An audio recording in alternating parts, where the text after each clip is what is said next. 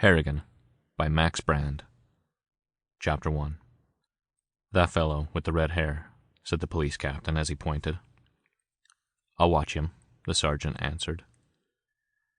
The captain had raided 2 opium dens the day before, and the pride of accomplishment puffed his chest. He would have given advice to the sheriff of Oahu that evening. He went on. "I can pick some men out of the crowd by the way they walk, and others by their eyes. That fellow has it written all over him." The red-headed man came nearer through the crowd. Because of the warmth, he had stuffed his soft hat into a back pocket, and now the light from a window shone steadily on his hair and made a fire of it. A danger signal. He encountered the searching glances of the 2 officers and answered with cold, measuring eyes like the gaze of a prize fighter who waits for a blow. The sergeant turned to his superior with a grunt. "You're right," he nodded. "Trail him," said the captain, "and take a man with you. If that fellow gets into trouble, you may need help." He stepped into his automobile, and the sergeant beckoned to a nearby policeman. "Akana," he said, "we have a man-sized job tonight. Are you feeling fit?" The Kanaka smiled without enthusiasm. "The man of the red hair?" The sergeant nodded, and Akana tightened his belt. He had eaten fish baked in tea leaves that evening. He suggested, "Morley has little to do. His beat is quiet. Shall I tell him to come with us?" "No," grinned the sergeant, and then looked up and watched the broad shoulders of the red-haired man, who advanced through the crowd as the prow of a ship lunges through the waves. "Go get Morley," he said abruptly. But Harrigan went on his way without misgivings. Not that he forgot the policeman, but he was accustomed to stand under the suspicious eye of the law. In all the course of his wanderings it had been upon him. His coming was to the men in uniform like the sound of the battle trumpet to the cavalry horse. This, however, was Harrigan's first night in Honolulu, and there was much to see, much to do. He had rambled through the streets. Now he was headed for the Iwilei district. Instinct brought him there, the still, small voice which had guided him from trouble to trouble all his life. At a corner he stopped to watch a group of Kanakas who passed him, wreathed with leis and thrumming their ukuleles. They sang in their soft, many-voweled language, and the sound was to Harrigan like the rush and lapse of water on a beach, infinitely soothing and as lazy as the atmosphere of Honolulu. All things are subdued in the strange city where east and west meet in the middle of the Pacific. The gayest crowds cannot quite disturb the brooding peace, which is like the promise of sleep and rest at sunset. It was not pleasing to Harrigan. He frowned and drew a quick, impatient breath, muttering, "I'm not long for this joint. I got to be moving." He joined a crowd which eddied toward the center of Iwilei. In there it was better. Negro soldiers, Marines from the Maryland, Kanakas, Chinamen, Japanese, Portuguese, Americans, a score of nationalities and complexions rubbed shoulders as they wandered aimlessly among the many bright painted cottages. Yet even in that careless throng of pleasure-seekers no one rubbed shoulders with Harrigan. The flame of his hair was like a red lamp which warned them away. Or perhaps it was his eye, which seemed to linger for a cold, incurious instant on every face that approached. He picked out the prettiest of the girls who sat at the windows, chatting with all who passed. He did not have to shoulder to win a way through the crowd of her admirers. She was a hapahauli, with the fine features of the Caucasian and the black of hair and eye which shows the islander. A rounded elbow rested on the sill of the window. Her chin was cupped in her hand. "Send these away," said Harrigan, and leaned an elbow beside hers. "Oh," she murmured. Then, "And if I send them away, I'll reward you." "Reward?" For an answer, he dragged a crimson carnation from the buttonhole of a tall man who stood at his side. "What in hell?" began the victim, but Harrigan smiled and the other drew slowly back through the crowd. "Now send them away." She looked at him an instant longer with a light coming slowly up behind her eyes. Then she leaned out and waved to the chuckling semicircle. "Run away for a while," she said. "I want to talk to my brother." She patted the thick red hair to emphasize the relationship, and the little crowd departed, laughing uproariously. Harrigan slipped the carnation into the jetty hair. His hand lingered a moment against the soft masses, and she drew it down, grown suddenly serious. "There are 3 policemen in the shadow of that cottage over there. They're watching you." "Ah." The sound was so soft that it was almost a sigh, but she shivered perceptibly. "What have you been doing?" He answered regretfully, "Nothing." "They're coming this way. The man who had the carnation is with them. You better beat it." "Nope, I like it here." She shook her head, but the flame was glowing high now in her eyes. A hand fell on Harrigan's shoulder. "Hey," said the sergeant in a loud voice. Harrigan turned slowly and the sergeant's hand fell away. The man of the carnation was far in the background. "Well?" "That flower. You can't get away with little tricks like that. You better be starting on. Move along." Harrigan glanced slowly from face to face. The 3 policemen drew closer together, as if for mutual protection. "Please, honey," urged the whisper of the girl. The hand of Harrigan resting on the windowsill had gathered to a hard bunched fist, white at the knuckles, but he nodded across the open space between the cottages. "If you're looking for work," he said, "seems as though you'd find a handful over there." A clatter of sharp, quick voices rose from a group of Negro soldiers gathering around a white man. No one could tell the cause of the quarrel. It might have been anything from an oath to a blow. "Watch him," said Harrigan. "He looks like a man." He added plaintively, "But looks are deceiving." The center of the disturbance appeared to be a man indeed. He was even taller than Harrigan and broader of shoulder, and, like the latter, there was a suggestion of strength in him which could not be defined by size alone. At the distance they could guess his smile as he faced the clamoring mob. "Break in there," ordered the sergeant to his companions, and started toward the angry circle.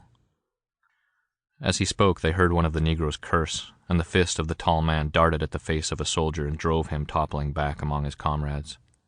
They closed on the white man with a yell. A passing group of their compatriots joined the affray. The whole mass surged in around the tall fellow. Harrigan's head went back and his eyes half closed like a critic listening to an exquisite symphony. "Ah," he whispered to himself, "watch him fight." The policemen struck the outer edge of the circle with drawn clubs. But there they stopped. They could not dent that compacted mass. The soldiers struggled manfully, but they were held at bay. Harrigan could see the heaving shoulders of the defender over the heads of the assailants, and the crack of hard-driven fists. The attackers were crushed together and had little room to swing their arms with full force, while the big man stood with his back against the wall of the cottage and made every smashing punch count. As if by common assent, the soldier suddenly desisted and gave back from this deadly fighter. His bellow of triumph rang over the clamor. His hat was off, his long black hair stood straight up in the wind, and he leaped after them with flailing arms. But now the police had managed to pry their way into the mass by dint of indiscriminate battering. As the black-haired man came face to face with the sergeant, the light gleamed on a high-swung club that thudded home, and the big man dropped out of sight. He came up again almost at once, but with men draped from every portion of his body. The soldiers and police had joined forces, and once more a dozen men clutched him, spilling over him like football players in a scrimmage. He was knocked from his feet by the impact. "Coming!" shouted Harrigan. He raced with long strides, head lowered and back bowed until his long arms nearly swept the ground. Gathering impetus at every stride, he crushed into the floundering heap of arms and legs. The police sergeant rose and whirled with lifted club. Harrigan grunted with joy as he dug his left into the man's midsection. The sergeant collapsed upon the ground, embracing his stomach with both arms. Harrigan jerked away the upper layers of the attackers and dragged the black-haired man to his feet. "Shoulder to shoulder," thundered Harrigan, and smote Officer Akana on the point of the chin. The victory was not yet won. The black soldiers of Uncle Sam's regular army need not take second place to any body of troops in the world. These men had tasted their own blood, and they came tearing in now for revenge. Harrigan, standing full in front of the rescued man until the latter should have recovered his breath, found food for both fists, and his love of battle was fed. The other man had fought stiffly erect, standing with feet braced to give the weight of his whole body to every punch. Harrigan raged back and forth like a panther, avoiding blows by the cat-like agility of his movements. which left both hands free to strike sledgehammer blows. Presently he heard a chuckling at his side. Out of the corner of his eye he saw the black-haired man come into the battle straight and stiff as before, with long arms shooting out like pistons. It was a glorious sight. Something made Harrigan's heart big, rose and swelled his throat, rose again and came as a wild yell upon his tongue. The unfortunates who have faced Irish legions in battle know that yell. The soldiers did not know it, and they held back for a moment. Something else lowered their spirits still more. It was the clanging of the police patrol as it swung to a halt, and a body of reserves poured out. "Here comes our finish," panted Harrigan to his comrade in arms. "But oh man, I'm thinking it was swate while it lasted." In his great moments, the Irish brogue thronged thick upon his tongue. "Finish, hell," grunted the other. "After me, lad." And lowering his head like a bull, he drove forward against the crowd. Harrigan caught the idea in a flash. He put his shoulder to the hip of his friend. They became a flying wedge with the jabbing fists of the black-haired man for a point, and they sank into the mass of soldiers like a hot knife into butter, shearing them apart. There were few who wished for more action, for the police reserves were capturing man after man. One or two resisted, but a revolver fired straight in the air put a sudden period to such thoughts.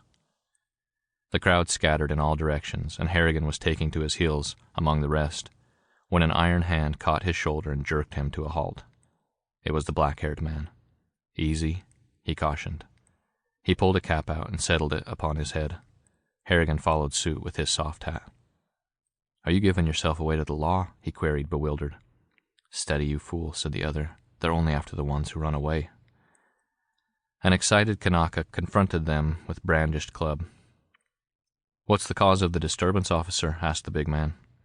The policeman, for answer, waved them away and darted after a running soldier. "I'll be damned," murmured Harrigan, and his eyes dwelt on his companion's face almost tenderly. They were at the edge of the crowd when a shrill voice called, "Those two big men! Halt 'em! Stand!" Officer O'Connor ran through the crowd with his regulation Colt brandished above his head. "The time's come," said Harrigan's new friend, and broke into a run. End of Chapter 1. Chapter 2. They were past the thick of the mob now, and they dodged rapidly among the cottages until the clamor of police fell away to a murmur behind them, and they swung out onto the narrow, dark street which led back toward the heart of Honolulu. For 10 minutes they strode along without a word. Under the light of a street lamp, they stopped of one accord. "I'm McTee." "Oh, I'm Harrigan." The gripping of the hands was more than fellowship. It was like a test of strength which left each uncertain of the other's resources. They were exactly opposite types. McTee was long of face with an arched, cruel nose, gleaming eyes, heavy, straight brows which pointed up and gave a touch of the Mephistophelian to his expression, a narrow, jutting chin and lips habitually compressed to a thin line. It was a handsome face in a way, but it showed such a brutal dominance that it inspired fear first and admiration afterward. Such a man must command. He might be only the boss of a gang of laborers, or he might be a financier, but never, in any case, an underling. Altogether, he combined physical and intellectual strength to such a degree that both men and women would have stopped to look at him, and once seen, he would be remembered. On the other hand, in Harrigan one felt only force, not directed and controlled as in McTee, but impulsive, irregular, irresponsible, uncompassed. He carried a contradiction in his face. The heavy, hard-cut jaw, the massive cheekbones, the stiff, straight upper lip indicated merely brutal endurance and energy, but these qualities were tempered by possibilities of tenderness about the lips, and by the singular lights forever changing in the blue eyes. He would be hard for the shrewdest judge to understand, for the simple reason that he did not know himself. In looking at McTee, one asked, "What is he?" In looking at Harrigan, the question was, "What will he become?" "Staying in town long?" asked Harrigan, and his voice was a little wistful. "I'm bound out tonight." "So long, then." "So long." They turned on their heels, into opposite streets, without further words, with no thanks given for service rendered, with no exchange of congratulations for the danger they had just escaped. That parting proved them hardened knights of the road which leads across the world and never turns back home. Harrigan strode on, full of thought. His uncertain course brought him at last to the waterfront, and he idled along the black, odorous docks until he came to a pier where a ship was under steam making ready to put out to sea. The spur touched the heart of Harrigan. The urge never failed to prick him when he heard the scream of a steamer's horn as it put to sea. It brought the thoughts of far lands and distant cities. He strolled out to the pier and watched the last ropes cast loose. The ship was not large, and even in the dark it seemed dingy and dilapidated. He guessed that, big or small, this boat would carry her crew to some distant quarter of the world, and therefore to a place to be desired. A strong voice gave an order from the deck, a hard voice with a ring in it like the striking of iron against iron. Harrigan glanced up with a start of recognition, and by the light of a swinging lantern he saw McTee. If he were in command, the ship was certainly going to a far port. Black water showed between the dock and the ship. In a moment more it would be beyond reach, and that thought decided Harrigan. He made a few paces back, noted the aperture in the rail of the ship where the gangplank was being drawn in, then ran at full speed and leaped high in the air. The 3 sailors at the rail shouted their astonishment as Harrigan struck the edge of the gangplank, reeled, and then pitched forward to his knees. He rose and shook himself like a cat that has dropped from a high fence to the ground. "What are you?" "I'm the extra hand." And Harrigan ran up the steps to the bridge. There he found McTee with the first and second mates. "McTee," he said, "I came on your ship by chance and saw you. If you can use an extra hand, let me stay. I'm foot free, and I need to be moving on." Even through the gloom he caught the glint of the Scotchman's eye. "Get off the bridge," thundered McTee. "But I'm Harrigan, and—" McTee turned to his first and second mates. "Throw that man off the bridge," he ordered. Harrigan didn't wait. He retreated down the steps to the deck and went to the rail.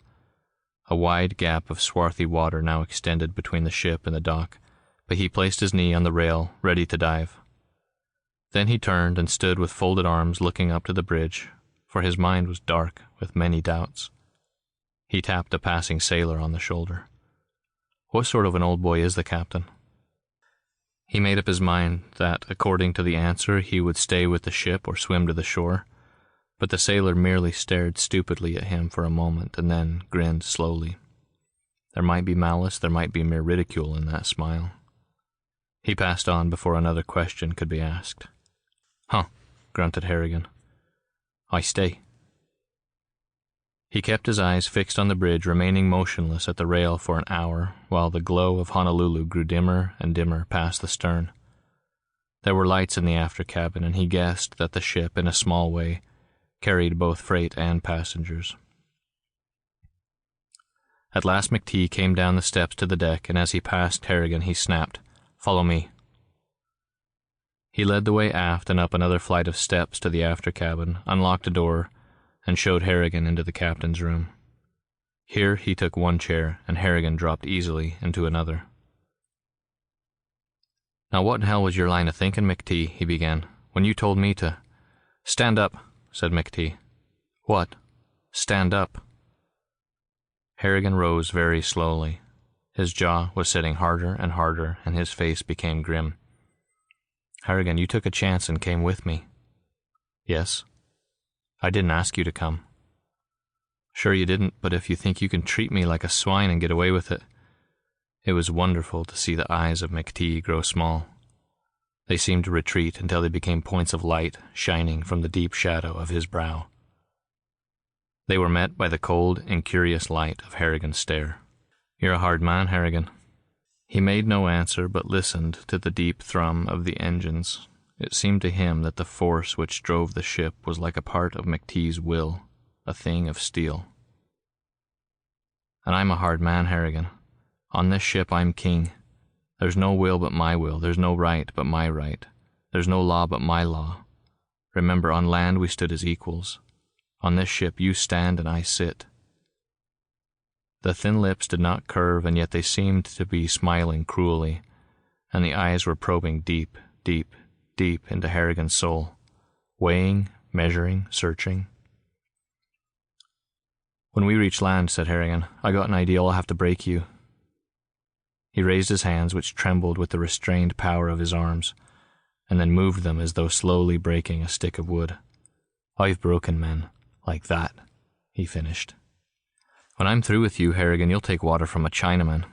You're the first man I've ever seen who could make me stop and look twice.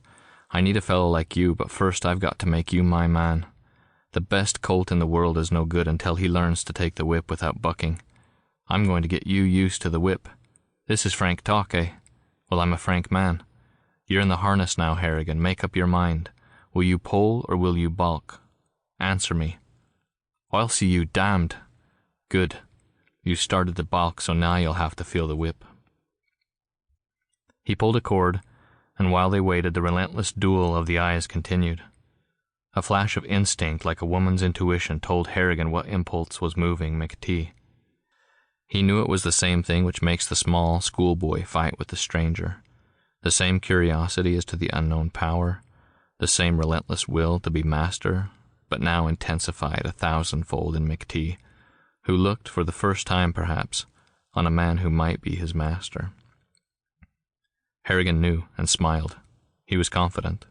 He half rejoiced in looking forward to the long struggle. A knock came, and the door opened.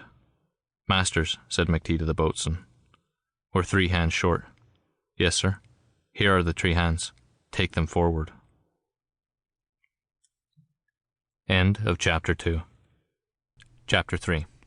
Masters looked at Harrigan, started to laugh, looked again, and then silently held the door open. Harrigan stepped through it and followed to the forecastle, a dingy retreat in the high bow of the ship. He had to bend low to pass through the door, and inside he found that he could not stand erect. It was his first experience of working aboard a ship, and he expected to find a scrupulous neatness and hammocks in place of beds. Instead, he looked on a double row of bunks heaped with swarthy quilts, and the boatswain with a silent gesture indicated that one of these belonged to Harrigan. He went to it without a word, and sat down cross-legged to survey his new quarters. It was more like the bunkhouse of a western ranch than anything else he had been in, but all reduced to a miniature, cramped and confined. Now his eyes grew accustomed to the dim, unpleasant light which came from a single lantern hanging on the central post, and he began to make out the faces of the sailors. An oily-skinned Greek squatted on the bunk to his left. To his right was a Chinaman, marvelously emaciated, his lips pulled back in a continual smile, meaningless, like the grin of a corpse.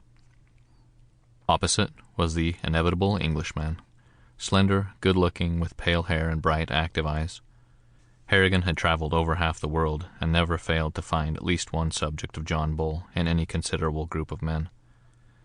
This young fellow was talking with a giant Negro, his neighbor. The black man chattered with enthusiasm while the Englishman listened, nodding, intent. One thing at least was certain about this crew: the Negro, the Chinaman, the Greek, even the Englishman, despite his slender build, they were all hard, strong men. The cook brought out supper in buckets, stews, chunks of stale bread, tea. As they ate, the sailors grew talkative. "Slide the slum this way," said the Englishman. The Negro pushed the bucket across the deck with his foot. "A hard trip?" went on the first speaker. "All trips on the Mary Rogers is hard," rumbled a voice. "Aye, but Black McTee is blacker than ever today." "He belted the boatswain with a rope end," commented the Negro. "He ain't human. This is my last trip with him. How about you, John? You got a lump on your jaw yet where he cracked you for breaking that truck?" This was to the Chinaman, who answered in a soft guttural, as if there were bubbling oil in his throat. "Me sail 2-year Black McTee, and—" To finish his speech, he passed a tentative hand across his swollen jaw. "And you'll sail with him till you die, John," said the Englishman. "When a man has had Black McTee for a boss, he'll want no other. He's to other captains what whiskey is to beer." The white teeth of the Negro showed. "Maybe Black McTee won't live long," he suggested. There was a long silence. It lasted until the supper was finished. It lasted until the men slid into their bunks. And Harrigan knew that every man was repeating slowly to himself, "Maybe Black McT won't live long." "Not if this gang goes after him," muttered Harrigan. And yet... He remembered the fight in Iwile and the heaving shoulders which showed above the heads of the swarming soldiers. With that picture in his mind, he went to sleep. They were far out of sight of land in the morning and loafing south before the trade wind, with a heavy ground swell kicking them along from behind. Harrigan saw the Mary Rogers plainly for the first time. She was small, not more than 1,500 or 2,000 tons, and the dingiest, sootiest of all tramp freighters.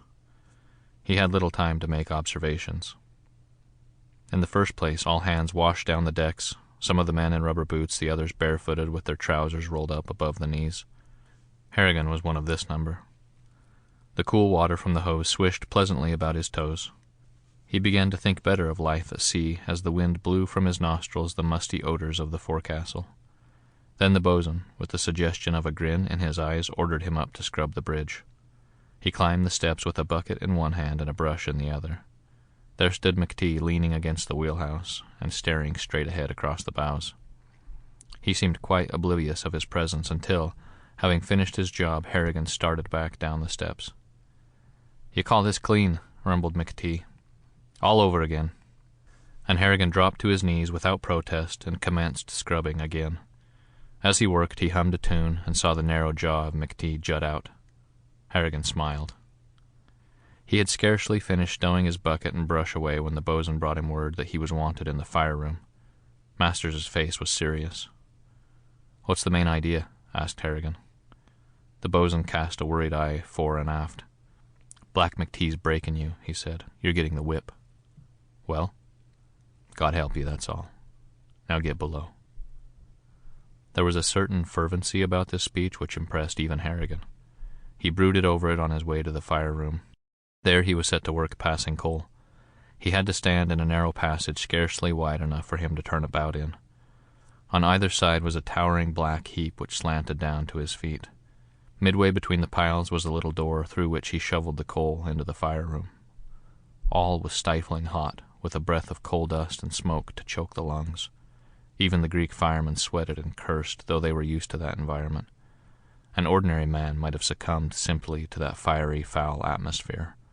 It was like a glimpse of hell, dark, hopeless. It was not the heat or atmosphere which troubled Harrigan, but his hands. His skin was puffed and soft from the scrubbing of the bridge. Now, as he grasped the rough wood of the short-handled scoop, the epidermis wore quickly and left his palms half raw. For a time he managed to shift his grip, bringing new portions of his hands to bear on the wood, but even this skin was worn away in time. When he finished his shift, his hands were bleeding in places and raw in the palms. As he came on deck, he tied them up with bits of soft waste in lieu of a bandage and made no complaint, yet his fingers were trembling when he ate supper that night. He caught the eyes of the rest of the crew studying him with a cold calculation. They were estimating the strength of his endurance, and he knew at once that they had been through the same trial, one by one, until they were broken. He could see that they hated the captain, and he wondered why they would ship with him time and again. He watched their expressions when Black McT was mentioned, and then he understood. They were waiting for the time when the captain should weaken. Then they would have their revenge. The second day was a repetition of the first. He began with scrubbing down the bridge. The suds, strong with lye, ate shrewdly at his raw hands. Still he hummed as he worked and watched McT's frown grow dark. When he was ordered below to the fire room, he wrapped his hands in the soft waste again. That helped him for a time, but after the first 2 hours the waste matted and grew hard with perspiration and blood. He had to throw it away and take the shovel handle against his bare skin. He told himself that it was only a matter of time before calluses would form, but what chance was there for a formation of calluses when the water and suds softened his hands every morning? On the third day he was a little more used to the torture. His hands were hopelessly raw now, but still he made no complaint and stuck with his task. That night he secured a rag and retreated to the stretch of deck between the wheelhouse and the after cabin, where he squatted beside a bucket of water and washed his hands carefully. Both hands were puffed red. One of the creases in the left palm bled, a steady trickle. He washed them slowly with infinite relish of the cool water, until he felt that peculiar sensation which warns us that we are watched by another eye. He looked up to see a young woman standing above him at the rail of the after cabin. She had been watching him by the light from the window of the wheelhouse. End of Chapter 3. Chapter 4. "Let me bandage your hands," she said. "I have some salve in my room." Her voice was a balm to the troubled heart of Harrigan. His knotted forehead relaxed. "Are you coming up?" "Aye." He ran up the ladder and followed her to a cabin. She rummaged through a suitcase and finally brought out a little tin box of salve and a roll of gauze. As she stooped with her back to him, he saw that her head was red. Not fiery red like his, but a deep, dull bronze, with points of gold where the light struck it. When she straightened and turned, her eyes went wide, looking up to him, for he bulked huge in the tiny cabin. "What a big fellow you are." He did not answer for a moment. He was too busy watching her eyes, which were sea-green and strangely pleasant and restful. "Do you know me?" she asked with a slight frown. "Excuse me," muttered Harrigan.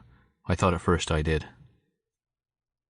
He abased his glance while she took one of his hands and turned it palm up. "Ugh," she muttered.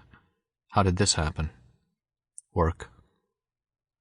"Do you mean to say they make you work with your hands in this condition?" "Sure." "Poor fellow. That black captain." Her voice had changed from a peculiarly soft, low accent to a shrill tone that made Harrigan start. "Poor fellow," she repeated. "Sit down." The camp stool creaked under the burden of his weight. She pulled up the chair in front of him and placed his left hand on her knees. "This is peroxide. Tell me if it hurts too much." She spilled some of the liquid across his palm. It frothed. "Ouch," grunted Harrigan, involuntarily. She caught his wrist with both hands. "Why, your whole arm is trembling. You must be in torture with this. Have you made any complaint?" "No." She studied him for a moment, scenting a mystery somewhere and guessing that he would not speak of it. And she asked no questions. She said not a word and merely bowed her head and started to apply the salve with delicate touches. For the result, a confession of all his troubles tumbled up the big man's throat to his tongue.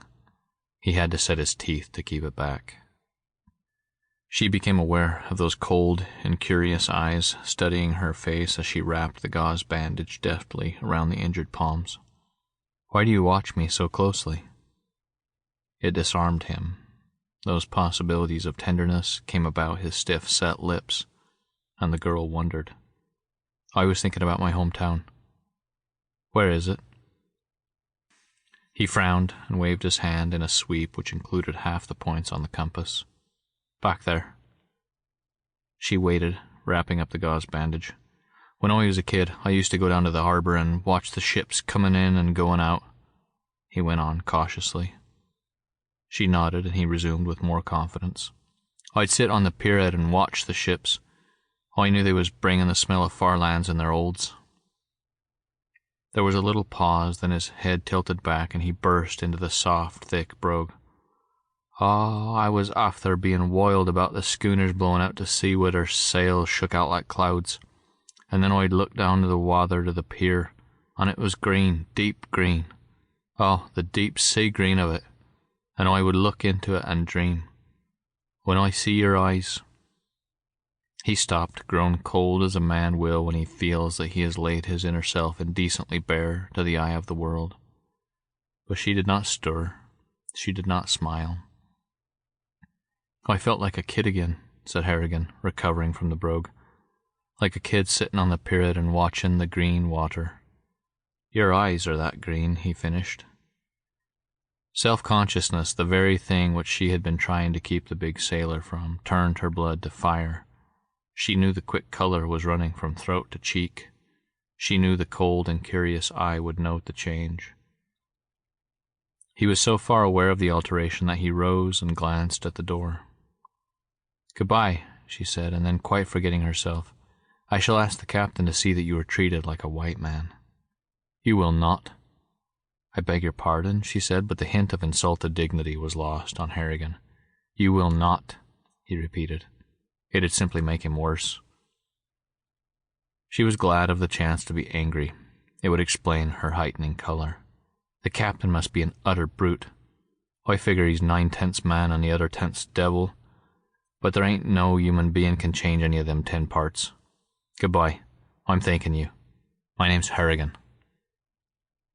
She opened the door for him. "If you wish to have that dressing changed, ask for Miss Malone."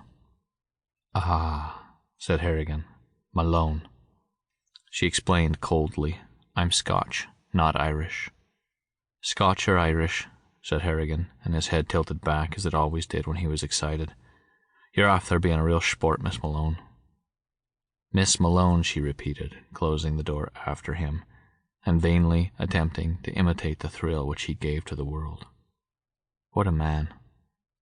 She smiled for a moment into space and then pulled the cord for the cabin boy. End of Chapter 4. Chapter 5. The cabin boy did duty for all the dozen passengers, and therefore he was slow in answering. When he appeared, she asked him to carry the captain word that she wished to speak with him. He returned in a short time to say that Captain McTee would talk with her now in his cabin. She followed aft to the captain's room. He did not rise when she entered, but turned in his chair and relinquished a long, black, fragrant cigar. "Don't stop smoking," she said. "I want you in a pleasant mood to hear what I have to say." Without reply, he placed the cigar in his mouth, and the bright black eyes fastened upon her. That suddenly intent regard was startling, as if he had leaned over and spoken a word in her ear. She shrugged her shoulders as if trying to shake off a compelling hand, and then settled into a chair. "I've come to say something that's disagreeable for you to hear, and for me to speak." Still he would not talk. He was as silent as Harrigan. She clenched her hands and drove bravely ahead. She told how she had called the red-headed sailor up to the after cabin and dressed his hurts, and she described succinctly, but with rising anger, the raw and swollen condition of his fingers. The captain listened with apparent enjoyment. She could not tell whether he was relishing her story or his slowly puffed cigar. In the end, she waited for his answer, but evidently none was forthcoming. "Now," she said at last, "I know something about ships and sailors, and I know that if this fellow was to appeal against you after you touch port, a judge would weigh a single word of yours against a whole sentence of Harrigan's. It would be a different matter if a disinterested person pressed a charge of cruelty against you. I am such a person. I would press such a charge. I have the money, the time, and the inclination to do it." She read the slight hesitation in his manner, not as if he were impressed by what she had to say, but as though he was questioning himself as to whether he should give her any answer at all. It made her wish fervently that she were a man, and a big one. He spoke then, as if an illuminating thought had occurred to him. "You know Harrigan's record?" "No," she admitted grudgingly. McTee sighed as if with deep relief and leaned back in his chair. His smile was sympathetic, and it altered his face so marvelously that she caught her breath. "Of course that explains it, Miss Malone. I don't doubt that he was clever enough to make you think him abused. He didn't say a word of accusation against anyone. Naturally not, when a man is bad enough to seem honest." He drew a long, slow puff on his cigar by way of finishing a sentence, and his eyes smiled kindly upon her. "I knew that he would do his worst to start mutiny among the crew. I didn't think he could get as far as the passengers."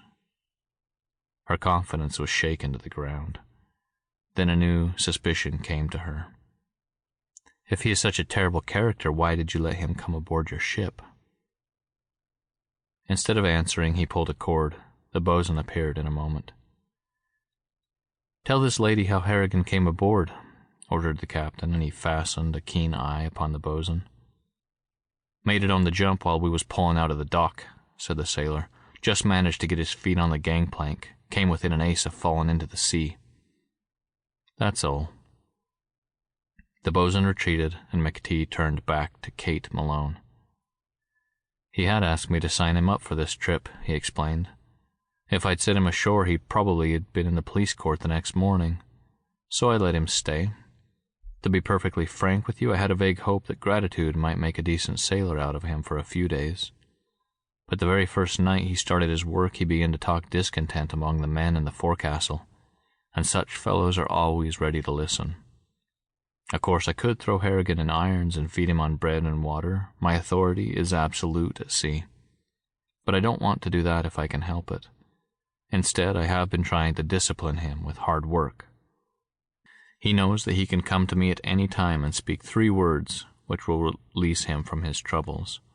But he won't say them. Yet. Really, she breathed. She began to feel deeply honored that such a man as McTee would make so long an explanation to her. Shall I call him up here and ask him to say them now? Would you do that? Captain McTee, I'm afraid that I've been very foolish to bother you in this matter, but... He silenced her with a wave of the hand and pulled the cord. Bring up Harrigan, he said when the bosun appeared again.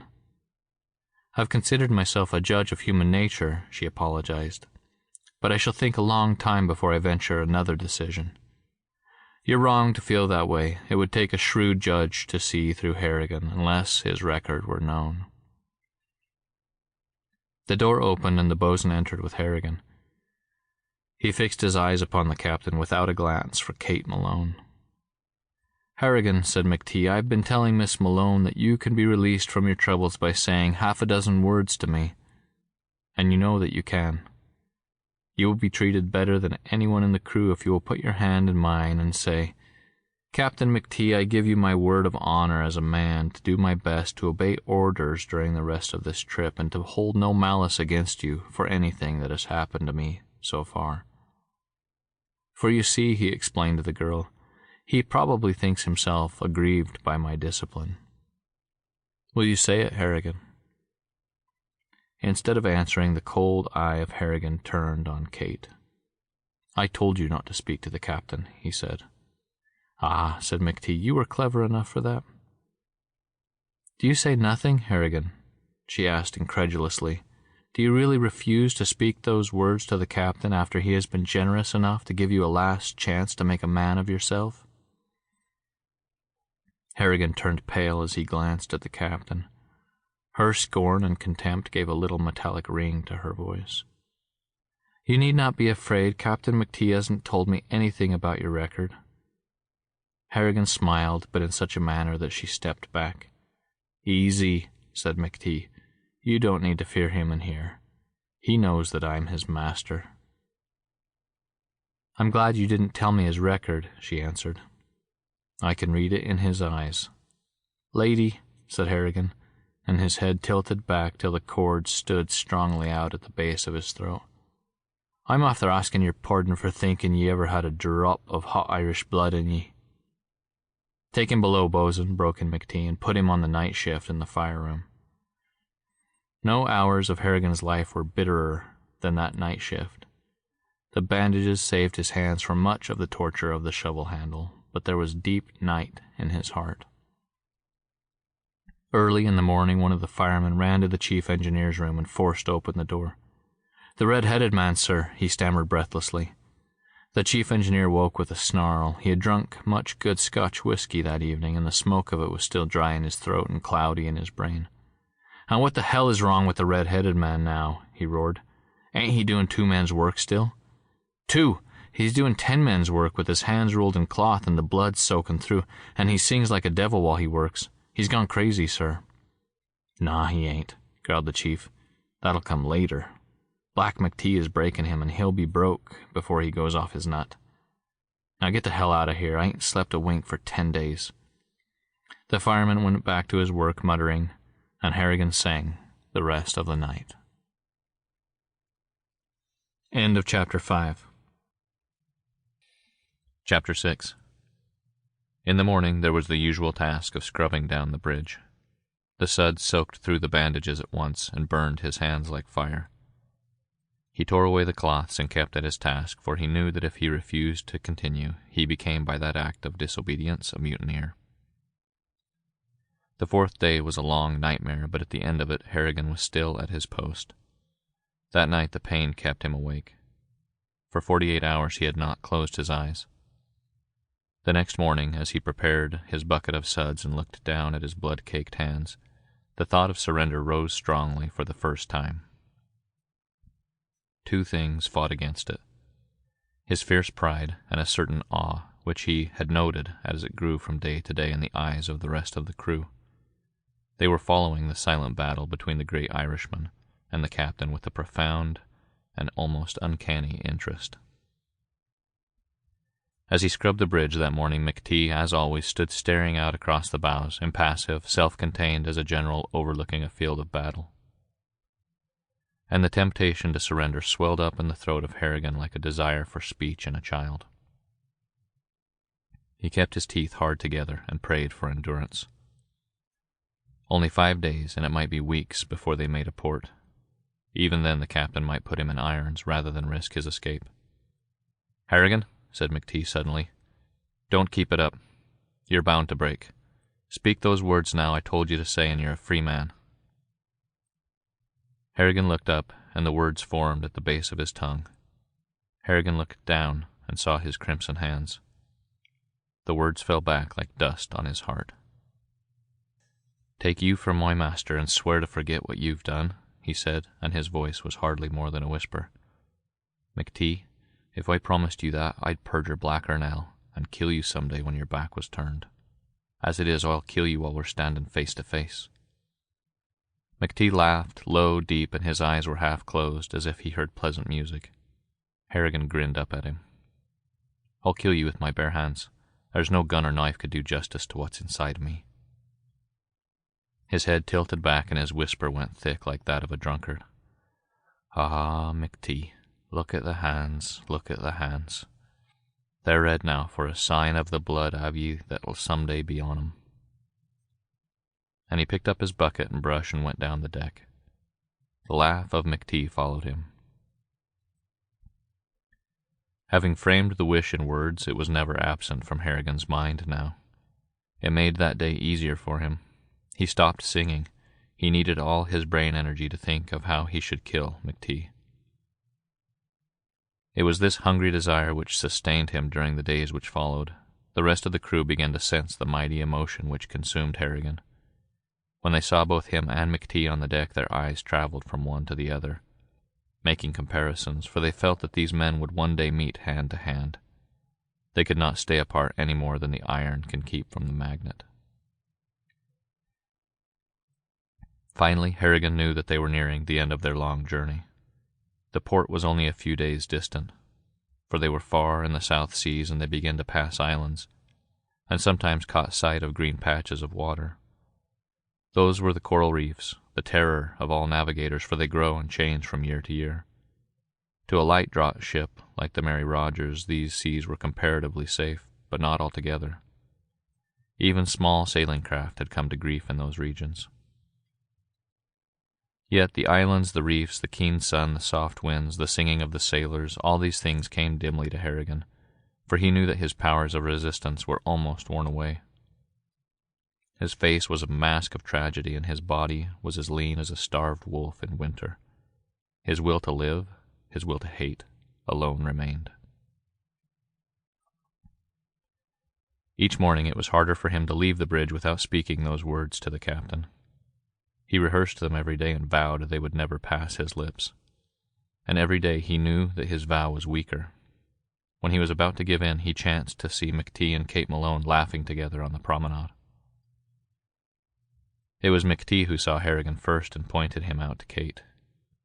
She leaned against the rail and peered down at him, shuddering at the sight of his drawn face and shadowed eyes. Then she turned with a little shrug of repulsion. McTee must have made some humorous comment, for she turned to glance down at Harrigan again, and this time she laughed. Blind rage made the blood of the Irishman hot. That gave him his last strength, but even this ran out. Finally, he knew that the next day was his last, and when that day came, he counted the hours. They passed heavy-footed, as time goes for one condemned to die, and then he sat cross-legged on his bunk and waited. The giant Negro came, bringing word that the bosun wanted him to scrub down the bridge. He remained with his head bowed, unhearing. The bosun himself came, cursing. He called to Harrigan, and getting no answer, shook him by the shoulder. He put his hand under Harrigan's chin and raised the listless head. It rolled heavily back, and the dull eyes stared up at him. "God," said the bosun, and started back. The head remained where he had placed it, the eyes staring straight up at the ceiling. "God," whispered the bosun again, and ran from the forecastle. In time, it seemed hours, Harrigan heard many voices approaching. McTee's base was not among them, but he knew that McTee was coming, and Harrigan wondered whether he would have the strength to refuse to obey and accept the fate of the mutineer, or whether terror would overwhelm him and he would drop to his knees and beg for mercy. He had once seen a sight as horrible. The voices swept closer. McTee was bringing all the available crew to watch the surrender, and Harrigan prayed with all his soul to a nameless deity for strength. Something stopped in the Irishman. It was not his heart, but something as vital. The very movement of the earth seemed to be suspended when the great form blocked the door to the forecastle, and the ringing voice called, "Harrigan." At the summons, Harrigan's jaw fell loosely like that of an exhausted distance runner, and long-suppressed words grew achingly large in his throat. "I've had enough," he groaned. "Harrigan," thundered the captain, and Harrigan knew that his attempted speech had been merely a silent wish. "God help me," he whispered hoarsely, and in response to that brief prayer, a warm pulse of strength flooded through him. He sprang to his feet. "I refuse to work," he cried, and this time the sound echoed back against his ears. There was a long pause. "Mutiny," said McTee at last, and his voice was harsh with the knowledge of his failure. "Bring him outside in the open. I'll deal with him." He retreated from the door, but before any of the sailors could go in to fulfill the order, Harrigan walked of his own accord out onto the deck. The wind on his face was sweet and keen.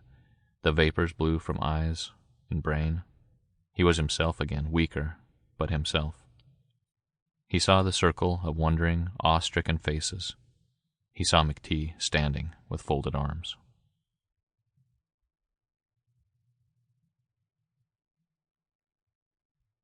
End of Chapter 6. Chapter 7. "Mutiny on the high seas," the captain was saying, "is as bad as murder on dry land. I could swing you by the neck from the mast for this, Harrigan, and every court would uphold me. Or I can throw you into the irons and leave your trial until we touch port. But stand back." At the wave of his hand the circle spread. McTee stepped close to Harrigan. "I could do all that I've said. But why should I waste you on a prison when there's a chance that I can use for myself? Harrigan, will you stand up to me, man to man and fist to fist, fighting fair and square without advantage? And then if I thrash you, will you be my man?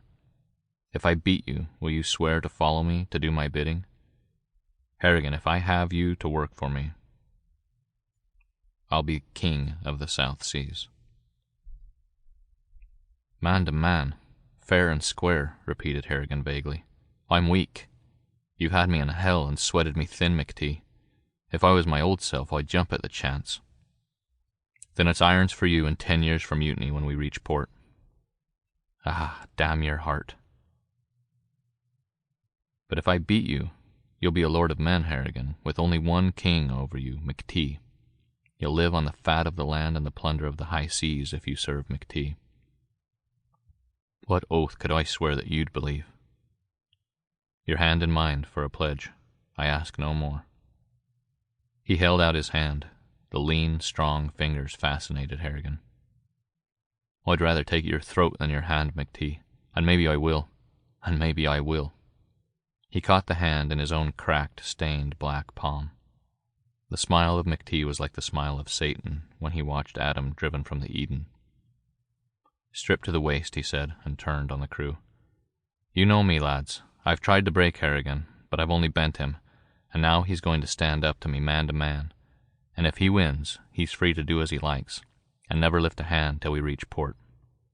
Aye, lick your chops, you dogs. There's none of you had the heart to try what Harrigan is going to try."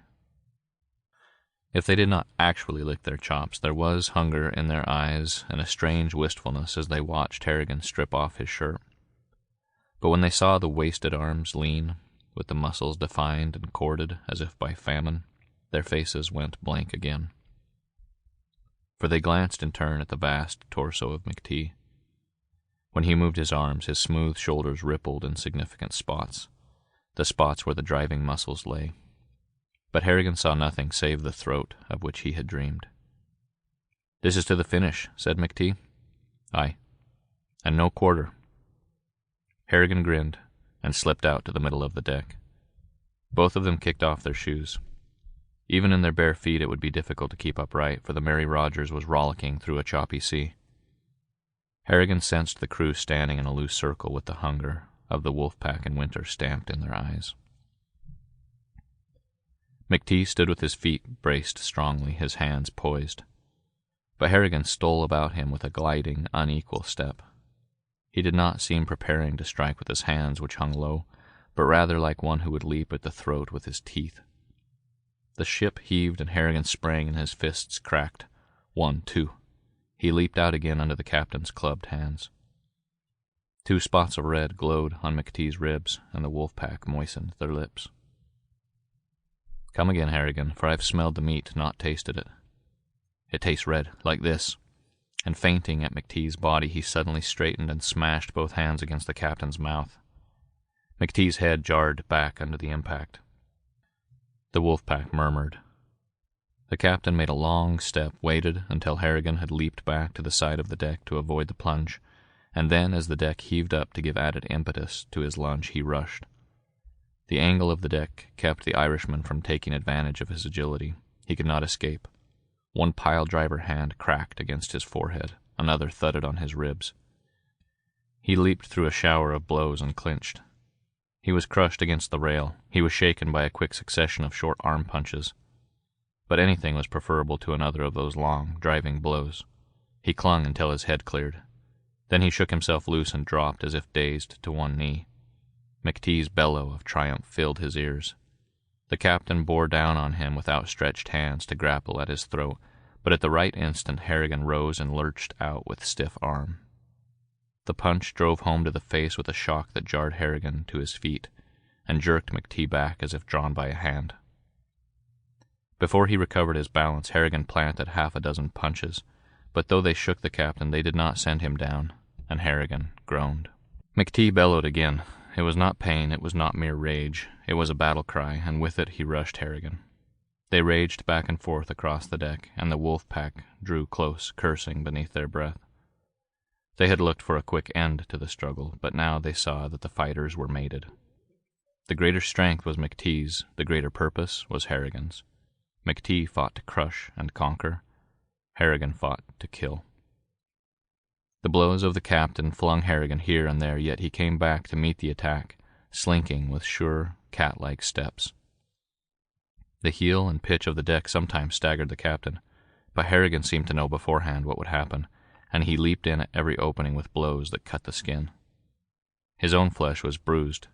He bled from mouth and nose, but what was any other pain compared with the torture of his clenched fists? It made his arms numb to the elbow and sent currents of fire through his veins. His eyes kept on the thick throat of McTee. Though he was knocked reeling and half senseless, his stare never changed, and the wolf pack, with their heads jutting forward with eagerness, watched, waited. The ha of McTee rang with the strength of 5 throats. The wah of Harrigan purred like a furious panther's snarl. Then, as the frenzy left Harrigan and the numbness departed from his arms, he knew that he was growing weaker and weaker. In McTee's eyes he saw the growing light of victory, the confidence. His own wild hunger for blood grew apace with his desperation. He flung himself forward in a last effort. A ponderous fist cracked home between his eyes, fairly lifting him from his feet and hurling him against the base of the wheelhouse. Then a forearm shot under his shoulder and a hand fastened on the back of his neck in an incomplete half-Nelson. As McTee applied the pressure, Harrigan felt his vertebral column give under the tremendous strain. He struggled furiously but could not break the grip. Far away, like the storm wind in the forest, he heard the moan of the wolf pack. Give in, panted McTee. Ah, snarled Harrigan. He felt the deck swing and jerked his legs high in the air.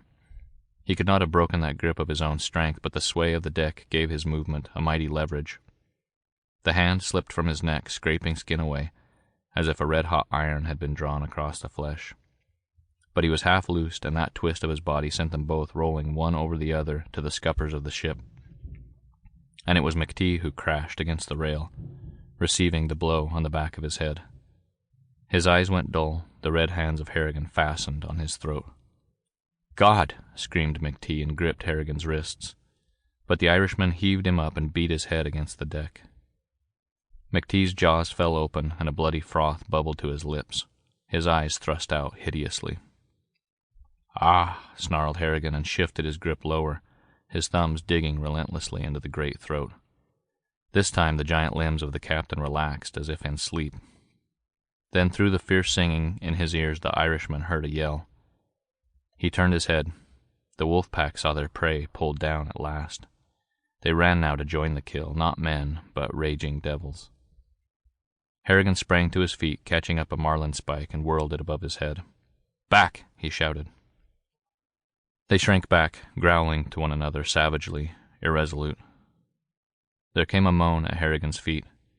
He leaned over and lifted the bulk of the captain's inert body. As if through a haze, he saw the chief engineer and the two mates running toward him and caught the glitter of a revolver in the hands of the first officer. The Irishman's battered lips stretched to a shapeless grin. Help me to the captain's cabin, he said. He's off there being sick. End of Chapter 7. Chapter 8. And the four of them went aft, carrying McTee's body. On the promenade they passed Kate Malone. She shrank against the rail, her eyes blank and her face white. "He's dead," she cried. "He's just beginning to live," said Harrigan. The captain was muttering faintly as they laid him on the bunk in his room. "Now get out," commanded Harrigan. "I will be alone with him when he wakes up. I have something to whisper in his ear." "Is it safe?" said the first mate to the chief engineer, gesturing with his weapon. Harrigan snatched it away and waved it like a club above his head. "Get out, or I'll bash your skull in." His face was hideous, cut and blood-stained, starved with the long hunger, and lighted with the victory. They slunk from the cabin, backing out as if they expected him to rush them. Harrigan locked the door and started to tend to the captain. He washed McTee to the waist, cleansed the cut places carefully, and covered them with narrow strips of adhesive tape, which he found in a small medicine chest. As the heavier breathing of the captain indicated that he was about to recover his senses, Harrigan performed the same services for himself. It was slow work, for now that the stimulus of action was gone, his weakness grew on him in recurrent waves. Finally a sound made him turn to see McTee propping himself up on the bunk with one elbow. His eyes, unconfused and steady, looked brightly out at Harrigan. "You beat me. It was the swing of the deck that rolled you over and broke your grip. I stayed to tell you that. Chances or no chances, you beat me. Man, you'd have busted my back if it hadn't been for the buck of the ship. When your hand came away, it took the skin with it. And that's why you didn't finish me. Aye. You'll never have the chance again. I want no chances. I want no help except my own strength as it was before you withered me with your hellfire. When we stand up again, I'll kill you, Harrigan. When we stand up again, I'll break you, Black McTee, like a rotten stick." "Lie down here," said the captain, rising quickly. "You're sick." He forced Harrigan onto the bunk and stretched him out at full length. The Irishman clenched his hands and fought against the sleep which crept over his senses. "There's fire in my brain," muttered Harrigan, "and it's trying to burn its way out." McTee dipped a towel in cool water. I kept the rest of them away," went on the Irishman. "When you woke up, I wanted you to hear why I didn't finish you." He raised his shaking hands and gripped at the air. "Ah, when me old self is back, I'll stand up to you. 'Tis a promise, McTee. Black McTee, Black McTee. I'll make you red, McTee, red as the palms of me hands." McTee tied the cold, wet towel around Harrigan's forehead. "I'll kill you by inches, Harrigan. You'll read hell in my eyes before your end. Drink this." He raised Harrigan's almost lifeless head and forced the neck of a whiskey bottle between his teeth. "Ah," said Harrigan, blinking and coughing after the strong liquor had burned its way down his throat.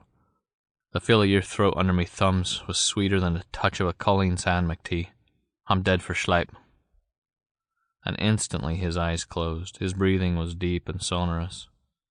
The captain watched him for a long moment, then sat down, and, laying a hand on the sleeping man's wrist, he counted the pulse carefully.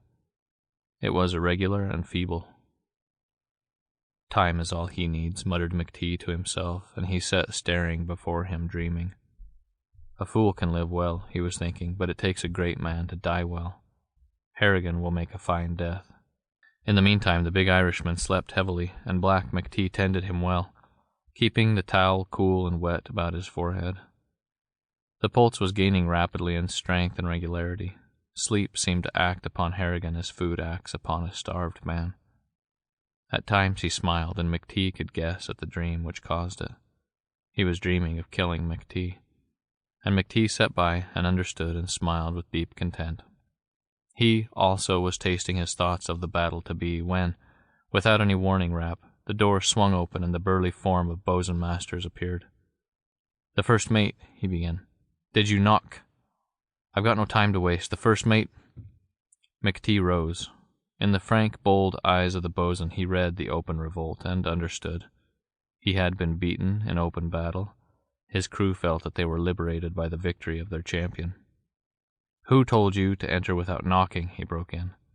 "I don't need telling," said the dauntless bosun. "The first mate's drunk, and—" The heavy fist of McTee landed on Masters' mouth and hurled him in a heap into the corner of the cabin.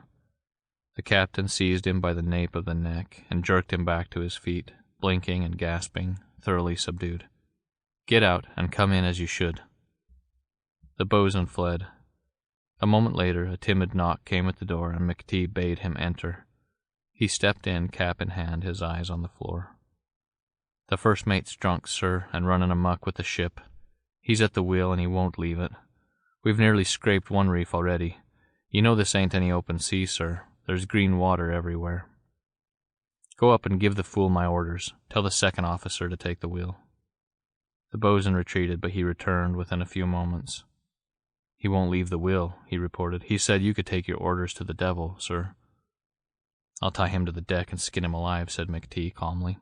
"Stay here and watch Harrigan while I—" He was jerked from his feet and hurled across the room, crashing against the cabin wall.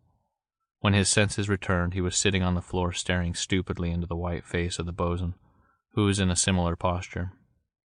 Harrigan, who had been flung from the bunk, staggered to his feet. "What the deuce is up?" asked the Irishman.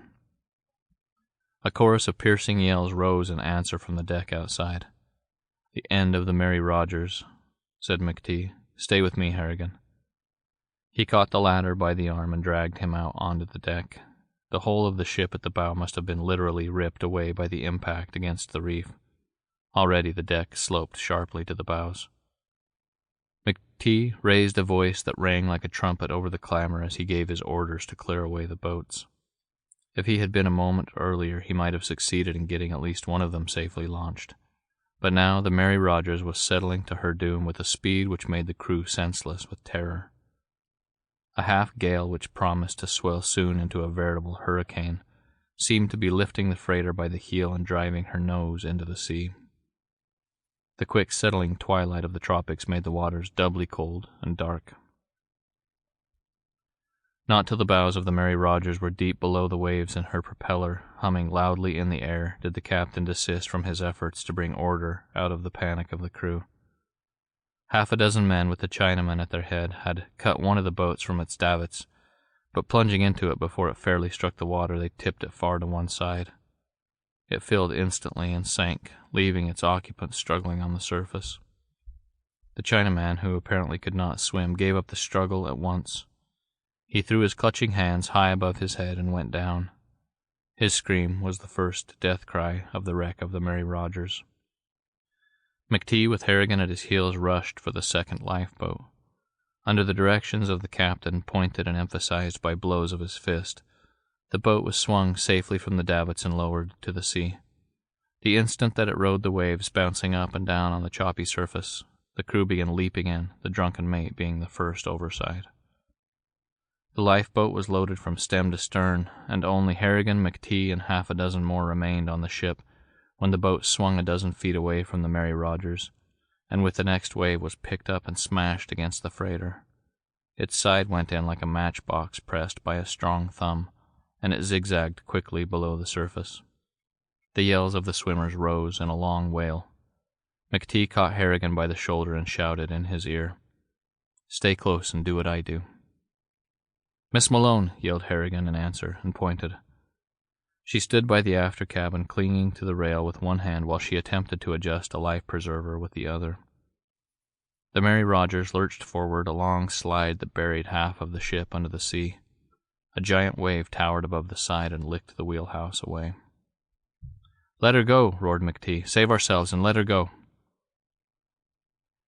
It was a matter of seconds now before the last of the Mary Rogers should disappear. They clambered up to the after cabin. "For the love of God, McTee, she's a woman!" The Irishman struggled up the deck toward the girl, but the captain caught him and held him fast. "There's one chance," shouted Black McTee, and he pointed to the litter of the wrecked wheelhouse which tossed on the waves. "Overboard and make for a big timber." But the eyes of Harrigan held on the form of the girl. They could only make out the shadow of her form with her hair blowing wildly on the wind. Then, as swift as the sway of a bird's wing, a mass of black water tossed over the side of the Mary Rogers. When it was gone, the shadowy figure of the girl had disappeared with it. "Now!" thundered McTee. "Aye," said Harrigan. End of Chapter 8. Chapter 9. They climbed the rail. Plainly Harrigan had made them delay too long, for now they had not time to swim beyond the reach of the swirl that would form when the ship went down. The Mary Rogers lurched to her grave as they sprang from the rail. A wave caught them and washed them beyond the grip of the whirlpool. Another wave swung them back and the water sucked them down. Such was the force of that downward pull that it seemed to Harrigan as if a weight were attached to either foot. He drew a great, gasping breath before his head went under, and then struck out with all his might. When his lungs seemed bursting with the labor, he whirled to the surface again and drew another gasping breath. The storm had torn a rift in the clouds, and through it looked the moon, as if some god were peering through the curtain of mist to watch the havoc he was working. By this light Harrigan saw that he was being drawn down in a narrowing circle. Straight before him loomed a black fragment of the wreckage. He tried to swing to one side, but the current of the water bore him on. He received a heavy blow on the head, and his senses went out like a snuffed light. When consciousness returned, there was a sharp pain in both head and right shoulder, for it was on his shoulder that McTee had fastened his grip. The captain sprawled on a great timber, clutching it with both legs and one arm. With the free hand he held Harrigan. All this the Irishman saw by the haggard moonlight. Then they were pitched high up on the crest of a wave. As Harrigan grappled the timber with arms and legs, it turned over and then pitched down through empty space. The wind had literally cut away the top of the wave. He went down submerged and then rose to a giddy height again. As he caught a great breath of air, he saw that McTee was no longer on the timber. A shout reached him, the sound being cut off in the middle by the noise of the wind and waves. He saw McTee a dozen feet away, swimming furiously. He came almost close enough to touch the timber with his hands, and then a twist of the wave separated them. Harrigan worked down the timber until he reached the end of the stanchion which was nearest Black McTee. All that time the captain was struggling but could not draw closer. The wood was drifting before the wind faster than he could swim. When he reached the end of the timber, Harrigan wound his long arms tightly around it and let his legs draw out on the water. McTee, seeing the purpose of the maneuver, redoubled his efforts. On a wave crest, the storm swept Harrigan still farther away. Then they dropped into a hollow, and instantly he felt a mighty grip fall on his ankle. They pitched up again, with the surge of a wave so sharp and sudden that what with his own weight and the tugging burden of McTee behind him, Harrigan felt as if his arms would be torn from their sockets. He kept his hold by a mighty effort, and the tremendous grip of McTee held fast on his ankle until they dropped once more into a hollow. Then the captain jerked himself hand over hand up the body of Harrigan until he reached the timber. They lay panting and exhausted on the stanchion, embracing it with arms and legs. Sometimes the wind sent the timber with its human freight lunging through a towering wave, and several times the force of the storm caught them and whirled them over and over. When they rose to a wave crest, they struggled bitterly for life. When they fell into the trough, they drew long breaths and freshened their holds. Save once, when Harrigan reached out his hand and set it upon that of Black McTee. The captain met the grip, and by the wild moonlight they stared into each other's faces. That handshake almost cost them their lives, for the next moment the full breath of the storm caught them and wrenched furiously at their bodies. Yet neither of them regretted the hand clasp, for all its cost. If they died now, it would be as brothers. They had at least escaped from the greatest of all horrors, a lonely death. It seemed as if the storm acknowledged the strength of their determination. It fell away as suddenly as it had risen. A heavy ground swell still ran, but without the wind to roughen the surface and sharpen the crests, the big timber rode safely through the sea. The storm clouds were dropping back in a widening circle beneath the moon when, as they heaved up on the top of a wave, Harrigan suddenly pointed straight ahead and shouted hoarsely. On the horizon squatted a black shadow, darker than any cloud. All night they watched the shadow grow, and when the morning came and the tropic dawn stepped suddenly up from the east, the light glinted on the unmistakable green of verdure. With the help of the steady wind, they drifted slowly closer and closer to the island. By noon they abandoned the timber and started swimming, but the submerged beach went out far more gradually than they had expected. The last 100 yards they walked arm in arm, floundering through the gentle surf. Then they stumbled up the beach, reeling with weariness, and sprawled out in the shade of a palm tree. They were asleep almost before they struck the sand. It was late afternoon when they woke, ravenously hungry, their throats burning with thirst. For food, McTee climbed a coconut palm and knocked down some of the fruit. They split the gourds open on a rock, drank the liquor, and ate heartily of the meat. That quelled their appetites, but the sweet liquor only partially appeased their thirst, and they started to search the island for a spring. First they went to the center of the place to a small hill, and from the top of this they surveyed their domain. The island was not more than 1,000 yards in width, and 3 or 4 miles in length. Nowhere was there any sign of even a hut. "Well?" queried Harrigan, seeing McTee frown. "We can live here," explained the captain, "but God knows how long it will be before we sight a ship. Our only hope is for some tramp freighter that's trying to find a shortcut through the reefs. Even if we sight a tramp, how will we signal her? With a fire? Aye, if one passes at night, we could stack up wood on the top of this hill. The island isn't charted. If a skipper saw a light, he might take a chance and send a boat. But how could we kindle a fire?" They went slowly down the hill, their heads bent. At the base, as if placed in their path to cheer them in this moment of gloom, they found a spring. It ran a dozen feet and disappeared into a crevice. They cupped the water in their hands and drank long and deep. When they stood up again, McTee dropped a hand on Harrigan's shoulder. He said, "You've cause enough for hating me." "Pal," said Harrigan, "you're 9 parts devil, but the part of you that's a man makes up for all the rest." McTee brooded. "Now we're standing on the rim of the world, and we've got to be brother to each other. But what if we get off the island? There's a small chance of it. But what if we should? Would we remember then how we took hands in the trough of the sea? Harrigan raised his hand. So help me God, he began. Wait, broke in McTee, don't say it. Suppose we get off the island and when we reach port, find one thing which we both want. What then? Harrigan remembered a word from the Bible. I'll never covet one of your belongings, McTee, and I'll never cross your wishes.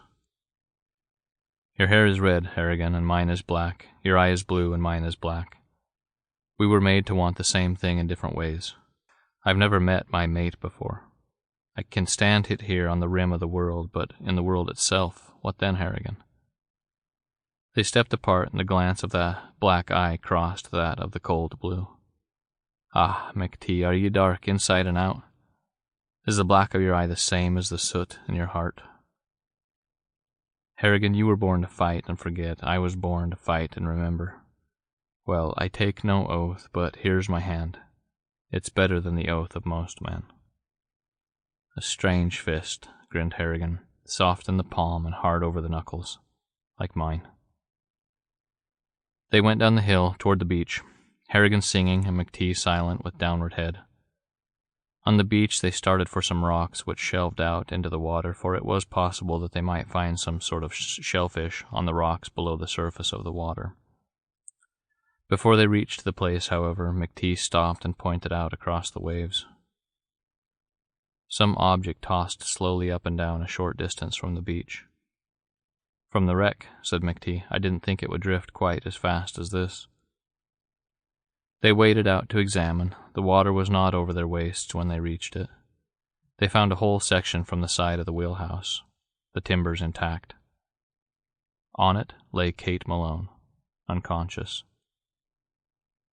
Manifestly, she never could have kept on the big fragment during the night of the storm, had it not been for a piece of stout twine with which she had tied her left wrist to a projecting bolt.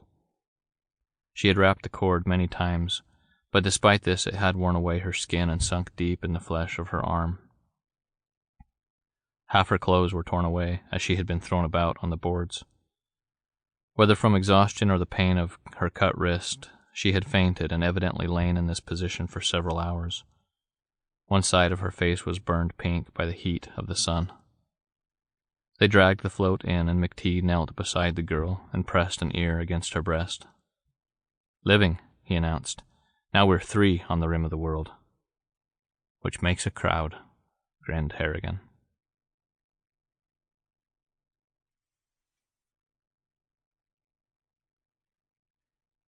End of Chapter 9. Chapter 10. They started working eagerly to revive her. While McTee bathed her face and throat with handfuls of the seawater, Harrigan worked to liberate her from the twine. It was not easy. The twine was wet and the knot held fast. Finally he gnawed it in two with his teeth. McTee at the same time elicited a faint moan. Her wrist was bruised and swollen rather than dangerously cut. Harrigan stuffed the twine into his hip pocket. Then the 2 Adams carried their Eve to the shade of a tree and watched the color come back to her face by slow degrees. The wind now increased suddenly, as it had done on the evening of the wreck. It rose even as the day darkened, and in a moment it was rushing through the trees screaming in a constantly rising crescendo. The rain was coming, and against that tropical squall, shelter was necessary. The 2 men ran down the beach and returned, dragging the ponderous section of the wheelhouse. They leaned the frame against 2 trunks at the same instant that the first big drops of rain rattled against it. Overhead they were quite securely protected by the dense and interweaving foliage of the 2 trees, but still the wind whistled in at either side and over and under the frame of the boards. Of one accord they dropped beside their patient. She was trembling violently. They heard the light, continuous chattering of her teeth. After her many hours under the merciless sun, this sudden change of temperature might bring on the fever against which they could not fight. They stripped off their shirts and wound them carefully around her shivering body. McTee lifted her in his arms and sat down with his back to the wind. Harrigan took a place beside him, and they caught her close. They seemed to be striving by the force of their will to drive the heat from their own blood into her trembling body. But still she moaned in her delirium, and the shivering would not stop. Then the great idea came to Harrigan. He rose without a word and ran out into the rain to a fallen tree which must have blown down years before, for now the trunk and the splintered stump were rotten to the core. He had noticed it that day. There was only a rim of firm wood left of the wreck. The stump gave readily enough under his pull. He ripped away long strips of the casing, bark and wood, and carried it back to the shelter. He made a second trip to secure a great armful of the powder-dry, time-rotted core of the stump. His third expedition carried him a little farther afield to a small sapling, which he could barely make out through the night. He bent down the top of the little tree and snapped off about 5 feet of its length. This, in turn, he brought to the shelter. He stopped short here, frozen with amazement. The girl was raving in her delirium, and to soothe her, McTee was singing to her horrible sailor shanties, pieced out with improvised and foolish words. Harrigan listened only while his astonishment kept him helpless. Then he took up his work. He first stripped away the twigs from his sapling top. Then he tied the twine firmly at either end of the stick, leaving the string loose. Next, he fumbled among the mass of rubbish he had brought in from the rotten trunk, and broke off a chunk of hardwood several inches in length. By rubbing this against the fragment of the wheelhouse, he managed to reduce one end of the little stick to a rough point. He took the largest slab of the rimwood from the stump and knelt upon it to hold it firm. On this wood he rested his peg, which was wrapped in several folds of the twine, and pressed it down by the second fragment of wood. When he moved the long stick back and forth, the peg revolved at a tremendous rate of speed, its partially sharpened end digging into the wood on which it rested. It is a method of starting a fire which was once familiarly used by Indians. For half an hour Harrigan sweated and groaned uselessly over his labor. Once he smelled a taint of smoke and shouted his triumph, but the peg slipped and the work was undone. He started all over again after a short rest, and the peg creaked against the slab of wood with the speed of its rotation, a small sound of protest drowned by the bellowing of the storm and the ringing songs of McTee. Now the smoke rose again, and this time the peg kept firm. The smoke grew pungent. There was a spark, then a glow, and it spread and widened among the powdery, rotten wood which Harrigan had heaped around his rotating peg. He tossed the peg and bow aside and blew softly and steadily on the glowing point. It spread still more, and now a small tongue of flame rose and flickered. Instantly Harrigan laid small bits of wood criss-cross on the pile of tinder. The flame licked at them tentatively, recoiled, rose again, and caught hold. The fire was well started. With gusts of wind fanning it roughly, the flame rose fast. Harrigan made other journeys to the rotten stump and wrenched away great chunks of bark and wood. He came back and piled them on the fire. It towered high, the upper tongues twisting among the branches of the tree. They laid Kate Malone between the windbreak and the fire. In a short time her trembling ceased. She turned her face to the blaze and slept. They watched her with jealous care all night. In lieu of a pillow, they heaped some of the wood dust from the stump beneath her head. When their large hands hovered over her to straighten the clothes which the wind fluttered, she seemed marvelously delicate and fragile. It was astonishing that so fragile a creature should have lived through the buffeting of the sea. Toward morning the storm fell at a breath, and the rain died away. They agreed that it might be safe to leave her alone while they ventured out to look for food, and at the first hint of light they started out, one to the north and one to the south. Harrigan started at an easy run. He felt a joyous exultation like that of a boy eager for play. He tried to find shellfish first, but without success. His search carried him far down the beach to a group of big rocks rolling out to sea. On the leeward side of these rocks, in little hollows of the stone, he found a quantity of the eggs of some seafowl. They were quite large, the shells a dirty faint blue, and apparently very thick. He collected all he could carry and started back. As he approached the shelter, he heard voices and stopped short with a sudden pang. McTee had returned first and awakened the girl. Harrigan sighed. He knew now how he had wanted to watch her eyes open for the first time, the cool, sea-green eyes lighted by bewilderment, surprise, and joy. All that delight had been McTee's. It was that dark, handsome face she had seen leaning over her when she awoke. He was firmly implanted in her mind by this time as her savior. She opened her eyes, hungered, and she had seen McTee bringing food. Harrigan drew a long breath and went on slowly with lowered head. They sat cross-legged, facing each other. The captain was showing Kate his prizes, which seemed to consist of a quantity of shellfish.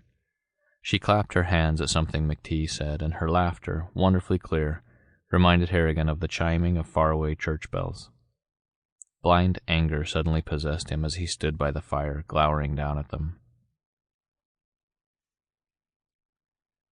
End of Chapter 10. Chapter 11.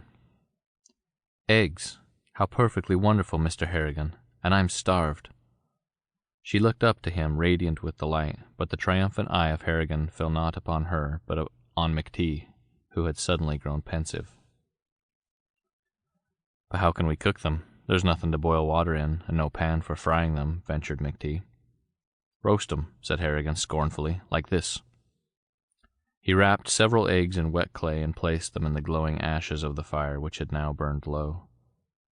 While they're cooking, said McTee, I'm going off. I've an idea. Harrigan watched him with a shade of suspicion while he retreated. He turned his head to find Kate studying him gravely. Before you came, Mr. Harrigan. My name's Dan. That'll save time. While you were gone, she went on, thanking him with a smile, Captain McTee told me a great many things about you. Harrigan stirred uneasily.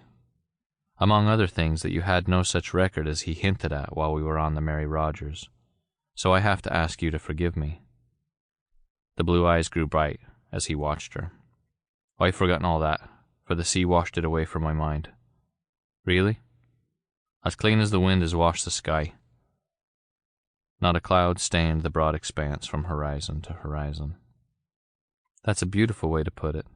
Now that we are here on the island, we begin all over again, and forget what happened on the ship? Aye, all of it. Shake on it. He took her hand, but so gingerly that she laughed. We have to be careful of you, he explained seriously. Here we are, as McTee puts it, on the rim of the world, 2 men and 1 woman. If something happens to one of us, 1/3 of our population's gone. 1/3 of our population? Then I'm very important? You are. He was so serious that it disconcerted her. It suddenly became impossible for her to meet his eyes. They burned so bright, so eager, with something like a threat in them. She hailed the returning figure of McTee with relief. He came bearing a large gourd, and he knelt before Kate so that she might look into it. She cried out at what she saw, for he had washed the inside of the gourd and filled it with cool water from the spring. Look, she said to Harrigan, it's water, and my throat is fairly burning. Humph, growled Harrigan, and he avoided the eye of McTee. The gourd was too heavy and clumsy for her to handle. The captain had to raise and tip it so that she might drink, and as she drank, her eyes went up to his with gratitude. Harrigan set his teeth and commenced raking the roasted eggs from the hot ashes. When her thirst was quenched, she looked in amazement at Harrigan. Even his back showed anger. In some mysterious manner, it was plain that she had displeased the big Irishman. He turned now and offered her an egg after removing the clay mold. But when she thanked him with the most flattering of smiles, she became aware that McTee, in turn, was vexed, while the Irishman seemed perfectly happy again. Have an egg, McTee, he offered, and rolled a couple toward the big captain. I will not. I never had a taste for eggs. Why, Captain, murmured Kate, you can't live on shellfish. Humph. Can't I? Very nutritious, Kate, and very healthful. Have to be careful what you eat in this climate. Those eggs, for instance. Can you tell Harrigan whether or not they're fresh? Harrigan, his mouth full of egg, paused and glared at the captain. For the captain of a ship, McTee, he said coldly, your head is packed with fool ideas. Eat your fish and don't spoil the appetites of others. He turned to Kate. These eggs are new laid. They're They're not more than 24 hours old." His glance dared McTee to doubt the statement. The captain accepted the challenge. "I suppose you watched them being laid, Harrigan?" Harrigan sneered. "I can tell by the taste partly, and partly—" Here he cracked the shell of another egg, and stripping it off, held up the little white oval to the light. "And partly by the colour. It's dead white, isn't it?" "Yes." "That shows it's fresh. If there was a bit of blue in it, it'd be stale." McTee breathed hard. "You win," he said. "You ought to be on the stage, Harrigan." But Harrigan was deep in another egg. Kate watched the two with covert glances, amazed, wondering. They had saved each other from death at sea, and now they were quarreling bitterly over the quality of eggs. And not eggs alone, for McTee, not to be outdone in courtesy, passed a handful of his shellfish to Harrigan. The Irishman regarded the fish and then McTee with cold disgust. "You really think I'm crazy enough to eat one of these?" he queried. Black McTee was black indeed as he glowered at the big Irishman. "Open up. Let's hear what you've got to say about these shellfish," he demanded. Harrigan announced laconically, "Scurvy." "What?" This from Kate and McTee at one breath. "Sure. There ain't any salt in 'em. No salt is as bad as too much salt. A friend of mine was once in a place where he couldn't get any salt food, and he ate a lot of these shellfish. What was the result? Scurvy. He hasn't a tooth in his head today, and he's only 30. "Why didn't you tell me?" cried Kate indignantly, and she laid a tentative finger against her white teeth, as if expecting to find them loose. "Oh, I didn't want to hurt McTee's feelings. Besides, maybe a few of them won't hurt you. Much." McTee suddenly burst into laughter, but there was little mirth in the sound. "Maybe you know these are the great blue clams that are famous for their salt." "Really?" said Kate, greatly relieved. "Yes," went on McTee, his eyes wandering slightly. "This species of clam has an unusual organ by which it extracts some of the salt from the seawater while taking its food. Look here." He held up a shell and indicated a blue-green spot on the inside. "You see that color? That's what gives these clams their name, and this is also the place where the salt deposit forms. This clam has a high percentage of salt, more than any other." Harrigan, sending a bitter side glance at McTee, rose to bring some more wood, for it was imperative that they should keep the fire burning always. "I'm so glad," said Kate, "that we have both the eggs and the clams to rely on. At least they will keep us from starving in this terrible place." "I'm not so sure about the eggs." He eyed them with a watering mouth, for his raging hunger had not been in the least appeased by the shellfish. "But I'll try one just to keep you company." He peeled away the shell and swallowed the egg hastily, lest Harrigan returning should see that he had changed his mind. "Maybe the eggs are all right," he admitted as soon as he could speak, and he picked up another. "But between you and me, I'll confess that I shall not pay much attention to what Harrigan has to say. He's never been to sea before. You can't expect a landlubber to understand all the conditions of a life like this." But a new thought, which was gradually forming in her brain, made Kate reserve judgment. Harrigan came back and placed a few more sticks of wood on the fire. "I can't understand," said Kate, "how you could make a fire without a sign of a match." "That's simple," said McTee easily. "When a man has traveled about as much as I have, he has to pick up all sorts of unusual ways of doing things. The way we made that fire was to—" "The way we made it," interjected Harrigan with bitter emphasis. Kate frowned as she glanced from one to the other. There was the same deep hostility in their eyes which she had noticed when they faced each other in the captain's cabin aboard the Mary Rogers. "And why were you sitting praying for fire with the girl, trembling and freezing to death in your arms, if you knew so well how to be making one?" "Hush, Dan," said Kate, for the fire of anger blew high. McTee started. "You know each other pretty well, eh?" "Tut, tut," said Harrigan airily. "You can't expect a slip of a girl to be calling a black man like you by the front name." McTee moistened his white lips. He rose. "I'm going for a walk. I always do after eating." And he strode off down the beach. Harrigan instantly secured a handful of the shellfish. "Speaking of salt," he said apologetically, "I'll have to try a couple of these to be sure that the captain's right. I can tell by a taste or two." He pried open one of the shells and ate the contents hastily, keeping one eye askance against the return of McTee. "Maybe he's right about these shellfish," he pronounced. judicially. "But it's a hard thing and a dangerous thing to take the word of a man like McTee. He's that hasty. We must go easy on believing what he says, Kate." End of Chapter 11. Chapter 12. Then understanding flooded Kate's mind like waves of light in a dark room. She tilted back her head and laughed heartily, laughed till the tears brimmed her eyes. The gloomy scowl of Harrigan stopped her at last. As her mirth died out, the tall form of McTee appeared suddenly before them with his arms crossed. Where they touched his breast, the muscles spread out to a giant size. He was turned toward her, but the gleam of his eye fell full upon Harrigan. "I suppose," said McTee, and his teeth clicked after each word like the bolt of a rifle shot home, "I suppose that you were laughing at me." The Irishman rose and faced the Scotchman, his head thrust forward and a devil in his eyes. "And what if we were, Mr. McTee?" he purred. "And what if we were, I'm asking?" Kate leaped to her feet and sprang between them. "Is there anything we can do," she broke in hurriedly, "to get away from the island?" "A raft?" suggested Harrigan. McTee smiled his contempt. "A raft? And how would you cut down the trees to make it? Burn 'em down with a circle of fire at the bottom? And then set green logs afloat? And how fasten 'em together, even supposing we could burn them down and drag them to the water? No, there's no way of getting off the island unless a boat passes and catches a glimpse of our fire." "Then we'll have to move this fire to the top of the hill," said Harrigan. "Suppose we go now and look over the hill and see what dry wood is near it," said McTee. "Good." Something in their eagerness had a meaning for Kate.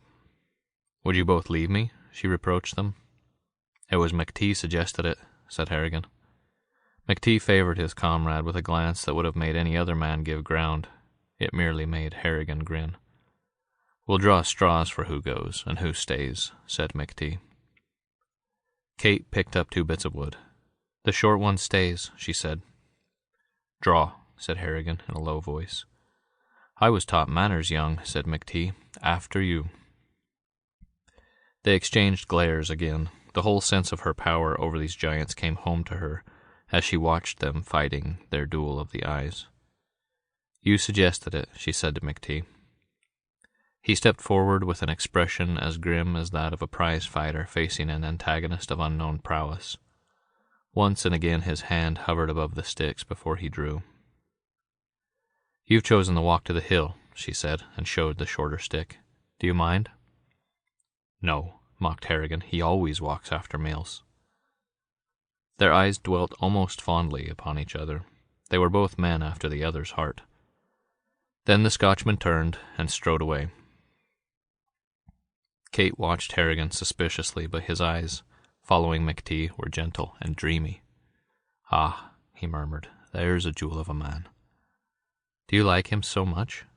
"Do I like him? My dear, I love the man. I'll break his head with more joy than a starving man cracks a nut." He recovered himself instantly. "I didn't mean that. Dan, you and McTee have planned to fight." He growled.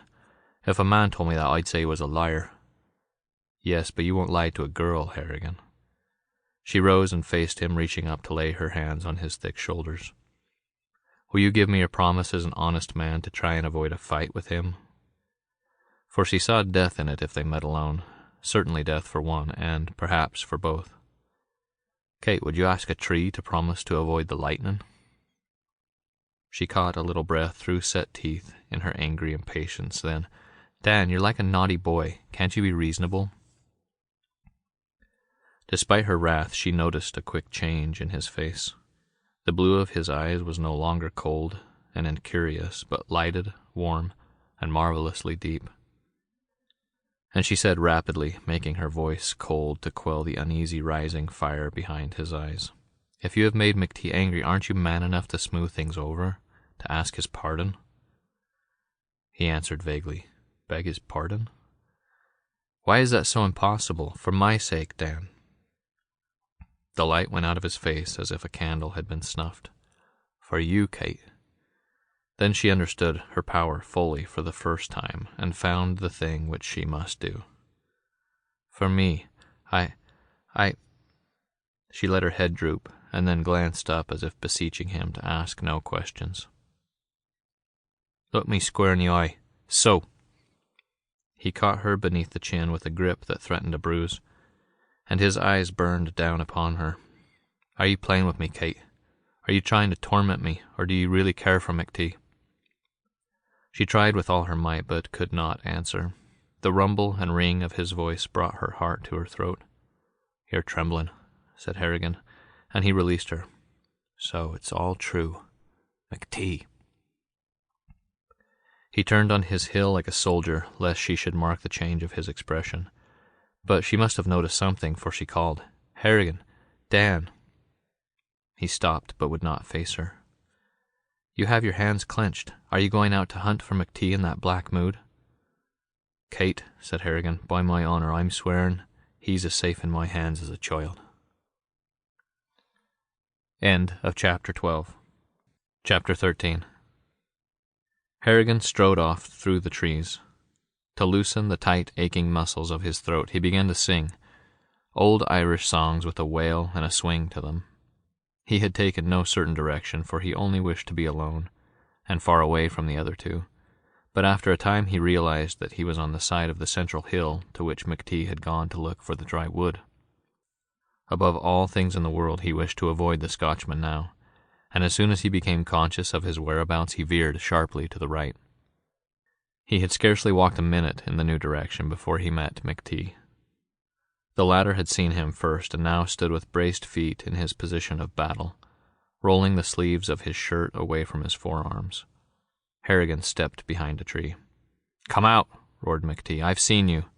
Don't try to sneak behind and take me from the back. With an exceeding bitterness of heart, Harrigan stepped into view again. You look sick, went on McTee. If you knew what would happen when we met, why did you come? If you fear me, go back and hug the skirts of the girl. She'll take pity on you, Harrigan. The Irishman groaned. Think your thoughts and say your say, McTee. I can't lay a hand on you today. The latter stepped close, stupefied with wonder. Do I hear you right? Are you taking water, Harrigan? Harrigan bowed his head, praying mutely for strength to endure. Don't say it, pleaded McTee. I've hunted the world and worn the roads bare looking for one man who could stand up to me, and now that I've found him, he turns yellow inside. And he looked upon the Irishman with a sick horror, as if the big fellow were turning into a reptile before his eyes. On the face of Harrigan there was an expression like that of the starving man whom the fear of poison induces to push away food. There's no word I can speak to you, McTee. You could never understand. Go back to the girl. Maybe she'll explain. The girl. At the wild hope in that voice, Harrigan shuddered, and he could not look up. Harrigan, what do you mean? Don't ask me. Leave me alone, McTee. Here's a mystery, said the Scotchman. And our little party is postponed. The date is changed, that's all. Remember. He stepped off through the trees in the direction of the shelter on the beach, leaving Harrigan to throw himself upon the ground in a paroxysm of shame and hate. But McTee, with hope to spur him on, a vague hope, a thought half-formed and therefore doubly delightful, went with great strides until he came to Kate where she sat tending the fire. He broke at once into the heart of his question. I met Harrigan. He's changed. Something has happened. Tell me what it is. He says you know. He crouched close to her, intent and eager, his eyes ready to read 1,000 meanings into the very lowering of her lashes, but she let her glance rove past him. Well, he said impatiently, it is hard to speak of it. Cold doubt fell upon the captain. He moistened his lips before he spoke. Hit straight from the shoulder. There's something between you and the Irishman?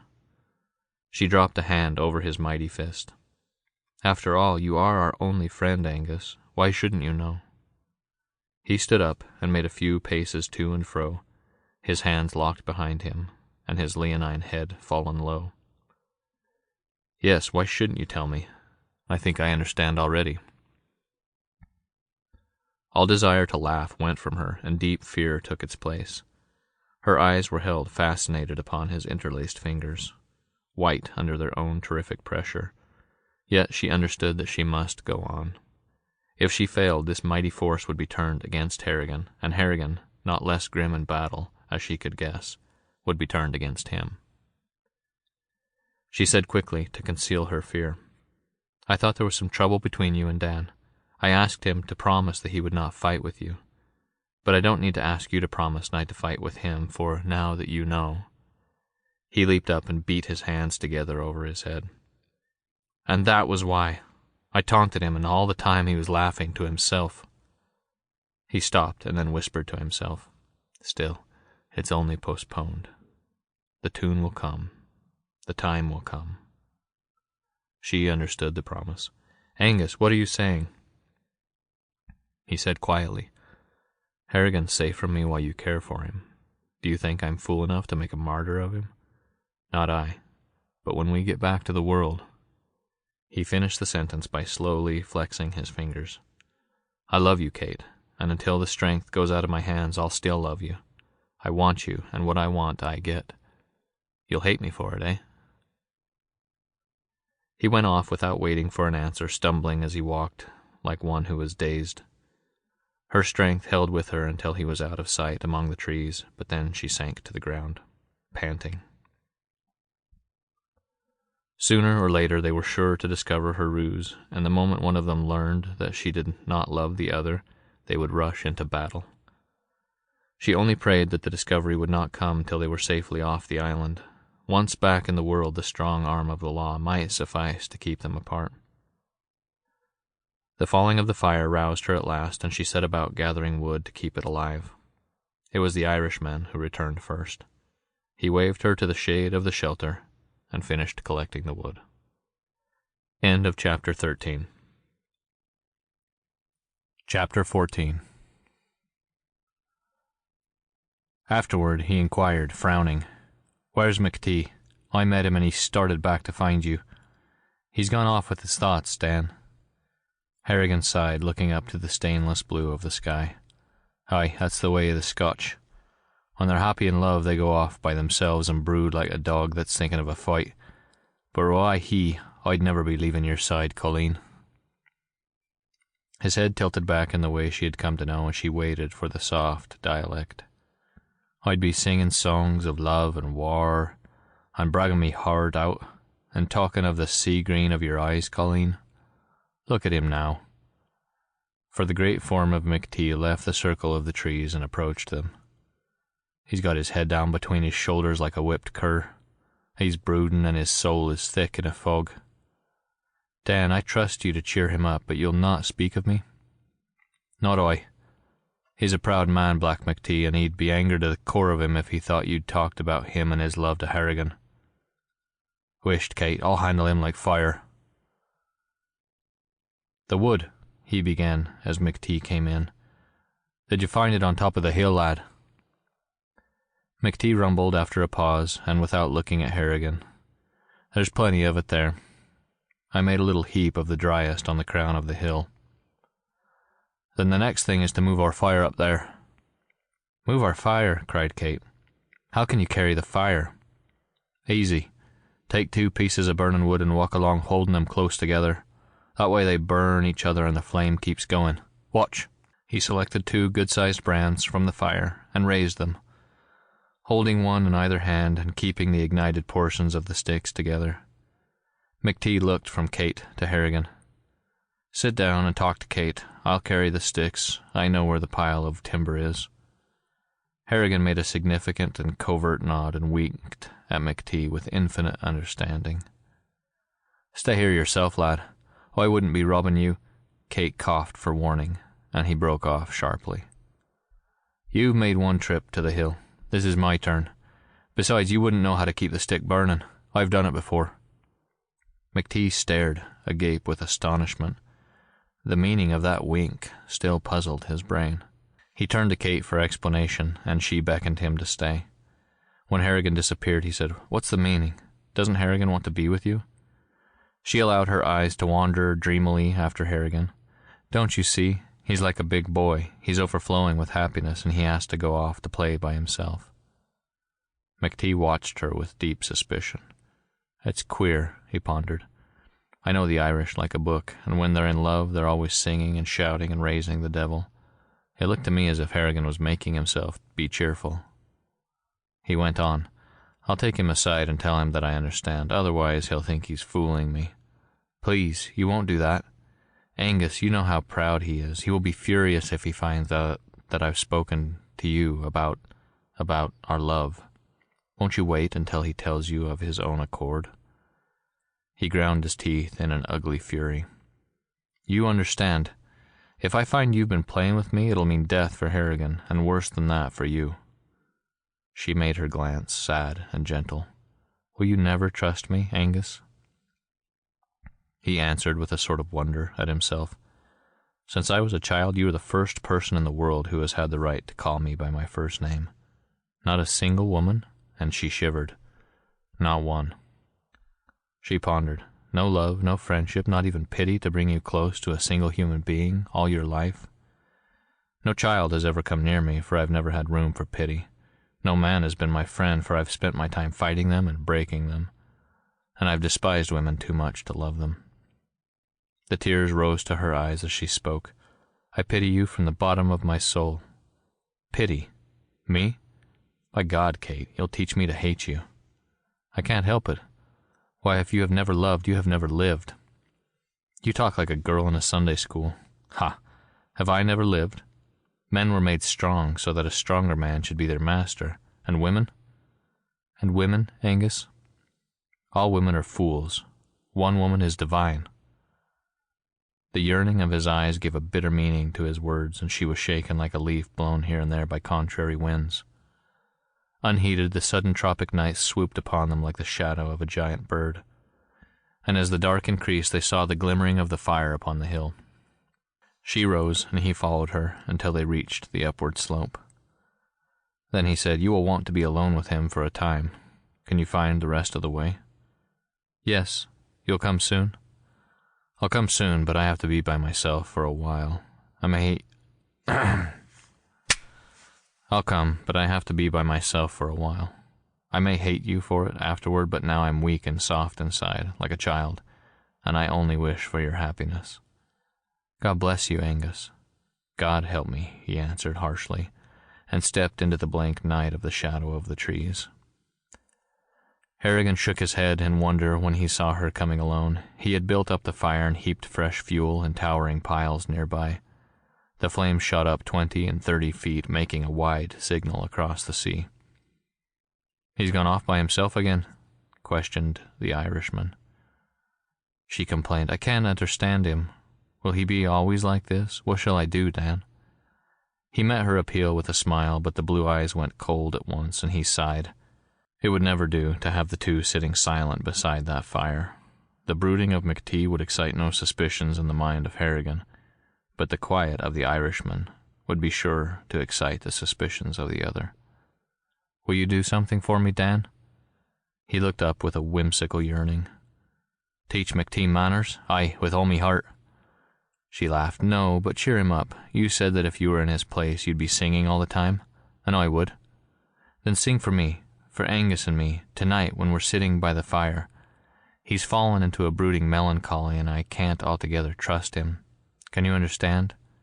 And I'm to do the cheering up? You won't fail me? He turned and occupied himself for a moment by hurling great armfuls of wood upon the fire. The flames burst up with showering sparks roaring and leaping. Then, as if inspired by the sight, he came to her with his head tilting back in the way he had. I'll do it. I'll sing my heart out for you. As McTee came up, the three sat down. A strange group, for the two men stared fixedly before them at the fire, conscientiously avoiding any movement of the eyes toward Kate and the other. And she sat between them, watching each of them covertly, and humming all the while as if from happiness.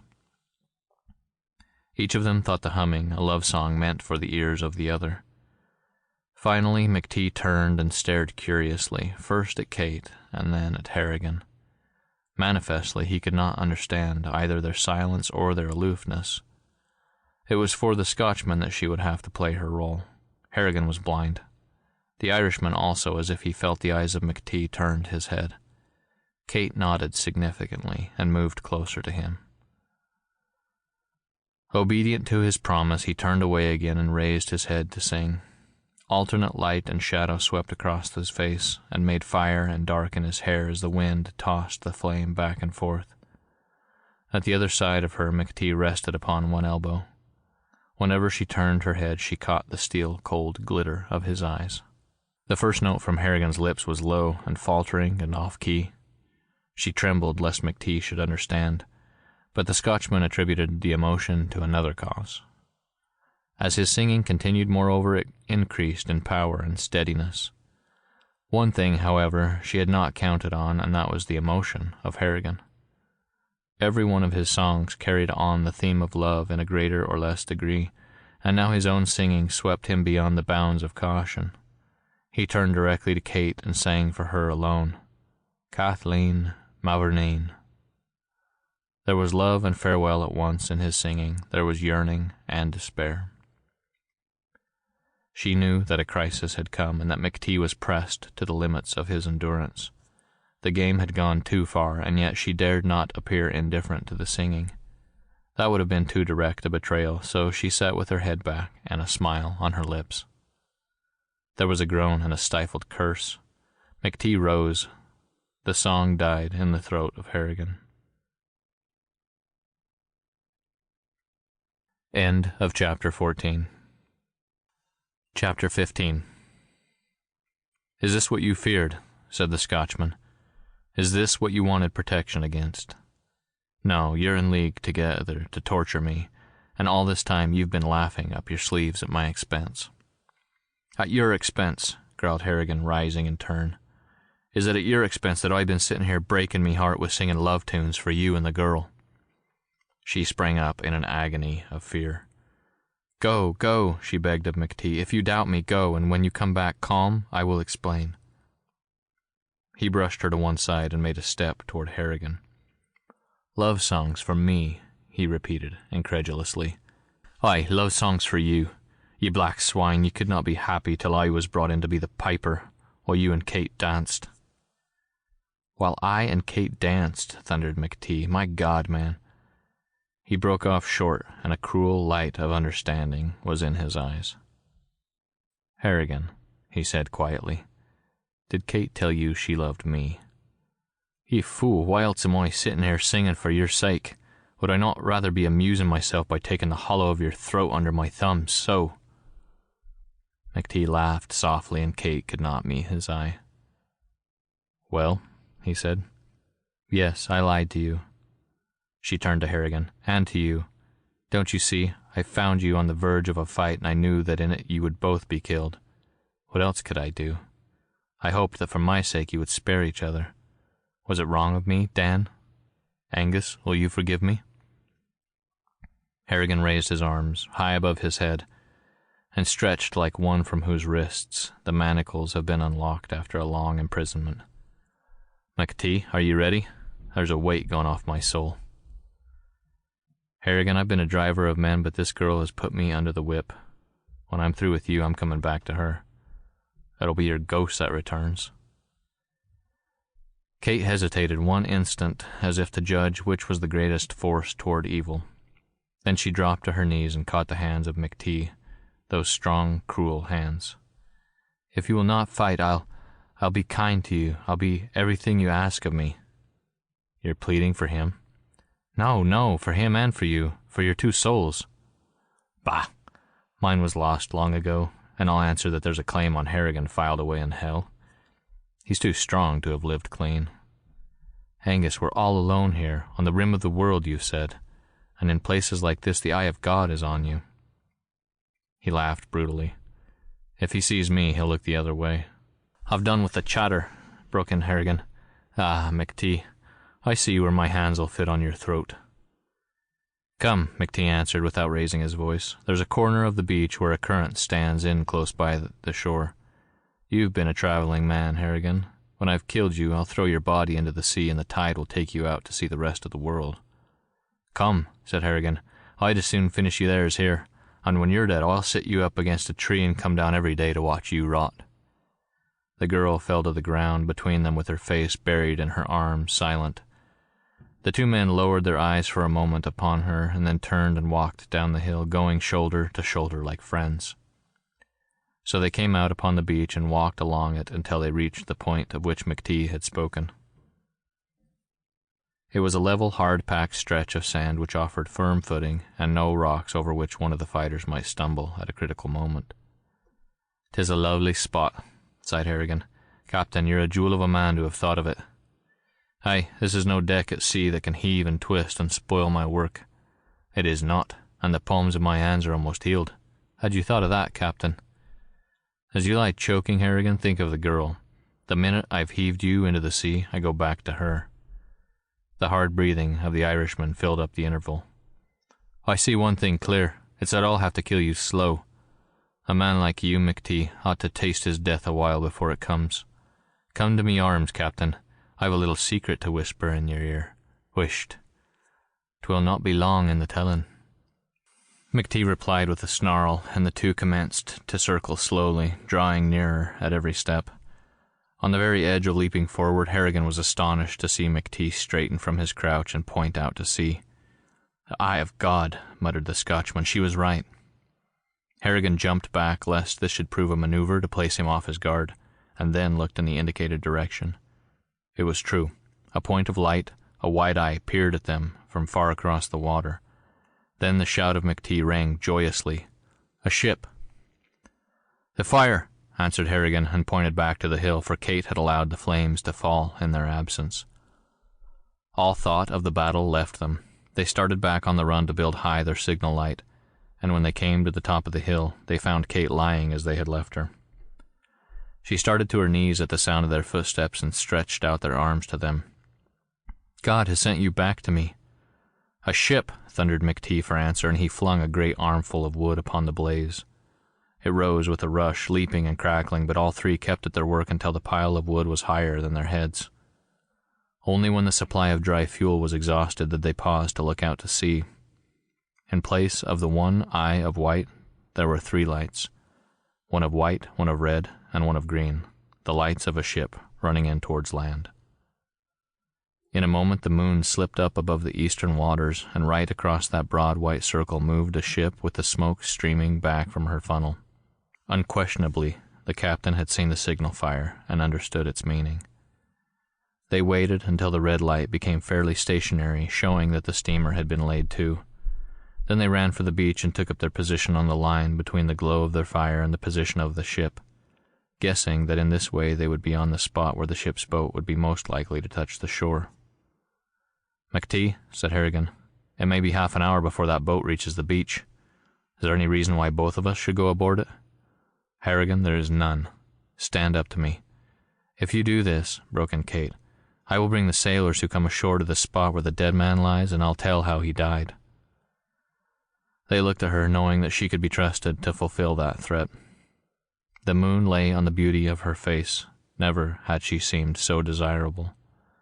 They looked to each other, and each seemed doubly hateful to the other.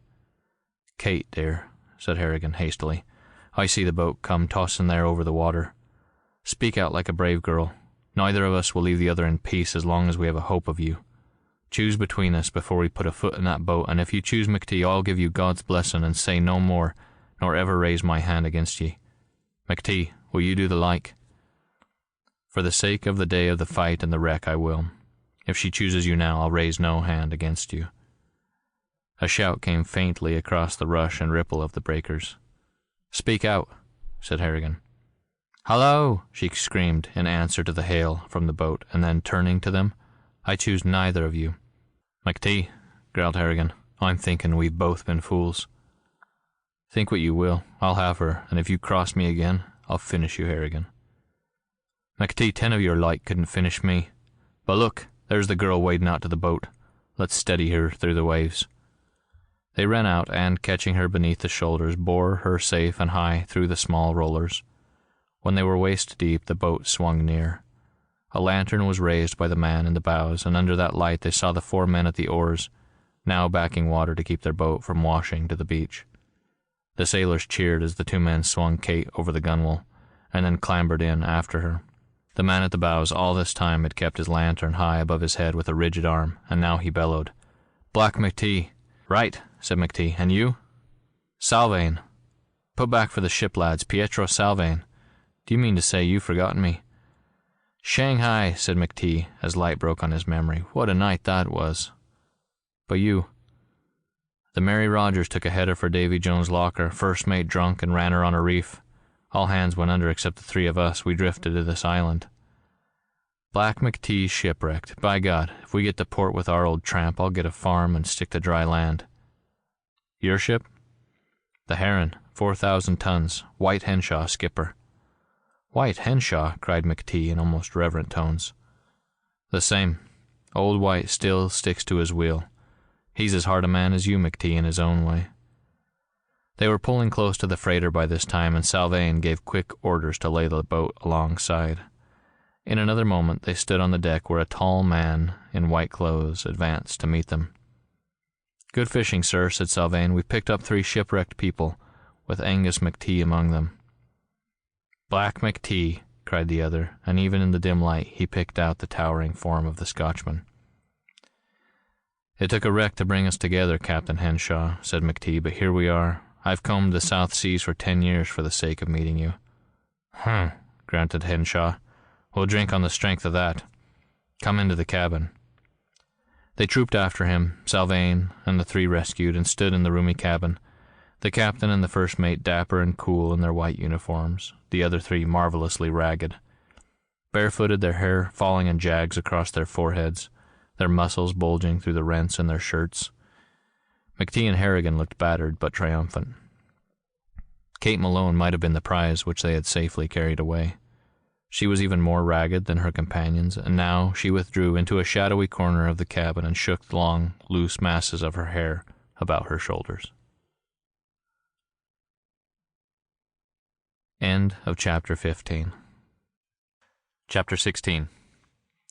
The dark eye of Pietro Salvain was quick to note her condition. He was a rather small, lean-faced man with the skin drawn so tightly across his high cheekbones that it glistened. He was emaciated. His energy consumed him as hunger consumes other men. "There is a berth for me below," he said to Kate. "You must take my room. And I have a cap, some silk shirts, a loose coat, which you might wear, so." "This is Miss Malone, Salvain," said McTee, before she could answer. "You are very kind, Mr. Salvain," she said. He smiled and bowed very low, and then opened the door for her, but all the while his glance was upon McTee, who stared at him so significantly that before following Kate through the door, Salvain shrugged his shoulders and made a gesture of resignation. The captain turned to Harrigan. Henshaw was very old. He was always so erect and carried his chin so high that the loose skin of his throat hung in 2 sharp ridges. In spite of the tight-lipped mouth, the beak-like nose, and the small gleaming eyes, there was something about his face which intensified his age. Perhaps it was the yellow skin, dry as the parchment from an Egyptian tomb and crisscrossed by a myriad little wrinkles. "And you, sir?" he said to the Irishman. "One of my crew," broke in McTee carelessly. "He'll be quite contented in the forecastle, eh, Harrigan?" "Quite," said Harrigan, and his glance acknowledged the state of war. "Then if you'll go forward, Harrigan," said the captain, and his voice was dry and dead as his skin. "If you'll go forward and report to the bosun, he'll see that you have a bunk." "Thank you, sir," murmured Harrigan, and slipped from the room on his bare feet. "That man," stated Henshaw, "is as strong as you are, McTee, and yet they call you the huskiest sailor of the South Seas." "He is almost as strong," answered McTee with a certain emphasis. Something like a smile appeared in the eyes of Henshaw, but did not disturb the fixed lines of his mouth. For a moment Henshaw and McTee measured each other. The Scotchman spoke first. "Captain, you're as keen as the stories they tell of you. And you're as hard, McTee." The latter waved the somewhat dubious compliment away. "I was breaking that fellow, and he held out longer than any man I've ever handled. The shipwreck interrupted me, or I would have finished what I started. You'd like to have me finish what you began?" You read my mind. Discipline is a great thing. Absolutely necessary at sea. Henshaw answered coldly. "There's no need for us to act the hypocrite, eh?" McTee hesitated and then grinned. "Not a bit. I know what you did 20 years ago in the Solomons. And I know the story of you and the pearl divers. That's enough. Quite. And Harrigan? As a favor to you, McTee, I'll break him. Maybe you'll be interested in my methods. Try mine first. I made him scrub down the bridge with suds every morning, and while his hands were puffed and soft, I sent him down to the fire room to pass coal. He'll kill you someday. If he can. They smiled strangely at each other. A knock came at the door, and Salvain entered radiant. She is divine, he cried. Her hair is old copper with golden lights. McTee, if she is yours, you have found another Venus. If she is not mine, answered McTee, at least she belongs to no other man. Salvain studied him first with eagerness, then with doubt, and last of all with despair. If any other man said that, I would question it, so, with my life. But McTee, no, I love life too well. Now, Henshaw said to Salvain, Captain McTee and I have business to talk. Aye, sir, said Salvain. 1 minute, Salvain, broke in McTee. I haven't thanked you in the girl's name for taking care of Miss Malone. The first mate paused at the door. I begin to wonder, Captain, he answered, whether or not you have the right to thank me in her name. He disappeared through the door without waiting for an answer. Salvain has forgotten me, muttered McTee, balling his fist, but I'll freshen his memory. He flushed as he became aware of the cold eye of Henshaw upon him. Even Samson fell, said the old man. But she hasn't cut your hair yet, McTee? What the devil do you mean? Henshaw silently poured another drink and passed it to the Scotchman. The latter gripped the glass hard and tossed off the drink with a single gesture. At once his eyes came back to Henshaw's face, with the fierce question. He was astonished to note kindliness in the answering gaze. Old Henshaw said gently, Tut, tut, you're a proper man, McTee, and a proper man has always the thought of some woman tucked away in his heart. Look at me. For almost 60 years I've been the king of the South Seas. At the thought of his glories, his face altered, as soldiers change when they receive the order to charge. You're a rare man, and a bold man, McTee, but you'll never be what White Henshaw has been, the shark of the sea. Ha! Yet, think of it, 10 years ago, after all my harvesting of the sea, I had not $1 to show for it. Why? Because I was working for no woman. But here I am, sailing home from my last voyage, rich. And why? Because for 10 years I've been working for a woman. For ourselves we make and we spend, but for a woman we make and we save, aye. For a woman? Repeated McTee, wondering. Do you mean to say? Tut, man, it's my granddaughter. Look. Perhaps the whiskey had loosened the old man's tongue. Perhaps these confidences were merely a tribute to the name and fame of McTee.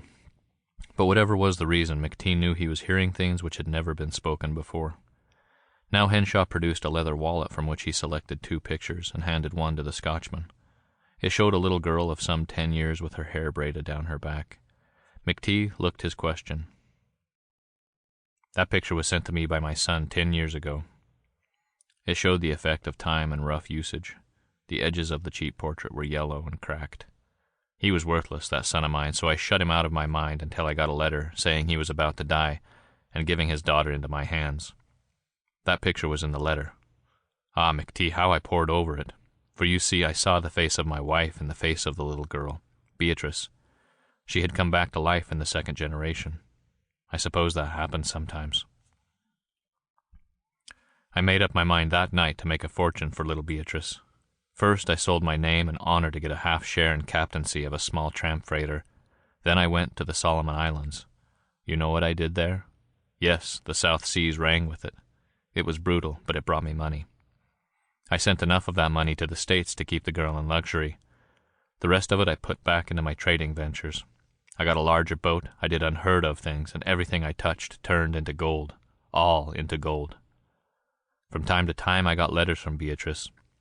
First they were careful scrawls which said nothing. Then the handwriting grew more fluent. It alarmed me to notice the growth of her mind.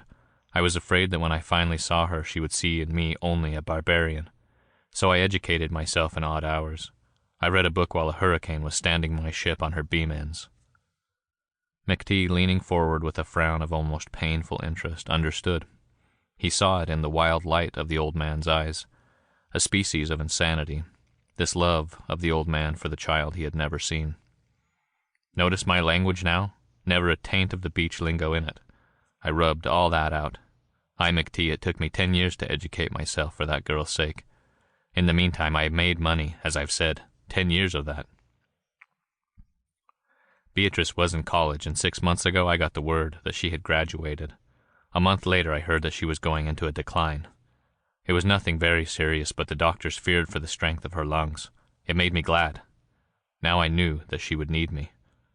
An old man is like a woman, McTee. He needs to have things dependent on him.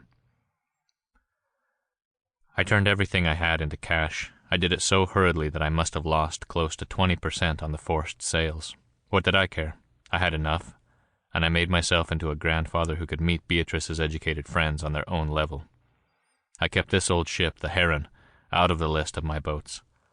I'm going back to Beatrice with gold in my hands and gold in my brain, all for her. But is she not worth it? Look. He thrust the second portrait into McTee's hands. It showed a rather thin-faced girl with abnormally large eyes and a rather pathetic smile. It was an appealing face rather than a pretty one. "Beautiful," said McTee with forced enthusiasm. "Yes, beautiful. A little pinched, perhaps, but she'll fill out as she grows older. And those are her grandmother's eyes. Aye." He took the photograph and touched it lightly. His voice grew lower, and the roughness was plainly a tremolo now. "The doctors say she's sick. A little sick. Quite sick, in fact. Twice every day I make them send me wireless reports of her condition. One day it's better, one day it's worse." He began to walk the cabin, his step marvelously elastic and nervous for so aged a man. "Is it not well, McTee? Let her be at death's door. I shall come to her bedside with gold in either hand and raise her up to life. She shall owe everything to me. Will that not make her love me, will it?" He grasped McTee's shoulder tightly. "I'm not a pretty lad to look at, eh, lad?" McTee poured himself a drink hastily and drained the glass before he answered. "A pretty man? Nonsense, Henshaw. A little weather-beaten, but a tight craft at that. She'll worship the ground you walk. Character, Henshaw, that's what these new American girls want to see in a man." Henshaw sighed with deep relief. "Ah, McTee, you comfort me more than a drink on a stormy night. For reward, you shall see what I'm bringing back to her. Come." He rose and led McTee into his bedroom, for 2 cabins were retained for the cabin's use. Filling one corner of the room was a huge safe almost as tall as a man. He squatted before the safe and commenced to work the combination with a swift sureness which told McTee at once that the old buccaneer came here many times a day to gloat over his treasure. At length the door of the safe fell open. Inside was a great mass of little canvas bags. McTee was panting as if he had run a great distance at full speed. "Take one." The Scotchman raised one of the bags and shook it. A musical clinking sounded. £40 of gold coin," said Henshaw, "and about $10,000 in all. There are 85 of those bags, and every one holds the same amount. Also—" He opened a little drawer at the top of the safe and took from it a chamois bag. When he untied it, McTee looked within and saw a quantity of pearls. He took out a small handful. They were chosen jewels, flawless, glowing. His hand seemed to overflow with white fire. He dropped them back in the bag, letting each pearl run over the end of his fingers. Henshaw restored the bag and locked the safe. Then the 2 men stared at each other. They had been opposite types the moment before, but now their lips parted in the same thirsty eagerness. "If she were dead," said McTee almost reverently, "the sight of that would bring her back to life." "McTee, you're a worthy lad. They've told me lies about you. Indeed, it would bring her back to life. It must be so. And yet—" Sudden melancholy fell on him as they returned to the other room and sat down. "Yet I think night and day of what an old devil of a black magician told me in the Solomon Islands. He said I and my gold should burn together. I laughed at him and told him I could not die on dry land. He said I would not, but that I should burn at sea. Think of that, McTee. Suppose I should be robbed of the sight of my girl and my gold at the same time." McTee started to say something cheerful, but his voice died away to a mutter. Henshaw was staring at the wall with visionary eyes filled with horror and despair. "Lad, do you think ghosts have power?" "Henshaw, you've drunk a bit too much. If they have no power, I'm safe. I fear no living man." He added softly, "No man but myself." "I'm tired out," said McTee suddenly. "Where shall I bunk, Captain?" Here in this room. Take that couch in the corner over there. It has a good set of springs, with gold in my hands. Here are some blankets, with gold in my hands and my brain. Though you don't need much covering in this latitude. I would raise her from the grave." He went about, interspersing his remarks to McTee with half-audible murmurs addressed to his own ears. "Is this," thought McTee, "the shark of the South Seas?" A knock came and the door opened. A fat sailor in an oilskin hat stood at the entrance. "The cook ain't put out no lunch for the night watches, sir," he whined. Henshaw had stood with his back turned as the door opened. He turned now slowly toward the open door. McTee could not see his face nor guess at its expression, but the moment the big sailor caught a glimpse of his skipper's countenance, he blanched and jumped back into the night, slamming the door behind him. That sight recalled something to McTee. "One more thing, Captain," he said. "What of Harrigan? Do we break him between us?" "Aye, in your own way." "Good. Then start him scrubbing the bridge and send him down to the fire room afterwards, eh?" "It's done." "Why do you hate him, McTee? Is it the girl?" "No, the color of his hair. Good night." End of Chapter 16. Chapter 17. Long before this, Harrigan had reported to the boatswain, burly Jerry Hovey, and had been assigned to a bunk into which he fairly dived, and fell asleep in the posture in which he landed. In the morning he tumbled out with the other men and became the object of a crossfire of questions from the curious sailors, who wanted to know all the details of the wreck of the Mary Rogers and the life on the island. He was saved from answering 9/10 of the chatter by a signal from the boatswain, who beckoned Harrigan to a stool a little apart from the rest of the crew. Jerry Hovey was a cheery fellow of considerable bulk, with an habitual smile. That smile went out, however, when he talked with Harrigan, and the Irishman became conscious of a pair of steady, alert, gray eyes. "Look here," said Hovey, and he talked out of the corner of his mouth with a skill which would have become an old convict of many terms. "I've had it put to me straight that you're a hard one.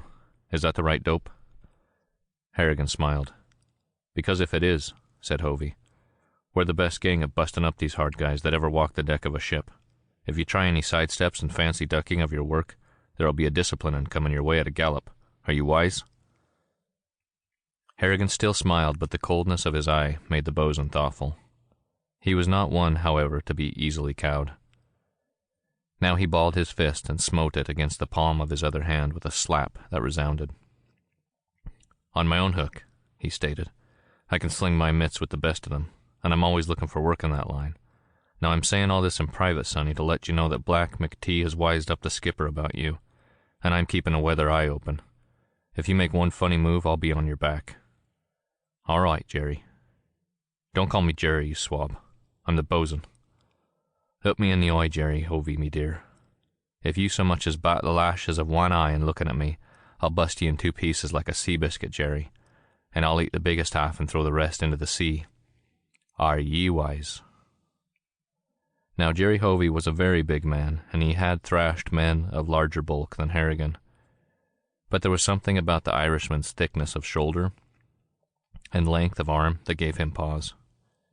So first of all Jerry grew very thoughtful indeed, and then his habitual smile returned. Nevertheless, Harrigan did not forget those gray, alert eyes. The boatswain went on in a gentler voice.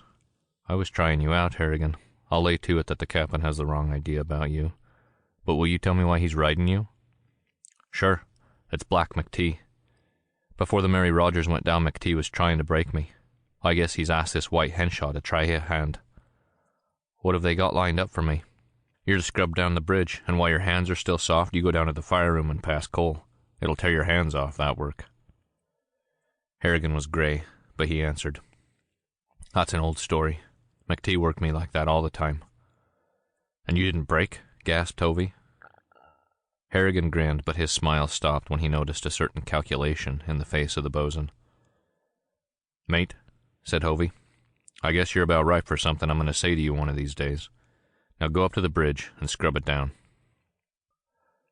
With the prospect of the long torture before him once more, Harrigan, in a daze, picked up the bucket of suds to which he was pointed, and went with his brush toward the bridge.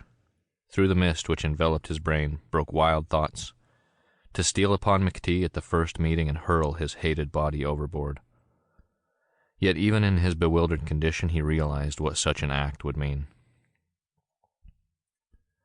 Murder on land is bad enough, but murder at sea is doubly damned by the law. It was in the power of White Henshaw to hang him up to the mast. Revolving these dismal prospects with downward head, he climbed from the waist of the ship to the cabin promenade, and there a voice hailed him, and he turned to see Kate Malone approaching. She was all in white, cap, canvas shoes, silk shirt absurdly loose at the throat, and linen coat with the sleeves turned far back so that her hands would not be enveloped. The duck trousers were also taken up several reefs. "Good morning," she said, and held out her hand. He watched her smile wistfully, and then made a little gesture with his own hands, one burdened with the scrubbing brush and the other with the bucket. "What does it mean?" "Hell," said Harrigan. "Explain." "It's McTee again, damn his eyes." "Do you mean to say they've started to treat you as they did on the Mary Rogers? The scrubbing and then the work in the fire room?" "Right." She stamped her foot in impotent fury. "What manner of man is he, Dan? He's not all brute. Why does he treat you like this?" The Irishman smiled. She cried with increasing anger, "What can I do?" "Make your skin yellow and your hair gray, and walk with no spring in your step. He wants to break me now because of you." There was moist pity in her eyes, yet they gleamed with excitement at the thought of this battle of the Titans for her sake. "I will go to him," she said after a moment, "and tell him that you mean nothing to me. Then he will stop." The cold and curious eyes studied her without passion, and once more he smiled. "He'll not stop. Whether you like me or not, Kate, doesn't count. One of us will go down, and you'll be for the one that's left. He knows it. I know it." "Harrigan," called the voice of McTee from the bridge, and the tall Scotchman lifted his cap to Kate. "I'm the slave," said Harrigan, "and there's the whip. Goodbye." She stamped her foot with an almost childish fury, saying, "Some day he shall regret this brutal tyranny. Goodbye, Dan, and good luck."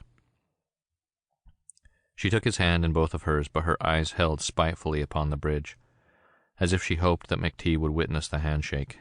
The captain, however, had turned his back upon them. Dan muttered to himself as he climbed the bridge. Did she do that to anger McTee or to please me? And the thought so occupied his mind that he paid no attention to the Scotchman when he reached the bridge. He merely dropped to his knees and commenced scrubbing. McTee, in the meanwhile, loitered about the bridge as if on his own ship. In due time, Harrigan drew near, the suds swishing under his brush. The Irishman, remembering suddenly, commenced to hum a tune. "The old grind, eh, Harrigan?" said McTee. The Irishman, humming idly still, looked up, calmly surveyed the captain, and then went on, as if he had heard merely empty wind instead of words. "After the scrubbing brush, the shovel," went on McTee. But still Harrigan paid no attention. He rose when his task was completed and made his eyes gentle, as if with pity, while he gazed upon McTee. "I'm sorry for you, McTee. You've made a hard fight. It's strange you've got no ghost of a chance of winning." "What do you mean?" "Couldn't you hear her when she talked to me?" "I could not." "Couldn't you see her face? It was written there as plain as print."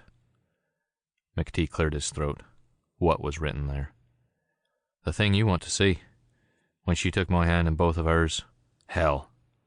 Ah, man, it was wonderful. The scrubbing brush and the shovel, they mean nothing to me now. Harrigan, you're lying." The latter dropped his scrubbing brush into the bucket of suds and stood with arms akimbo, studying the captain. "For a smart man, McTee, you've been a fool. I could have gone down on me knees and begged to do what you've done. Don't you see? You've thrown her with her will, or against it, into me arms. I'm poor Harrigan, brave and downtrodden. You're Black McTee once more, the tyrant." She looked sick at the mention of your name. "I never dreamed you'd go whining to her. I thought you were a man. You're only a spineless dog, Harrigan." "Am I that?" "She pities me, McTee, and from pity it's only one step to something bigger. Can you trust me to lead her to that one step?" "You can." If I went to her and told her how you boasted of having won her, she wouldn't believe what you said about me if you swore it with both hands on the Bible. Be wise, McTee. Give up the game. You lost her, me boy. For every day that I work in the fire room, I'll come to her and show her the palms of me bleeding hands and mention your name. And for every day I work in the hole, the hate of you will burn blacker into her heart. I'd rather have her hate than her pity. You'll have both. Her hate for torturing Harrigan, her pity for letting the devil in you get the best of the man. You're done for, McTee. Each one of the short phrases was like a whip flicked across the face of McTee, but he would not wince. You've said enough. Now get down to the fire room. I've had Henshaw prepare the chief engineer for your coming. Harrigan turned. Wait, remember when you're in hell that the old compact still holds. Your hand in mine, and a promise to be my man, will end the war. Only the low laughter of the Irishman answered as he made his way down to the deck. End of chapter 17. Chapter 18. There's times for truth and there's times for lying, murmured Harrigan as he stowed away the bucket and brush and started down for the fire room. And this was one of the times for lying. He's sick for the love of her, and he's hating the thought of Harrigan. So he was humming a rollicking tune when he reached the fire room. It was stifling hot, to be sure, but it was twice as large as that of the Mary Rogers. The firemen were all glistening with sweat. One of them, larger than the rest and with a bristling shoebrush mustache like a sign of authority, said to the newcomer, "You're Harrigan?" He nodded. "The chief wants to see you, boss, before you start swinging the shovel." "Where's the chief's cabin?" "Take him up, Alex," directed the big fireman, and Harrigan followed one of the men up the narrow ladder and then aft. He was grateful for this light respite from the heat of the hole, but his joy faded when the man opened a door and he stood at last before the chief, Douglas Campbell, who looked up at the burly Irishman in a long silence.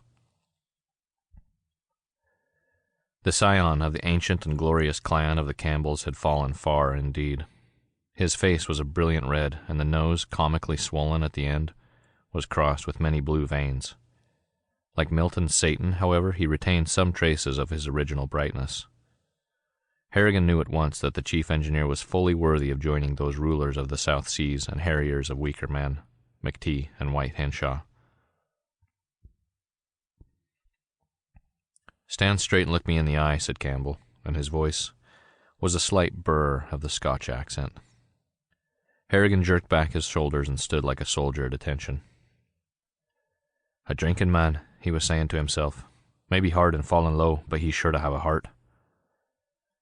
"So you're the mutineer, my fine buck." Harrigan hesitated, and this seemed to infuriate Campbell, who banged a brawny fist on a table and thundered, "Answer me, or I'll skin your worthless carcass."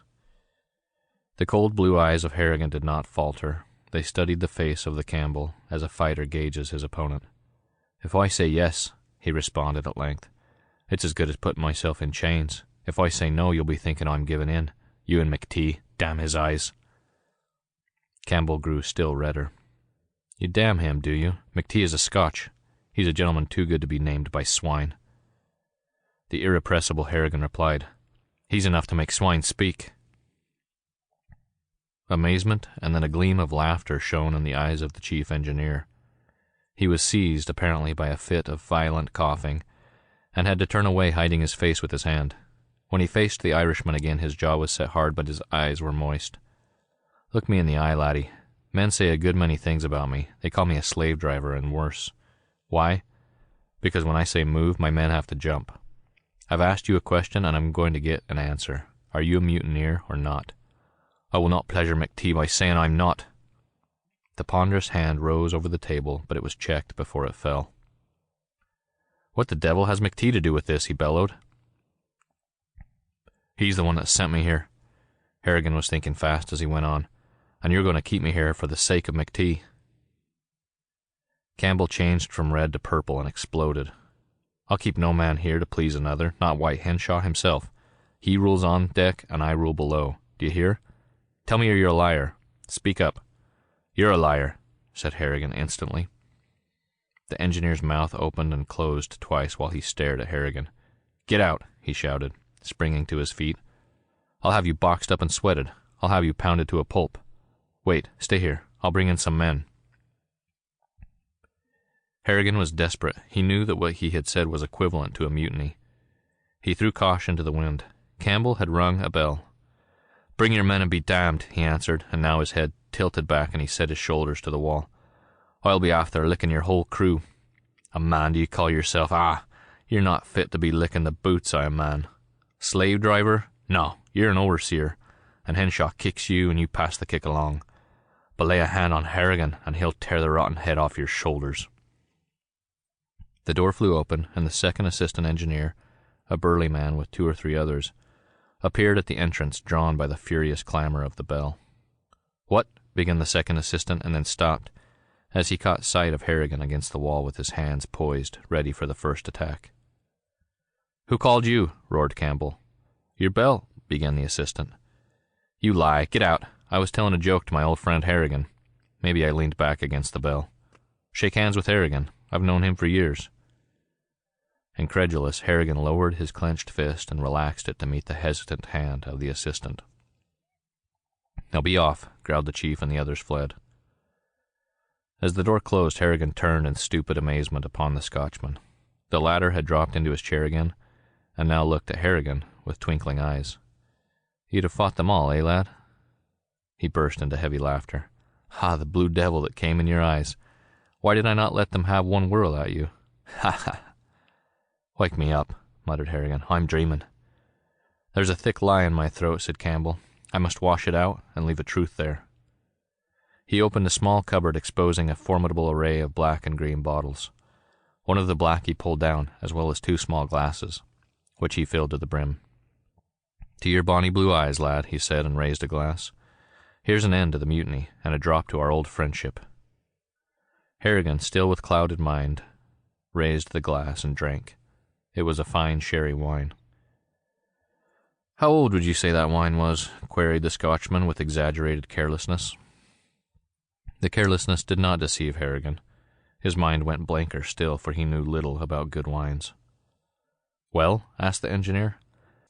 Muttered Harrigan, and racked his brain to remember the ages at which a good vintage becomes a rare old wine. "About 35 years?" "By the Lord," cried Campbell, "it never fails. A strong man knows his liquor like a book." "You're almost right. Add 3 years and you have it. 38 years in sunshine and shadow." He leaned back and gazed dreamily up to the ceiling. "Think of it," he went on in a reverent murmur. "Men have been born and grown strong and then started toward the shady side of life since this wine was put in the bottle. For 38 years it has been gathering and saving its perfume. Draw a breath of it now, lad. And when I uncork the bottle, all the odor blows out to me at once." "True," said Harrigan, nodding sagely. "I've thought the same thing, but never found the words for it, Chief." "Have you?" asked Campbell eagerly. "Sit down, lad, sit down. Well, well, good wine was put on earth for a blessing, but men have misused it, Harrigan. But hear me preaching when I ought to be praying." "Praying?" repeated the diplomatic Harrigan. "No, no, man. Maybe you've drunk a good store of liquor, but it shines through you. It puts a flush on your face like a sun shining through a cloud. You'd hearten any man on a dark day." He could not resist the play on the words, and a shadow crossed the face of the engineer. "Harrigan," he growled, "there's a double meaning in what you say, but I'll not think of it. You're no fool, lad, but do not vex me. But say your say. I suppose I'm red enough to be seen by my own light on a dark day. What does Bobby say? 'Oh, would some power the giftie give us, to see ourselves as others see us.' Well, well, I forgave you for the sake of Bobby. Do you know his rhymes, lad?" A light shone in the eye of Harrigan. He began to sing softly in his musical, deep voice. "Ye banks and braes of bonny Doon." "No, no, man," cried Campbell, raising his hand in horror at the sound of the false accent. "It should go like this." He pulled a guitar out of a case and commenced to strum lightly on it, while he rendered the old song in a voice roughened by ill usage, but still strong and true. A knock at the door interrupted him at the climax of his song, and he glared toward the unseen and rash intruder. "What will ye ha'?" he roared, continuing the dialect which the song had freshened on his tongue. "The shift in the fire room is short-handed," said the voice. "That fellow Harrigan has not shown up. Shall we search for him?" "Search for the devil," thundered Campbell. "Harrigan is doing a fine piece of work for me. Shall I let him go to the fire room to swing a shovel?" "The captain's orders, sir," persisted the voice rashly. Campbell leaped for the door and jerked it open a few inches. "Be off," he cried, "or I'll set you passing coal yourself, my fine lad. What? Will you be asking questions? Is there no discipline? Mutiny, mutiny, that's what this is." "Aye, aye, sir," murmured a rapidly retreating voice. Campbell closed and locked the door and turned back to Harrigan with a grin. "The world's a wide place," he said, "but there's few enough in it who know our Bobby, God bless him. When I've found one, shall I let him go down to the fire-room? Ha! Now tell me, what's wrong between you and McTee?" "I will not talk," said Harrigan with another bold stroke of diplomacy, "till I hear the rest of that song. The true Scotch comes hard on my tongue, but I'll learn it." "You will, laddie, for your heart's right." Man, I'm nothing now, but you should have heard me sing in the old days." "When we were in Glasgow," grinned Harrigan. "In Glasgow," repeated Campbell, and then lifted his head and finished the song. "Now for the story, laddie." Harrigan started, as though recalled from a dream built up by the music. Then he told briefly the tale of the tyranny aboard the Mary Rogers, now apparently to be repeated. "So I thought," he concluded, "that it was to be the old story over again. Look at my hands." He held them out. The palms were still red and deeply scarred. Campbell said nothing, but his jaw set savagely. "I thought it was to be this all over again," went on Harrigan, "till I met you, Chief. But with you for a friend, I'll weather the storm. McTee's a hard man, but when Scott meets Scott, I'll bet on the Campbells." "Would you bet on me against Black McTee?" queried the engineer, deeply moved. "Well, lad, McTee's a dour man, but dour or not, he shall not run the engine-room of the Heron." And he banged on the table for emphasis. "Scrub down the bridge every morning, as they tell you, but when they send you below to pass the coal, come and report to me first. I'll have work for you to do, chiefly practicing the right accent for Bobby songs. Is that not a man's work?" End of Chapter 18. Chapter 19. To make good this promise, Campbell straightway sang for Harrigan's delectation 2 or 3 more of his favorite selections. It was evening, and the shift in the fire-room was ended before Harrigan left the engineer's room. On his way to the deck, he passed the tired firemen from the whole of the ship. They stared at the Irishman for wide eyes, for it was known that he had been in the chief engineer's room for several hours. They looked upon him as one who has been in hell, and has escaped from thence to the upper air. He was, in fact, a marked man when he reached the forecastle. Rumor travels through a ship's crew, and it was already known that Black McTee hated the Irishman, and that White Henshaw had commenced to persecute him in a new and terrible manner. This would have been sufficient tragedy to burden the shoulders of any one man, however strong. And when to this was added the fact that he had been kept by the grim chief engineer for several hours in the chief's own room, and finally, considering that this man had passed through a shipwreck, one of 3 lone survivors, it is easy to understand why the sailors gave him ample elbow room. It was evidently expected that he would break out into a torrent of abuse, and when he, perceiving this, remained silent, their awe increased. All through supper he was aware of their wondering glances. Above all, he felt the grey, steady eyes of Jerry Hovey, the bosun. Yet he ate without speaking, replying to their tentative questions with grunts. Before the meal was finished and the pipes and cigarettes lighted, he was a made man. Persevering in his role, as soon as he had eaten, he went out on deck and sat down in the corner between the rail and the forecastle upon a coil of rope. As deep as the blue sea in the evening light was the peace which lay on the soul of Harrigan, for the day had brought 2 great victories, one over McTee and the other over the chief engineer. It was not a stolid content, for he knew the danger of the implacable hate of McTee, but with the aid of Campbell he felt that he would have a fighting chance at least to survive, and that was all he asked. So he sat on the coil of rope leaning against the rail and looked ahead. It was almost completely dark when a hand fell on his shoulder, and he looked up into the steady grey-blue eyes of the bosun. "I promised to talk to you tonight," said that worthy, and he sat down uninvited on a neighboring coil of rope. He waited for a response. As a rule, sailors are glad to curry favor with the bosun.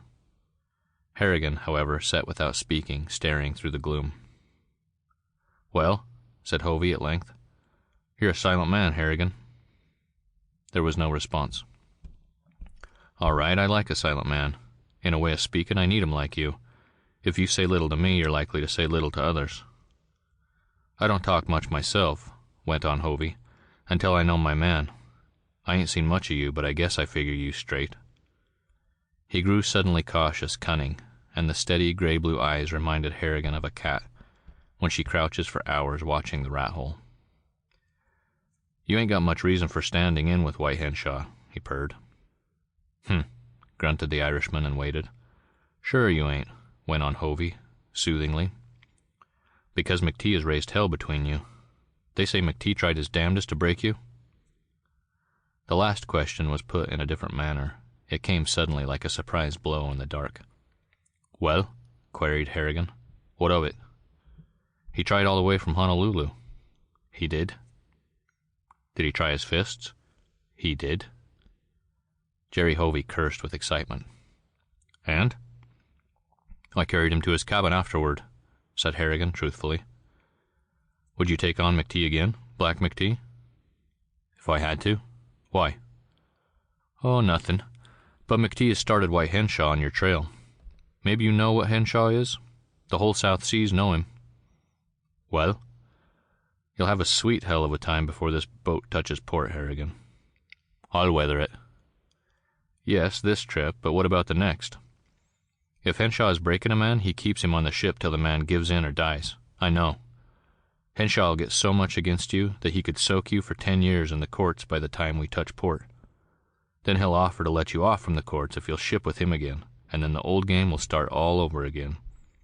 You may last one trip, other men have, 1 or 2, but no one has ever lasted out 3 or 4 shippings under White Henshaw. It can't be done. He paused to let this vital point sink home. Only the same dull silence came in reply, and this continued taciturnity seemed to irritate Hovey. When he spoke again, his voice was cold and sharp. He's got you trapped, Harrigan. You're a strong man, but you'll never get his rope off your neck. He'll either hang you with it or else tie you hand and foot and make you his slave. I know. There was a bitter emphasis on the last word that left no doubt as to his meaning, and Harrigan understood now the light of that steady gray-blue eye which made the habitual smile of good nature meaningless. 10 years ago I shipped with White Henshaw. 10 years ago I didn't have a crooked thought or a mean one in my brain. Today there's hell inside me, understand? Hell. He paused, breathing hard. There's others on this ship that have been through the same grind, some of them longer than me. There's others that ain't here, but that ain't forgotten because me and some of the rest, we seen 'em dying on their feet. Maybe they ain't dropped into the sea, but they're just the same or worse. You'll find 'em loafing along the beaches. They take water from the natives, they do. He went on in a hoarse whisper. On this ship, I seen 'em busted, and Henshaw has done the bustin'. This is a coffin ship, Harrigan, and Henshaw, he's the undertaker. He don't bring 'em to J.V. Jones' locker, he does worse. He brings 'em to hell on earth, a hell so bad that when they go below, they don't notice no difference. Harrigan, me and a few of the rest, we know what's been done, and some of us have thought, wouldn't it be sort of a joke, maybe, if sometime what Henshaw has done to others was done to himself, what? The sweat was standing out on Harrigan's face, wet and cold. It seemed to him that through the darkness he could make out whole troops of those broken men littering the decks. He peered through the dark at the bosun and made out the hint of the gray-blue eyes watching him again as the cat watches the mouse hole. And the heart of Harrigan ached. Hovey, are you bound for the loincloth on the beaches like the rest? No, because I sold my soul to White Henshaw, but you're bound there, Harrigan, because you can never sell your soul. I looked in your eyes and seen it written there like it was in a book. He gripped the Irishman by the shoulder. There's some say this is the last voyage of White Henshaw, but me and some of the rest, we know different. He can't leave the sea, which means that he won't take us out of hell. Now talk straight. You stood up to McTee. Would you stand up to Henshaw?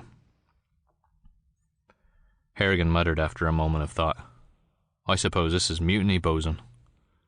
Aye, but I'm safe in talking it. White Henshaw trusts me, he does, because I've sold my soul to him. If you was to go and tell him what I've said, he'd laugh at you and say you was trying to incite discontent. What's it going to be, Harrigan? Will you join me and the rest who can set you free and make a man of you, or will you stay by McTee and White Henshaw and that devil Campbell? How could you set me free? One move, all together, in the night. We'd have the ship for our own, and we could beach her and take her to the shore at any place we pleased. Harrigan repeated, "One move, all together, in the night.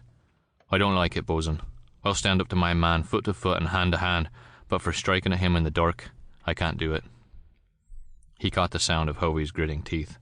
"Think it over," persisted the bo'sun. "We need you, Harrigan.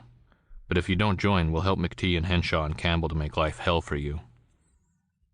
"I've thought it over. I don't like the game. This mutiny at night, it's like hitting a man who's down." "That's final?" "It is." "Then God help you, Harrigan, for you ain't the man I took you for."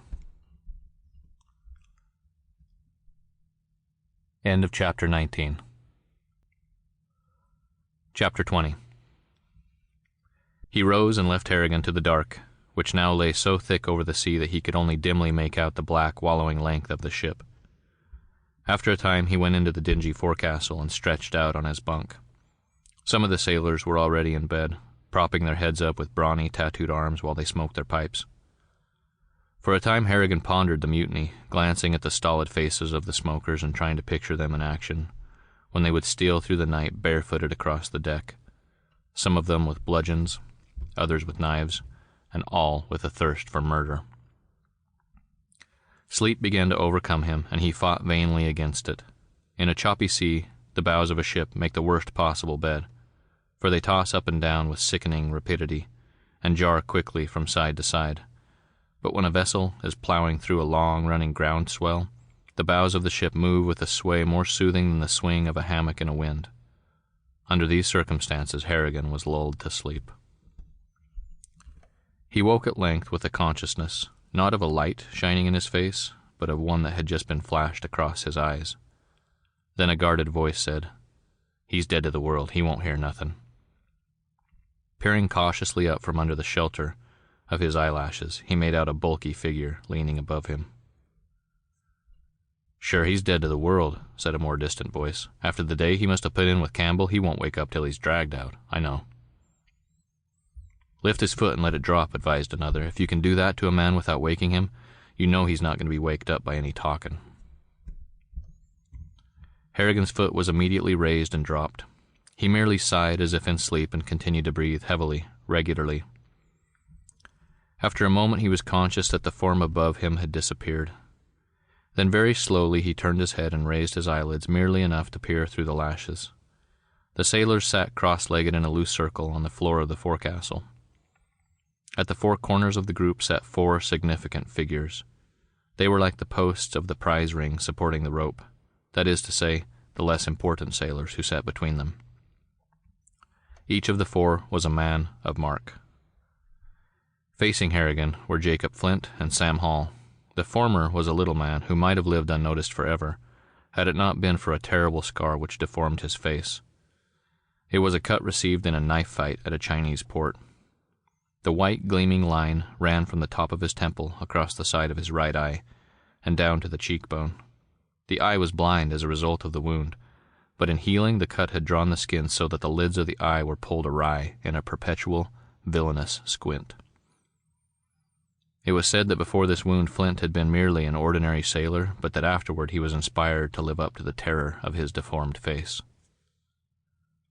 Sam Hall, the corner post at Flint's right, was a type of blonde stupidity, huge of body with a bull throat and a round, featureless face. You looked in vain to find anything significant in this fellow beyond his physical strength until your glance lingered on his eyes. They were pale blue, expressionless, but they hinted at possibilities of berserker rage. The other two, whose backs were toward Harrigan, were Gary Cochran and Jim Kyle. The latter might have stood in for a portrait of a pirate of the 18th century, with a drooping red mustache and bristling beard. The reputation of this monster, however, was far less terrible than that of any of the other three, certainly far less than Gary Cochran. This was a lean fellow with bright black eyes glittering like a suspicious wolf's. Between these corner posts sat the less distinguished sailors. They might have been notable cutthroats in any other assemblage of hard-living men, but here they granted precedence willingly to the four more notable heroes. Around the circle walked Jerry Hovey like a shepherd about his flock. It was apparent that they all held him in high favor. His chief claim to distinction, or perhaps his only one, was that he had served as bosun for 10 years under White Henshaw, but this record was enough to win the respect of even Garry Cochran. It was Jim Kyle who had peered into the face of Harrigan, for now he was pushing to one side the lantern he had used, and settling back into his place in the circle. He gestured over his shoulder with his thumb. "How'd you happen to miss out with the Irishman, Jerry?" "Talk low or you may wake him," warned Hovey. "I lost him because the fool ain't sailed long enough to know White Henshaw. He has an idea that mutiny at night is like hitting a man when he's down, as if there was any other way of hitting Henshaw and getting away with it." The chuckle of the sailors was like the rumble of the machinery below, blended and lost with that sound. "So he's out, and you know what that means," went on Hovey. A light came into the pale eyes of Sam Hall, and his thick lips pulled back in a grin. "Aye," he growled, "we do. He's a strong man, but—" and here he raised his vast arms and stretched them. "I'll tend to Harrigan." The voice of the bosun was sharp. "None of that. Wait till I give orders, Sam, before you raise a hand. We're too far from the coast. Let old Henshaw bring us close inshore, and then we'll turn loose." "What I don't see," said one of the sailors, "is how we make out for hard cash after we hit the coast. We beach the Heron, all right, but then we're turned loose in the woods without a cent." "You're a fool," said Garry Cochran. "We loot the ship before we abandon her. There'll be money somewhere." "Aye," said Hovey. "There's money. That's what I got you together for tonight. There's money, and more of it than you ever dreamed of." He waited for his words to take effect in the brains of the men, running his glance around the circle, and a light flashed in response to each eye as it met his. He continued, "White Henshaw cashed in every cent of his property before he sailed in the Heron. I know because he used me for some of the errands, and I know that he had a big safe put into his cabin. For 10 years, everything that White Henshaw has looked at turned into gold. I know. All that gold he's got in that safe. You can lay to that." He turned to the sailor who had first raised the question. "Money? You'll have your share of the loot, if you can carry it." They drew in their breath as if they were drinking. Hovey continued, "Now, lads, I know you're getting excited and impatient. That's why I got you together. You've got to wait, and until I give the word, you've got to keep your eyes on the deck and run every time one of the mates of White Henshaw, damn his heart, gives the word. Why? Because one wrong word, one queer look, will tip off the skipper that something's wrong, and once he gets suspicious, you can lay to it that he'll find out what we're planning. I know." There was a grim significance in that repeated phrase, "I know," for it hinted at a knowledge more complete and evil than falls to the share of the ordinary mortal. "Lads, keep your eyes on the deck and play the game until I give the word. If the wind of this comes to the captain, it's overboard for Jerry Hovey. I'd rather give myself to the sharks than to White Henshaw. That's all. Now, lads, it's come to the point where we've got to know what we'll do. There's 2 ways. One is to crowd all them what ain't in the mutiny into one cabin and keep them there until we beach the boat." "So that they can get out and tell the land sharks what we've done," suggested Garry Cochran in disgust. "Garry," said Hovey with deep feeling, "you're a lad after my heart, and you're right. If one of them lives, he'll be enough to put a halter around the necks of each of us. We couldn't get away. If we're once described, there ain't no way we could dodge the law." He grinned sardonically as he looked around the circle. "There's something about us, lads, that makes us different from other men." The sailors glanced appreciatively at the scarred countenances of their fellows and laughed hoarsely. "So the second way is the only way," went on Hovey, seeing that he had scored his point. "The rest of the crew that ain't with us has got to go under. Are you with me?" "Aye," croaked the chorus, and every man looked down at the floor. Each one had picked out the man he hated the most and was preparing the manner of the killing. "Good," said Hovey. "And now that we're agreed on that, we've got to choose." He stopped, going rigid and blank of face. He had seen the open, chilling blue eye of Harrigan, who, drawn on into forgetfulness, had lain for some time on his bunk, watching the scene without caution. End of Chapter 20. Chapter 21. "He's heard," stammered Hovey, pointing. "Guard the door, get him." "Bashing his head and overboard with the lubber," growled Sam Hall. Not one of the others spoke. Their actions were the more significant. Some leaped to the door and barred the exit. Others started for Harrigan. The latter leaped off his bunk and, sweeping up a short-legged heavy stool, sprang back against the wall. This he held poised, ready to drive it at the first man who approached. Their semicircle grew compact before him, but still they hesitated, for the man who made the first move would die. "You fools," said Harrigan, brandishing his stool. "Keep off." He was thinking desperately, quickly. "Harrigan," said Hovey, edging his way to the front of the sailors. "You heard." "I did." They growled, infuriated. His death was certain now, but they kept back for another moment, astonished that this man would sign his own sentence of doom. From marlin spikes to pocket knives, every man held some sort of a weapon. Garry Cochran, flattening himself against the wall at one side, edged inch by inch toward Harrigan. "I heard it all," said the Irishman, "and until the last word I thought you were a lot of bluffing cowards." "You had your chance, Harrigan," said Hovey, "and you turned me down. Now you get what's due you." The sailors crouched a little, as if at a command to leap forward in the attack. Cochran was perilously near. "If I get my due," said Harrigan coolly, "you'll go down on your knees. Stand back, Cochran, or I'll brain ye. You'll go down on your knees and thank God that I'm with ye." "Stand fast, Garry," ordered Hovey. "What do you mean, Harrigan?" The Irishman laughed. Every son of Erin is an actor, and now Harrigan's laughter rang true. "What should I mean except what I said?" he answered. "He's trying to save his head," broke in Kyle, "but with the fear of death looking him in the eye, any man would join us. Finish him, lads." "You fool," said Harrigan authoritatively. "Don't talk so loud or you'll have White Henshaw down on our heads. Maybe he's heard that bull voice of yours already." It was a master stroke. The mention of the terrible skipper and the skillful insinuation that he was one of them made them straighten and stare at him. "Go guard the door," said Hovey to one of his sailors, "and see that none of the mates is near. Now, Harrigan, what do you mean? You'd hear no word of mutiny when I talk to you. Speak for your life now, because we're hard to convince." "We can't be convinced," said Garry Cochran, "but maybe it'll be fun to hear him talk before we dump him overboard." Instead of answering the speaker, Harrigan looked upon Hovey with a cold eye of scorn. He said, "I changed my mind. I'm not one of you. I thought the bosun was a real captain for the gang, but I'll not follow a dog that lets every one of his pack yelp." "I'm a dog, am I?" snarled Hovey furiously. "I'll teach you what I am, Harrigan, and you, Cochran, keep your face shut. I'll learn you who's boss of this little crew." "If you're half the man you seem," went on Harrigan, "this game looks good to me."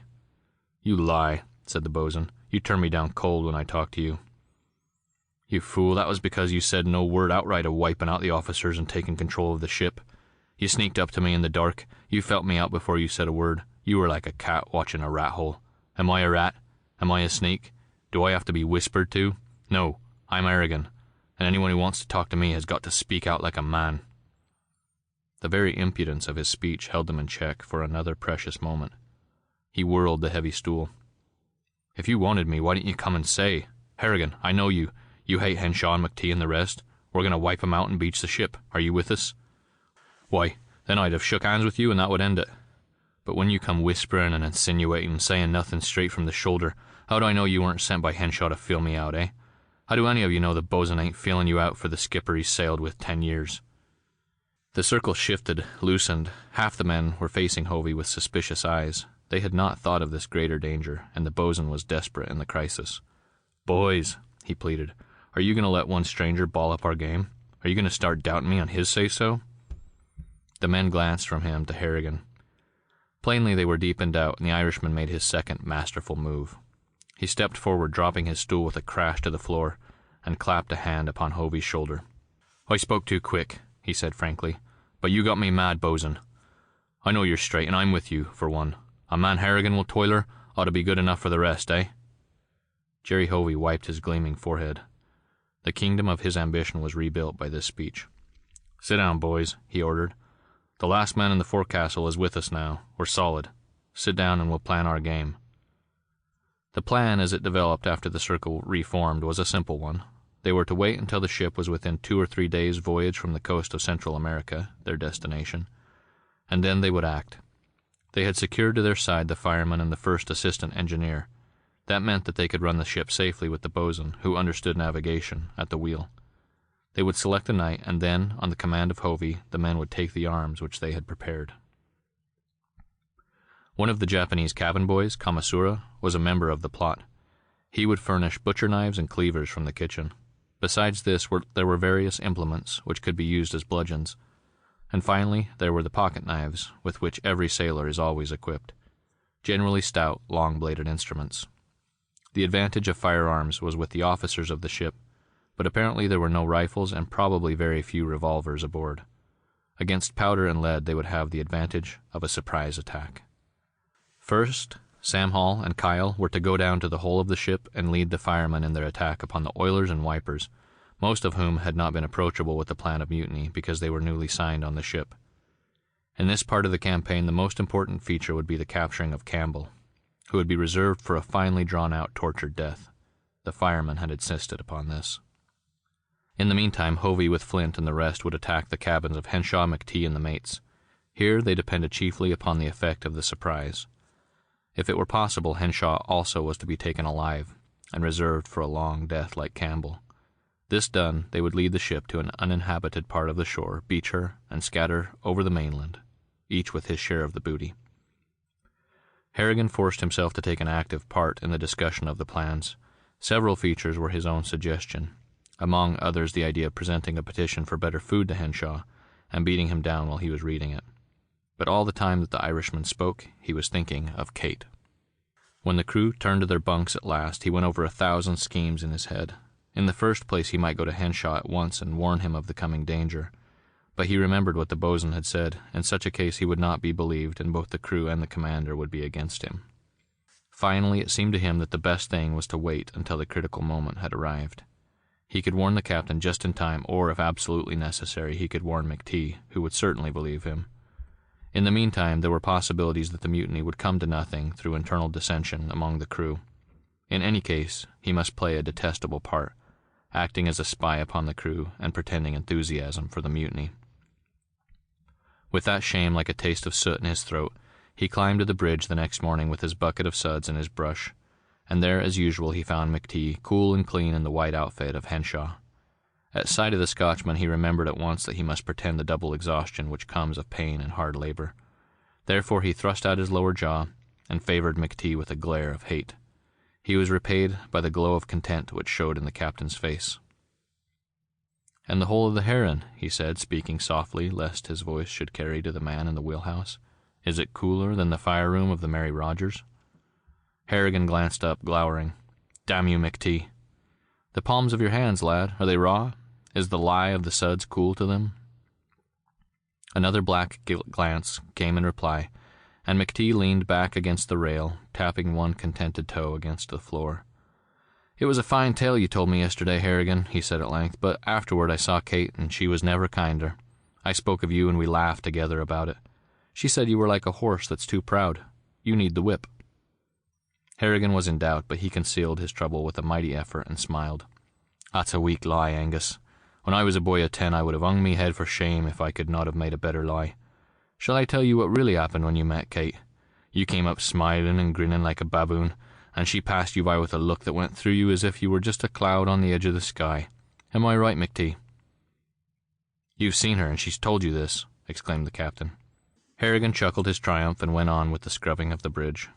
"No, Angus, me dear, I've not seen her, but when two souls are as close as hers and mine, well, Captain, I leave it to you." McTee ground his teeth with rage and turned his back on the worker for a moment until he could master the contorted muscles of his face. "Tut, McTee," went on the Irishman, "you've but felt the tickle of the spur. When I drive it in, you'll yell like a whipped kid. Always you play into me hands, McTee. Now when you see Kate, you'll feel me grin in the background mocking ye, eh?"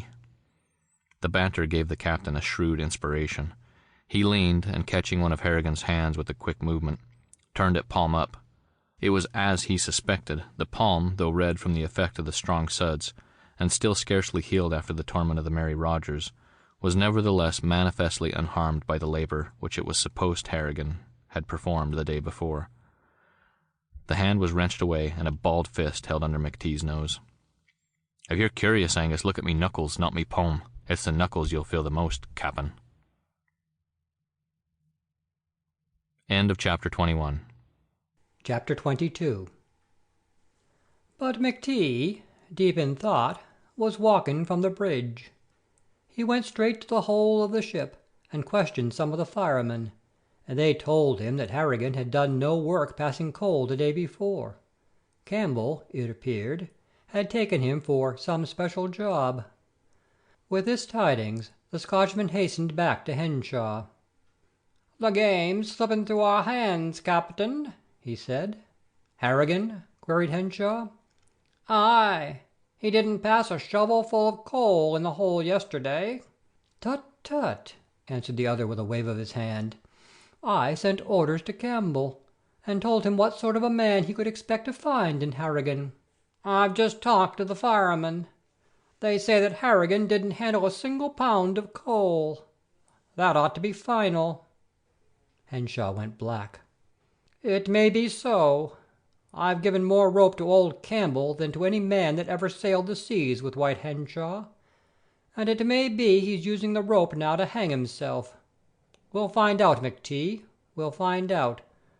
Where's Harrigan now?" "Gone below a while ago, after he finished scrubbing down the bridge." "We'll speak with Douglas. Come along, McTee. There's nothing like discipline on the high seas." He went below, muttering to himself, with McTee close behind him. Strange sounds were coming from the room of the chief engineer, sounds which seemed much like the strumming of a guitar. "He's playing his songs," grinned Henshaw, and he chuckled noiselessly. "Listen, we'll give him something to sing about, and it'll be in another key. Ha, ha, ha!" He tasted the results of his disciplining already, but just as he placed his hand on the knob of the door, another sound checked him and made him turn with a puzzled frown towards McTee. It was a ringing baritone voice which rose in an Irish love song. "What the devil—" began Henshaw. "You're right," nodded McTee. "It's the devil, Harrigan. Open the door." The captain flung it open, and they discovered the two worthies seated at ease with a black bottle and two glasses at hand. Campbell, in the manner of a musical critic of some skill, leaned back in a chair with his brawny arms folded behind his head and his eyes half closed. Harrigan, tilted back in his chair, rested his feet on the edge of a small table and swept the guitar which lay on his lap. In the midst of a high note he saw the ominous pair standing in the door, and the music died abruptly on his lips. He rose to his feet and nudged Campbell at the same time. The latter opened his eyes, and glimpsing the unwelcome visitors, sprang up, gasping, stammering. "What? Come in! Don't be standing there, Captain Henshaw! Come in and sit down." In spite of his bluster, his red face was glowing blotched with patches of gray. Harrigan, less moved than any of the others, calmly replaced the guitar in its green cloth case. "I sent this fellow down to be put at hard work," said Henshaw, and waited. It was obvious to Harrigan that the chief engineer was in mortal fear. He himself felt strangely ill at ease as he looked at White Henshaw with his skin yellow as Egyptian papyrus from a tomb. "Just a moment, Captain," began the engineer. "You sent Harrigan down to the hole because he's considered a hard man to handle, eh?" Henshaw waited for a fuller explanation. He seemed to be enjoying the distress of Campbell. "Just so," went on the Scotchman, "but there are two ways of handling a difficult soldier. One is by using the club, and the other by using kindness. The club has been tried and hasn't worked very well with Harrigan. I decided to take a hand with kindness. The results have been excellent. I was just about—" His voice died away, for McTee was chuckling in a deep bass rumble, and Henshaw was smiling in a way that boded no good. The captain broke in coldly. "I've heard enough of your explanation, Campbell. Send Harrigan down to the hole at once. We'll work him a double shift to-day, for a starter." Campbell was trembling like a self-conscious girl, for he was drawn between shame and dread of the captain. "Look!" he cried, taking the hand of Harrigan. He turned it palm up. "This chap has been brutally treated. He's been at work that fairly tore the skin from the palms of his hands. 1 hour's work with a shovel, Captain, would make Harrigan useless at any sort of a job for a month." "Which goes to show," said McTee, "that you don't know Harrigan." "I've heard what you have to say," said Henshaw. "I sent him down to work in the hole. I come down and find him singing in your room. I expect you to have him passing coal inside of 15 minutes, Campbell." Harrigan started for the door, feeling that the game had been played out, and glad of even the small respite of a day or more from the labor of the shovel. Before he left the room, however, the voice of Campbell halted him. "Wait! Stay here! You'll do what I tell you, Harrigan. I'm the boss below decks." It was a declaration of war, and what it cost Campbell no one could ever tell. He stood swaying slightly from side to side while he glared at Henshaw. "You're drunk," remarked the captain coldly. "I'll give you half an hour, Campbell, to come to your senses, but after that, damn you and your time. I want no tune. I say the lad has been put through hell and shan't go back to it. Do you hear me?" Henshaw was controlling himself carefully, or else he wished to draw out the engineer. He said, "You know the record of Harrigan?" "What record? The one McTee told you? Would you believe what Black McTee says of a man he tried to break, and couldn't? My friend McTee is out of the matter. All that you have to do is with my order. You heard that order, Campbell. I'll see you in hell before I send him to the hole."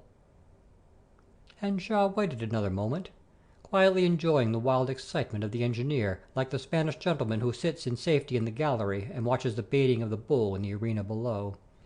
"I shall send you that order to you in writing. If you refuse to obey, then I shall act." He turned on his heel. McTee stayed a moment to smile upon Harrigan, and then followed. As the door closed, Harrigan turned to Campbell and found him sitting, shuddering, with his face buried in his hands. He touched the Scotchman on the shoulder. "You've done your part, Chief. I won't let you do any more. I'm starting now for the hole." "What?" bellowed Campbell. "Am I no longer the boss of my engine room? You sit here till I tell you to move. Damn Henshaw and his written orders." "If you refuse to obey a written order, he can take your license away from you in any marine court." "Let it go." "Oh, Chief, you're after being a true man and a bold one, but I'd rather stay the rest of me life in the hole than let ye ruin yourself for me. Whisht, man, I'm going. Think no more av it." Campbell's eyes grew moist with the temptation, but then the fighting blood of his clan ran hot through his veins. "Sit down," he commanded. "Sit down and wait till the order comes. It's a fine thing to be chief engineer, but it's a better thing to be a man. What does Bobby say?" And he quoted in a ringing voice, "A man's a man for all that." Afterwards they sat in silence that grew more tense as the minutes passed, but it seemed that Henshaw, with demoniac cunning, had decided to prolong the agony by delaying his written order and the consequent decision of the engineer. And Harrigan, watching the suffused face of Campbell, knew that the time had come when his will would not suffice to make him follow the dictates of his conscience. All of which Henshaw knew perfectly well as he sat in his cabin filling the glass of McTee with choice Scotch. They waited for an hour or more, chatting, and McTee drew a picture of the pair waiting below in silent dread, a picture so vivid that Henshaw laughed in his breathless way. In time, however, he decided that they had delayed long enough, and took up pen and paper to write the order which was to convince the dauntless Campbell that even he was a slave. As he did so, Sloane, the wireless operator, appeared at the door, saying, "The report has come, sir." End of chapter 22. Chapter 23. He held a small folded paper in his hand. At sight of it, Henshaw turned in his chair and faced Sloane with a wistful glance. "Good?" "Not very, sir." Henshaw rose slowly and frowned like the king on the messenger who bears tidings of the lost battle. "Then very bad?" "I'm afraid so." "Very well. Let me have the message. You may go." He took the slip of paper cautiously, as if it were dangerous in itself, and then called back the operator as the latter reached the door. "Come back a minute, Sloane. You're a good boy, a very good boy. Faithful, intelligent. You know your business. Here's a 5-spot." He slipped the money into Sloane's hand. "And you shall have more when we touch port. Now this message, my lad. You couldn't have made any mistake in receiving it. You couldn't have twisted any of the words a little." "No mistake, I'm sure, sir. It was repeated twice." That makes it certain, then. Certain, muttered Henshaw. That is all, Sloane. As the latter left the cabin, the old captain went back to his chair and sat with the paper resting on his knee, as if a little delay might change its import.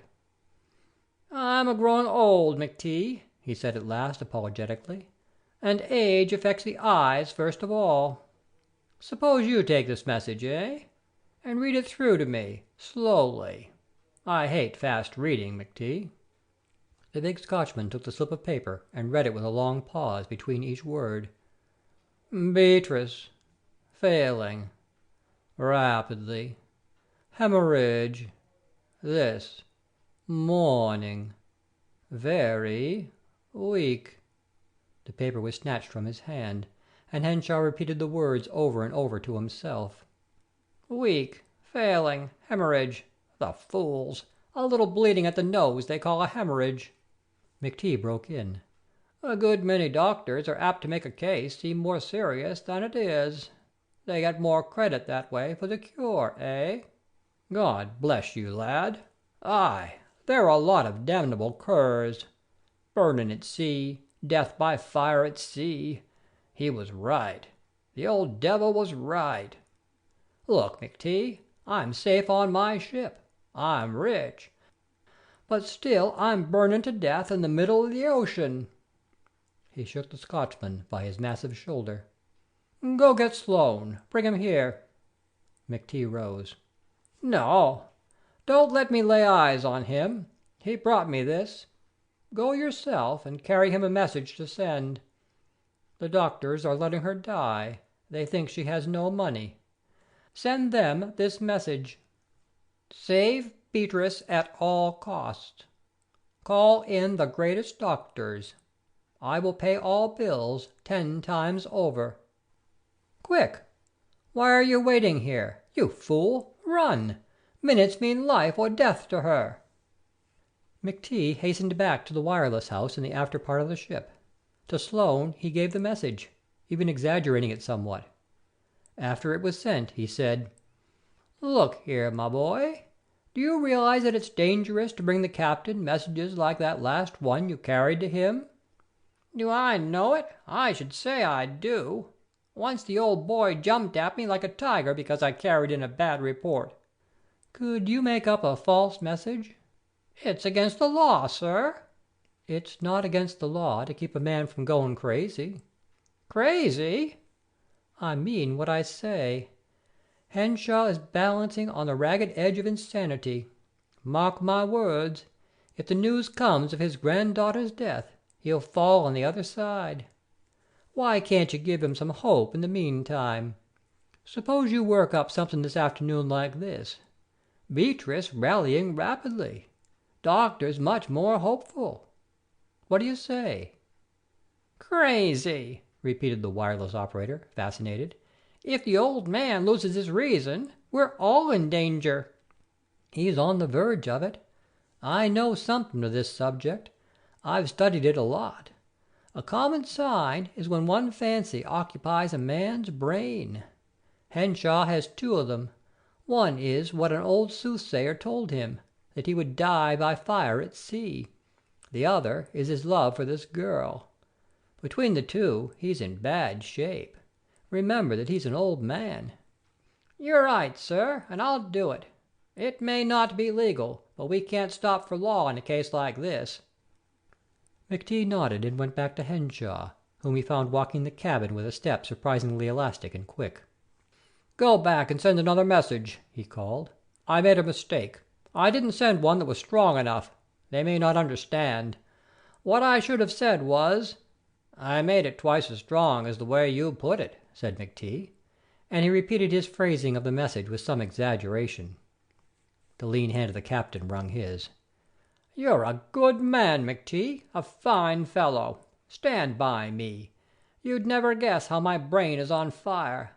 The old devil of the soothsayer was right. But that message you sent will bring those dead-headed doctors to life. Ah, McTee, if I were only there for a minute in spirit, I could restore her to life. Yes, 1 minute. Of course you could. But in the meantime, for a change of thought, suppose you finish that order you are about to write out and send to Campbell." "What order?" "About Harrigan." "Who the devil is Harrigan?" McTeague drew a deep breath and answered quietly, "The man you ordered to work in the hole. Here's the paper and your pen." He placed them in the hands of the captain, but the latter held them idly. "It's the frail ones who were carried off by the white plague. Am I right?" "No, you're wrong. The frail ones sometimes have a better chance than the husky people. Look at the number of athletes who are carried away by it." "God bless you, McTeague. The strength that counts is the strength of spirit, and this girl has your own fighting spirit. Do you think so?" "Yes, I saw it in her eyes." Henshaw shook his head sadly. "No, they're the eyes of her grandmother, and she had no fighting spirit. I think I married her more for pity than for love. Her grandmother died by that same disease, McTeague." The latter gave up the struggle, and spent an hour soothing the excited old man. When he managed to escape, he went up and down the deck breathing deeply of the fresh air. For the moment Harrigan was safe, but it would not be long before he would force Henshaw to deliver the order. Into this reverie broke the voice of Jerry Hovey. "Beg your pardon, Captain McTeague." The Scotchman turned to the boatswain, with a smile still softening his stern lips. "Well?" he asked good naturedly. "Let me have half a dozen words, sir." "1,000, boatswain. What is it?" Now Hovey remembered what Harrigan had said about coming straight to the point, and he appreciated the value of the advice, particularly in speaking to a man like McTeague, for he recognized in the Scotchman some of the same strong, blunt characteristics of Harrigan. "Every man who's sailed the South Seas knows Captain McTeague," he began. "None of that, lad. If you know me, you also know that I'm called Black McTeague, and for a reason." "More than that, sir. We know that whatever men say of you, your word has always been good." "Well?" "I'm going to ask you to give me your word that what I have to say, if it doesn't please you, will go out one ear as fast as it goes in the other." "You have my word." "And maybe your hand, sir?" McTeague, stirred by curiosity, shook hands. Hovey began.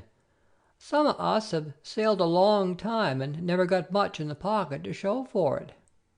"Yes, that's true of me." "But there's none of us would turn our backs on the long green." McTeague grinned.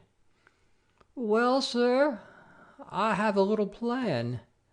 Suppose you knew an old man, a man so old, sir, that he was sure to die in a year or so, and suppose he had one heir, a girl who was about to die." "Mutiny, boatswain," said McTeague coldly. But the eye of Hovey was fully as cold. He knew his man. "Well?" he queried. "Talk ahead. I've given you my word to keep quiet." "Suppose this old man had a lot of money. Would it be any crime, any great crime, to slip a little of that long green into our pockets?" Two pictures were in McTeague's mind, one of the safe piled full of gold, and the other of the half-crazed old skipper with his dying granddaughter. After all, it was only a matter of months before Henshaw would be dead, for certainly he would not long survive the death of Beatrice. Even a small portion of that hoard would enable him to leave the sea, and woo Kate as she must be wooed before he could win her. Golden would be the veil with which he could blind her eyes to the memory of Harrigan after he had removed the Irishman from his path. "Very well, boatswain, I understand what you mean. I've seen the inside of that safe in the cabin. Now I come straight to the point. Why do you talk with me?" "Because I need a man like you." "To lead the mutiny?" "Tell me first, are you with us?" "Who are us?" "You'll have to speak first." "I'm with you. Now I'll tell you. The whole forecastle is hungry for the end of White Henshaw. Your share of the money is whatever you want to make it. You can have all my part. What I want is a sight of Henshaw crawling at our feet. You're a good deal of a man, Hovey. Henshaw has put you in his school, and now you're about to graduate, eh? But why do you want me? What brought you to me? I thought I didn't need you a while ago. Now I have to have somebody stronger than I am. I was the king of the bunch yesterday, but the last man we took into our plan proved to be stronger than I am." "Who?" "Harrigan." McTeague straightened slowly and his eyes brightened. Hovey went on. "Before he'd been with us 10 minutes, the rest of the men in the forecastle were looking up to him. He has the reputation. He won it by facing you and Henshaw at the same time. Now the lads listen to me, but they keep their eyes on Harrigan. I know what that means. That's why I come here and offer the leadership to you." McTeague was thinking rapidly.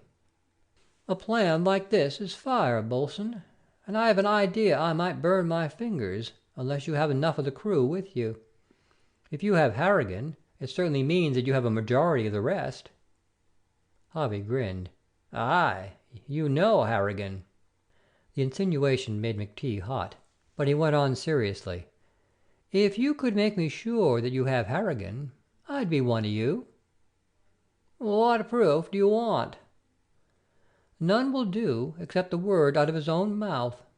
Listen. Along about 4 bells this afternoon, I'll find some way of sending Miss Malone out of her cabin. Then I'll go in there and wait. Bring Harrigan close to that door at that time, and make him talk about the mutiny. Can you do it?" "But why the room of the girl?" "You're stupid, Hovey. Because if you talked outside of the cabin where I sleep, that being the office of Henshaw, he'd hear you as well as I would." "Then I'll bring him to the door of the girl's cabin, at 4 bells?" "Right. After that we'll talk over the details, sir?" "We will. And keep away from me, Hovey. If Henshaw sees me talking with members of his crew, he might begin to think, and any of his thinking is dangerous for the other fellow." The boatswain touched his cap. "Aye, sir. You can begin hearing the chink of the money, and I begin to see White Henshaw eating dirt. With Black McTee, excusing the name, sir, to lead us, there ain't nothing can stop us." End of chapter 23. Chapter 24. He went off toward the forecastle, hitching at his trousers and whistling an old English song of the Spanish Main. As for Black McTee, he remained staring after Hovey with a rising thought of perjury. The loot of the Huron was a deep temptation, and his pledged word to the bo'sun was a strong bond, for as Hovey had said, the honor of Black McTee, in spite of his other failings, was respected throughout the South Seas.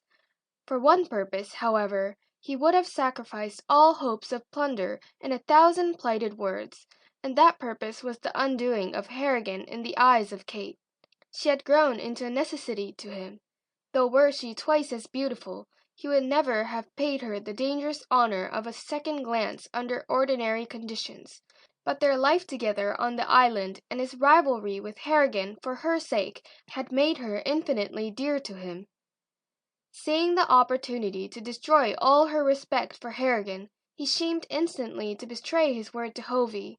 Like Harrigan earlier in the day, he had no purpose to reveal the planned mutiny at once. The Irishman waited because he did not know to whom he could confide the dangerous information. McTee delayed in the hope of nipping insurrection in the bud at the very instant when it was about to flower. It would be far more spectacular. Moreover, he saw in this a manner of enlisting Kate on his side. Shortly before 4 bells in the afternoon, he went to her cabin and knocked at the door. When she opened it to him, she stood with one hand upon the knob, blocking the way and waiting silently for an explanation of his coming. That quiet coldness banished from his mind the speech which he had prepared. He said at last, "Kate, I want you to talk with me for a few minutes." She considered him seriously, without fear, but with such a deep distrust that he was startled. He had not dreamed that matters had progressed as far as that. At length she stepped back, and without a word beckoned him to come inside. He entered, and then his eyes raised and met her glance with such a deep, still yearning that she was startled. No woman can see the revelation of a man's love without being moved to the heart. She said, "You are in trouble, Angus?" The hunger of his eyes came full in her face. "Aye, trouble." "And you have come to me?" she asked, and before she could finish her sentence, McTee broke in, pleadingly, for help. He saw her lips part, her eyes brighten. He knew it was his despair which was winning her. "Tell me!" and she made a little gesture with both hands toward him. "I have seen it for days. I have lost all hope of you, Kate." Her glance wandered slightly, and his hope increased. "Because of Harrigan," he said. She was remembering what Harrigan had said. How to stop McTee? Make yourself old, and your skin yellow, and your hair gray, and take the spring out of your step. Why do you keep the whip over him, Angus? He has saved your life, and you his. Why will you not treat him as one strong and generous man would treat another? Because I love you, Kate. Angus, would you stop if you knew I loved him? Is that a fair question, Kate?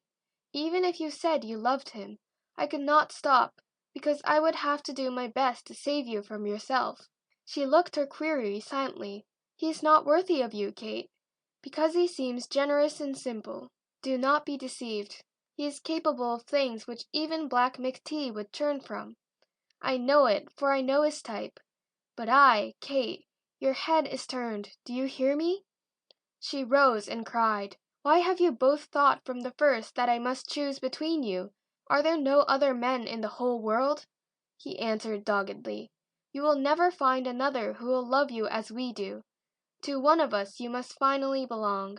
And that is why you go ahead with your schemes to torture Harrigan, certain that when he is finished I will be helpless? No, I am certain of nothing. But I'm absolutely sure that Harrigan stands between you and me, and I will have him done for. Let me think, Angus. You have pulled my old world about my ears, and now I am trying to build another kingdom where force is the only god. Can there be such a place?" 4 bells sounded. He wondered if Hovey would bring Harrigan at the time they had agreed upon, and she stood with her hands pressed against her eyes, trembling. "In one thing at least you spoke the truth, Angus. There are only 2 men left for me in the world. I must choose between you and Harrigan. Until that time comes, I must fight for you, Kate, in the only way I know how to fight, with both my hands, trying to kill the things that stand between us. Hush!" For he heard the rumble of 2 deep voices near the door. End of chapter 24. Chapter 25. Kate and McTee both stood frozen with attention, for one of the voices was Harrigan's, saying, "And why the devil have you brought me away up here, bo'sun?" "Because we have to watch sharp, Harrigan. There are some of the lads we can't trust too far, and they mustn't overhear us when we talk." "Why, Hovey? They can hear us inside the cabin." "She cannot. This is the girl's cabin, and I saw her go out a while ago." "Well then, what is it you want to know?" "I'll tell you, man to man. When you said you were with us last night, I've been thinking you might have said it for fear of the lads." "Hovey, you're thick in the head. Didn't you hear me talk?" "I did, and I may be thick in the head, but I can't rest easy till you give me your hand and tell me you're playing straight with us. You were backward at first, Harrigan." There was an instant of pause, and then Harrigan answered, "I can't take your hand, Hovey." McTee set his teeth. To have his plans upset when all so far had gone with perfect smoothness was maddening. "Why not?" asked Hovey sharply. "It's just a queer hunch I've always had. I don't like the idea of taking any oath. I'm a man of action, Hovey. When the night comes, give me a club, and you'll see where I stand." There was a subdued, purring danger in his voice which made Kate tremble. Evidently it convinced Hovey. "I guess you're right, Harrigan. I don't want to doubt you. God knows we got a need for men like you when the time comes. The other lads think there'll be nothing to it, but I know Henshaw. I know! It'll be a hard nut to crack. I don't make any mistake about that," said Harrigan, "but if we work cool and with a rush, we'll sweep them off their feet." "Now you're talkin'," said Hovey. "Speed is the thing we want most. Speed and no quarter." You'll need no urging for that. The boys are all set to kill. Have the officers many revolvers? Not many. Salvain has one, and so has Henshaw. I don't think the rest pack any. Harrigan, I've got a weight off my mind, knowing that you're sure with us, and you'll get any share of the loot you want to name. There was another brief pause. I'm easy satisfied, said Harrigan. What I want is that the girl who has this cabin, Kate Malone, should be handled with gloves. Ah, there speaks the Irish. I want the care of her to fall to my hands. Aye, you could have 10 like her, as far as I'm concerned. Then I'm your man, Hovey. There comes one of the mates. Let's move on. Right-o, lad. Their voices retreated, and after a time McTee looked down at Kate. She was dazed, as if someone had struck her in the face. What does it mean, Angus? Wasn't it plain? Mutiny. She struck her hand sharply across her forehead with a little moan. I warned you, Kate, that he was capable of anything, but I never dreamed of a proof coming as quickly as this. I can't believe it. I won't believe it. He shrugged his shoulders. Why should I blame him? He said. He sees a way to get you. I could almost sink as low as that myself, but not quite, not quite. I know something of mutinies at sea. Have you noticed the fellows who are in this crew? I don't know. Yes, I'm too sick to remember a single face except one scar-faced man. On the whole, they're the roughest lot I've ever seen cooped up together. If they should be turned loose, they would make a shambles of this ship. A red shambles, Kate. There was not a trace of color in her face. She watched him with a horrified fascination. Of course, he went on easily, I'll be the first one to go down. Harrigan would see to that. Well, it would be a worthwhile fight, while I lasted. It can never take place, she said desperately. You're forewarned. Tell Captain Henshaw at once, and...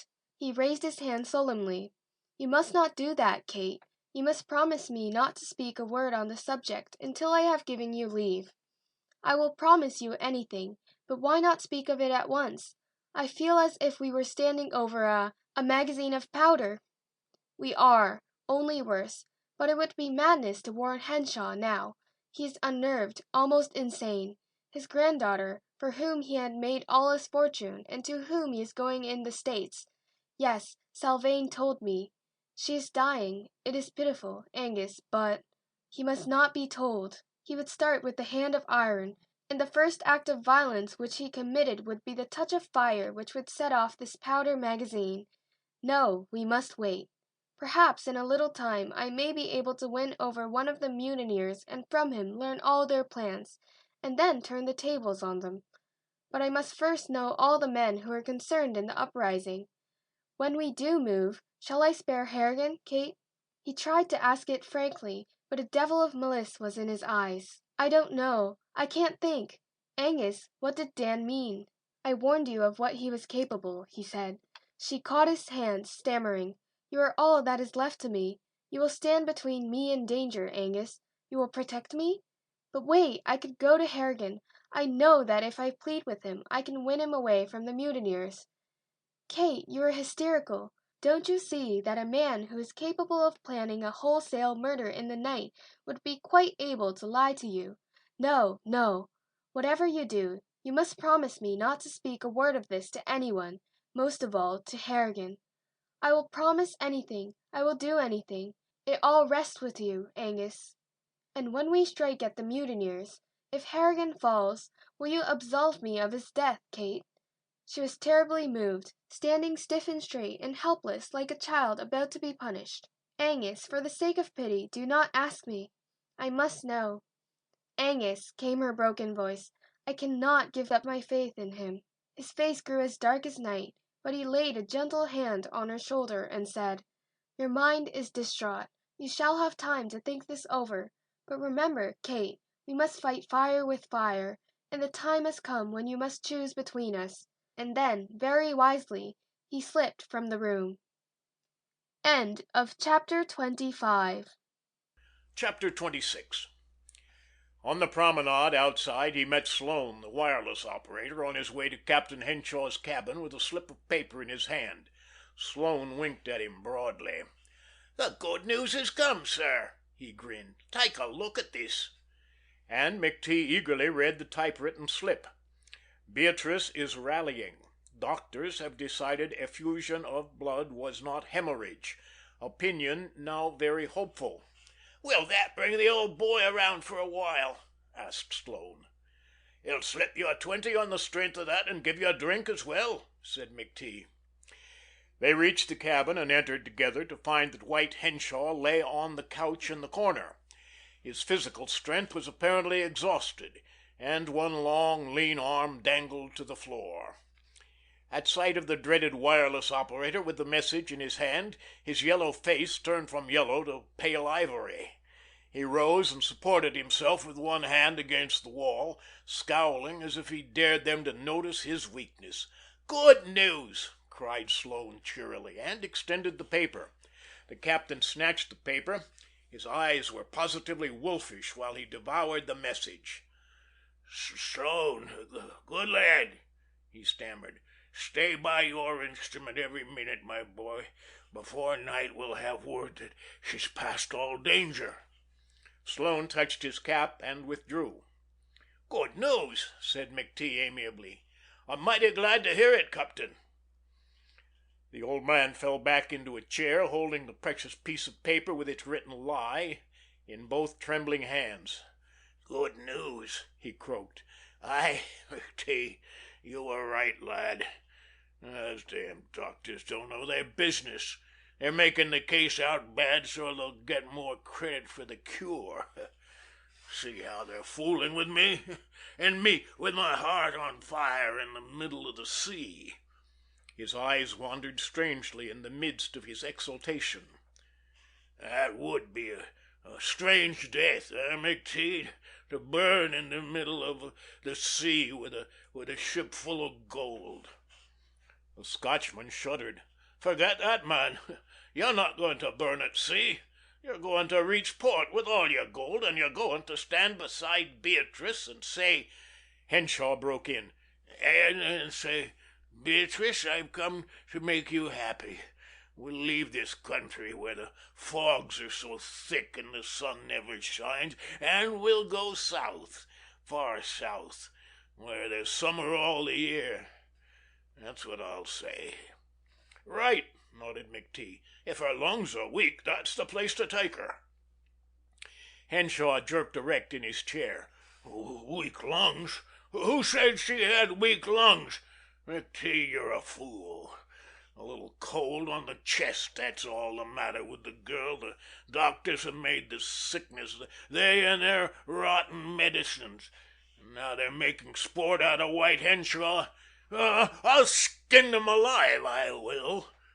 McTee lighted a cigar and nodded judiciously as he puffed it. "Very good idea, Henshaw. If you want me to, I'll go along and help you out." "You're a brick, McTee. Maybe I'll need you. Getting old. Not what I used to be." "I see you're not," said McTee boldly. Henshaw scowled. "What do you mean?" "The affair of Harrigan. He's still going scot-free, you know." "Right. McTee, I'm getting feeble-minded, but I'll make up for lost time." He caught up pen and paper, while McTee drew a long breath of relief. A moment later he was astonished to note that the captain had not written a single letter. "I'd forgotten," murmured Henshaw. "When I started to write that order this morning, just as I was putting pen to paper, in came Sloan with the message from the doctors, saying that Beatrice was in a critical situation. It may be, Captain, that this message is bad luck for me, eh?" "Nonsense," said McTee easily, gripping his hand with rage, while he fought to control his voice. "You mustn't let superstitions run away with you." So, frowned Henshaw. "You're a young man to give me advice, McTee. I've followed superstitions all my life. I tell you, there's something in those star-gazing devils in the South Seas. They know things that aren't in books." "Oh, what about the old fool who prophesied that you'd die by fire at sea?" Henshaw shivered, and his eyes narrowed as he stared at McTee. How do you know he's an old fool, huh? We haven't reached port yet, not by a long shot." "Well," said McTee, with a carefully assumed carelessness, "this ship belongs to you. You're the skipper. But on a boat I was captain of, no damned engineer would pull my beard and tell me to ride a boat. They never got away with a line of chatter like that when Black McTee was speaking to them. Never." At this comparison the face of Henshaw grew marvelously evil. "McTee," he said, "men step lively when you speak to them, but they jump out of their skins when they hear White Henshaw's voice." "That's what I've heard," said the other dauntlessly. "But do you think Campbell ever would have taken this chance if he didn't know you're not what you used to be?" For reply Henshaw set his teeth and dipped the pen into the ink. As he poised it over the paper, Sloane appeared at the door, calling, "1 minute, Captain." The captain turned livid and rose slowly, crumpling the paper as he did so and letting it drop to the floor. "Out with it," he muttered in a hoarse whisper. "She's worse again. Damn you, McTee, I told you this message was bad luck." The wireless operator was much puzzled and glanced from the Scotchman to his skipper. "All I wanted to know, sir, if you wish to send an answer to this last wireless, any congratulations." "No, get out."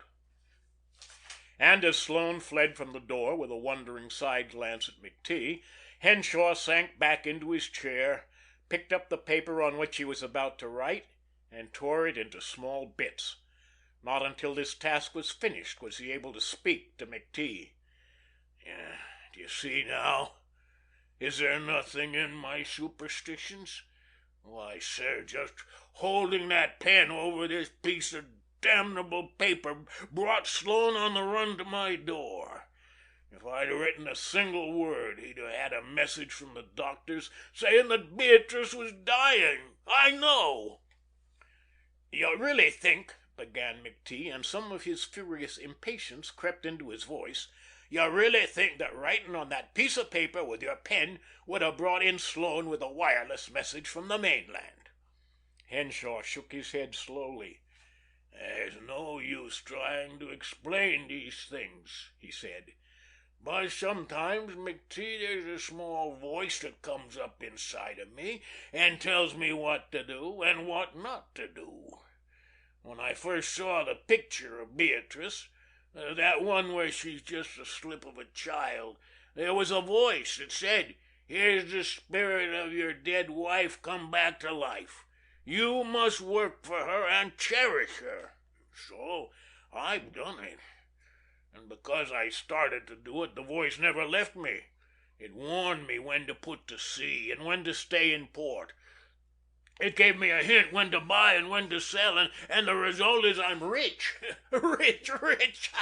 Gold in my hand and gold in my brain, McTee." The Scotchman began to feel more and more that old age or his monomania had shaken White Henshaw's reason. But he said bitterly, "And I suppose, if that voice never fails you, and if these South Sea natives can read the future, that you are bound to burn at sea." "Damn you!" said Henshaw, terribly moved. "What devil keeps putting that in your brain? Isn't it in mine all day and all the night? Don't I see hellfire in the dark? Don't I see the same flames, blue and thin, dancing in the light of the sun at midday? Is the thing ever out of my mind? Were you put on this ship to keep dinning the idea into my ears? If there's something more than the life on earth, then there must be a hell. And if there's a hell, then it's real hellfire that I see." He paused and pointed a gaunt, trembling arm at McTee. "Do you understand? The men I've killed, before they died, they sent their spirits here to walk beside me. They wait in the dark, and they whisper in my ear." McTee swallowed hard and commenced to edge toward the door. "Farley is always hanging around. Farley, as I saw him on the beach that last time, in his loincloth with his pig eyes. Sometimes he seems to be begging me to take pity on him. Sometimes he seems to be laughing at me. and he's always got his hand outstretched. And Collins comes stroking his beard in the way he had, and he keeps his hands stretched out to me. What do they want? Alms, alms, alms. They want my soul for alms to take it below and burn it in the hell fire, the thin blue flames. He stopped in the midst of his ravings and drew himself erect, a smile of infinite cruelty on his lips. Let them all come with their damned empty palms. They're ghosts, and they cannot stop me so long as I follow the small voice that's inside of me. They can't stop me, and I'll win back to Beatrice. There I'm safe. Safe! Her hands are thin and light and cool and as fragrant as flowers. She'll lay them on my eyelids and I'll go to sleep. And the ghosts will close their empty hands. McTee, did you know aught of the power of a woman's love? He stepped close to the burly Scotchman. Keep off, growled McTee. I want none of you. There's poison in your touch.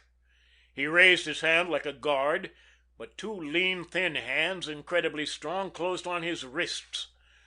A woman's love, went on the old buccaneer of the South Seas, is stronger than armor plate to save the man she cares for. You can't see it, you never could see it. But I tell you, there are times when the ghosts have come close to me, and then sometimes I've seen the shadows of thin, small hands come in front of me and push them back. The hands of Beatrice push them back, and they're helpless to harm me. End of chapter 26. Chapter 27. But McTee wrenched his arms away and fled out on the deck. He blundered into Jerry Hovey, who started back at sight of him. "What's happened, sir?" asked the bo'sun. "Been seeing ghosts?" "Damn you," growled McTee. "I had a nap and a bad dream, a hell of a nightmare." "You look it. You heard what Harrigan said. Does that sound as if I had enough backing? If the rest of them are as strong for it as Harrigan, it does."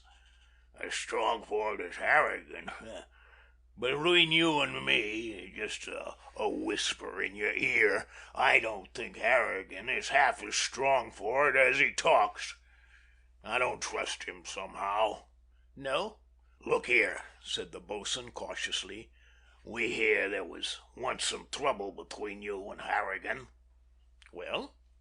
"Would you waste much time if something was to happen to him, say in the middle of the night, silent and unexpected?" "I would not. Take him by the foot and heave him into the sea." "Very good idea, Hovey. Is he getting the eyes of the lads too much?" Hovey fenced. "He's a landlubber, and he don't understand sea things. He's better out of the way." "How'll you do it?" asked McTee softly. "Speak out. Speak out, Hovey. Would you try your own hand on Harrigan?" "Oh, not me. I know a better way. There's one that's in the mutiny who has a hand as strong as mine, almost, and a foot as silent as the paw of a cat. I'll give him the tip." "And now for the details of the attack," said McTee, anxious not to lay too much stress upon the destruction of Harrigan. "Here it is," answered Hovey, and entered into an elaborate description of all their plans. McTee listened with faraway eyes. He heard the words, but he was thinking of the death of Harrigan. That invincible Irishman, after his talk with Hovey in front of the cabin of Kate, returned to the cool room of the chief engineer. The worthy Campbell, in wait for the ultimatum of White Henshaw, had been fortifying himself steadily with liquor, and by the middle of the afternoon he had reached a state in which he had no care for consequences. He would have defied all the powers upon earth and beyond it. The next morning, as he went up to his usual task of scrubbing the bridge, Harrigan thought he perceived a possible reason why his persecution was being neglected. It was the picture of McTee and Kate Malone leaning at the rail. McTee was content. There was no doubt of that. He leaned above Kate and talked seriously down into her face. Harrigan was mightily tempted to turn about and climb to the bridge from the other side of the deck, but he made himself march on and began whistling a tune. McTee raised his head instantly, and staring at the Irishman, he murmured a word to Kate, and she turned and regarded Harrigan with an almost painful curiosity. He was about to swagger past her when she shook off the detaining hand of McTee and ran to the Irishman. "Dan!" she said eagerly, and laid a hand on his arm. "Come back, Kate," growled McTee. "You promised me not to speak." "Did you promise him not to speak with me again?" broke in Harrigan. "Well, I only meant—" she began. "It's little I care what you meant," said the Irishman coldly, and he shook off her hand. "Go play with McTee. I want none of you. After I've slaved for you and saved you from God knows what, you dare to turn and make them eyes cold and distant when you look at me. Ha ha! Get back to McTee. I'm through with you." She only insisted the more. "I will speak to you, Dan." "Come away, Kate," urged McTee, grinding his teeth. "Doesn't this prove what I told you?" "I don't care what it proves," she said hotly. "Dan, I've been thinking grisly things of you. I simply can't believe them now that I look you in the face." "Whisht!" said Harrigan, and his face went black. "Have you the right to doubt me?" She answered sadly, "I have, Dan." The Irishman turned slowly away and started up for the bridge without answer. As he went, he groaned beneath his breath, oh, Coney, she's heard." He could not dream how she knew of the mutiny, but if it was carried through, he was damned in her eyes forever. What she guessed McTee must know. What McTee knew must be familiar to White Henshaw. Yet Henshaw could not know, for if he did, the ringleaders would be instantly clapped into irons. Once or twice he looked down from his work to Kate and McTee. They still leaned on the rail, talking seriously. And McTee was saying, "I have learned what I want to know. Every detail of the plot is in my hands. Now I'm going to the cabin of White Henshaw and tell him everything. It's the simplest way. And you've started a suspicion in the mind of Harrigan. He'll spread the word to the rest of the mutineers, and they'll be on their watch against us." She made a little gesture of appeal. "I couldn't help speaking to him, Angus. Suspecting him of such a thing is it's like suspecting myself." "Let it go. It's done. Now I'm going to see White Henshaw. The old man will be crazy when he hears it." He found the captain giving some orders to Salvain, and waited until they were alone. And then he said, "There are about 10 of us against the rest of the crew of the ship. Can we hold them in case of a mutiny?" He had planned this laconic statement carefully, expecting to see Henshaw turn pale and stammer in terror. Instead, the captain regarded McTee with quietly contemplative eyes.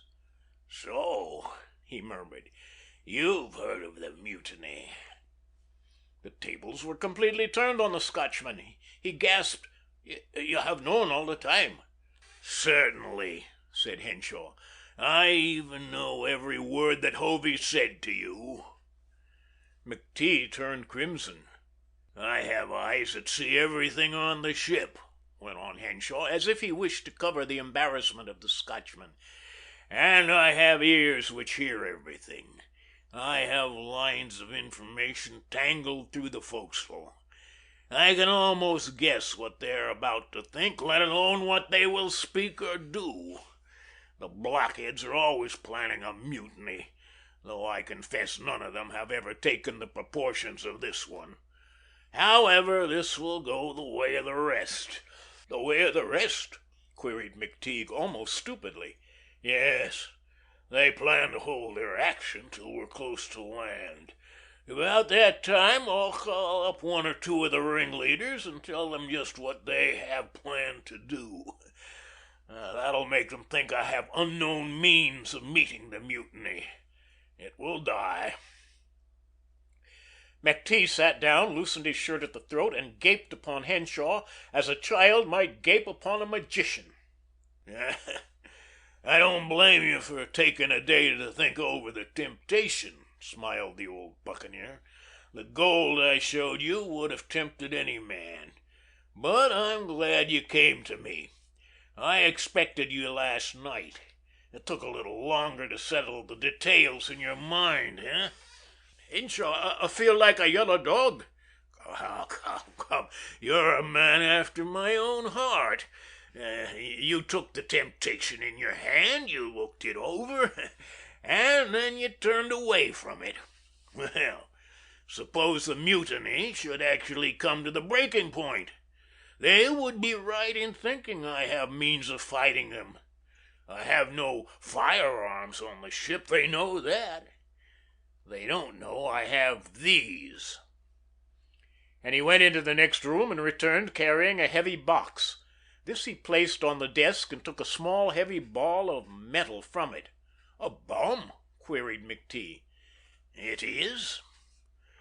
The moment a group gathers, one of these tossed among them will end the mutiny the moment it begins." McTee handed back the bomb in silence. There was something about this cold-blooded way of speaking of death which was not cruelty. It was something greater. It was an absolute disregard of life. "Of course," said Henshaw, as he came back from depositing the box in the next room, "there are only half a dozen of those bombs, but that'll be enough. The explosion of a couple of them would just about wreck the deck. However, the mutiny will never reach the point of action. I'll see to that. What always ties the hands of the crew is that it lacks real leaders. Hovey, for instance, will turn to water when I say 3 words about the mutiny to him." "But Harrigan," said McTee quietly, "will not." "The Irishman," Henshaw muttered. "I forgot. McTee, I'm getting old." "Only careless," answered the other. "But it's a bad thing to be careless when Harrigan is concerned. A man like that, Henshaw, could lead your mutineers, and lead them well. Hovey told me that every one of the crew looks up to the Irishman." "He's got to be crippled or put out of the way," stated Henshaw calmly. "I was a fool. I forgot about Harrigan." "It may be," said McTee, "that he'll be put out of the way tonight." "McTee, I begin to see that you have brains." The latter waved the sinister compliment aside. "Suppose the little experiment fails. Doesn't it occur to you that message might be written out and sent to Campbell?" The captain changed color and his eyes shifted. "I've told you," he began. "Nonsense," said McTee. "I'll write the thing if you want, and all you'll have to do is sign it." "Would that make any difference?" asked Henshaw wistfully. "Of course," said McTee. "Here we go.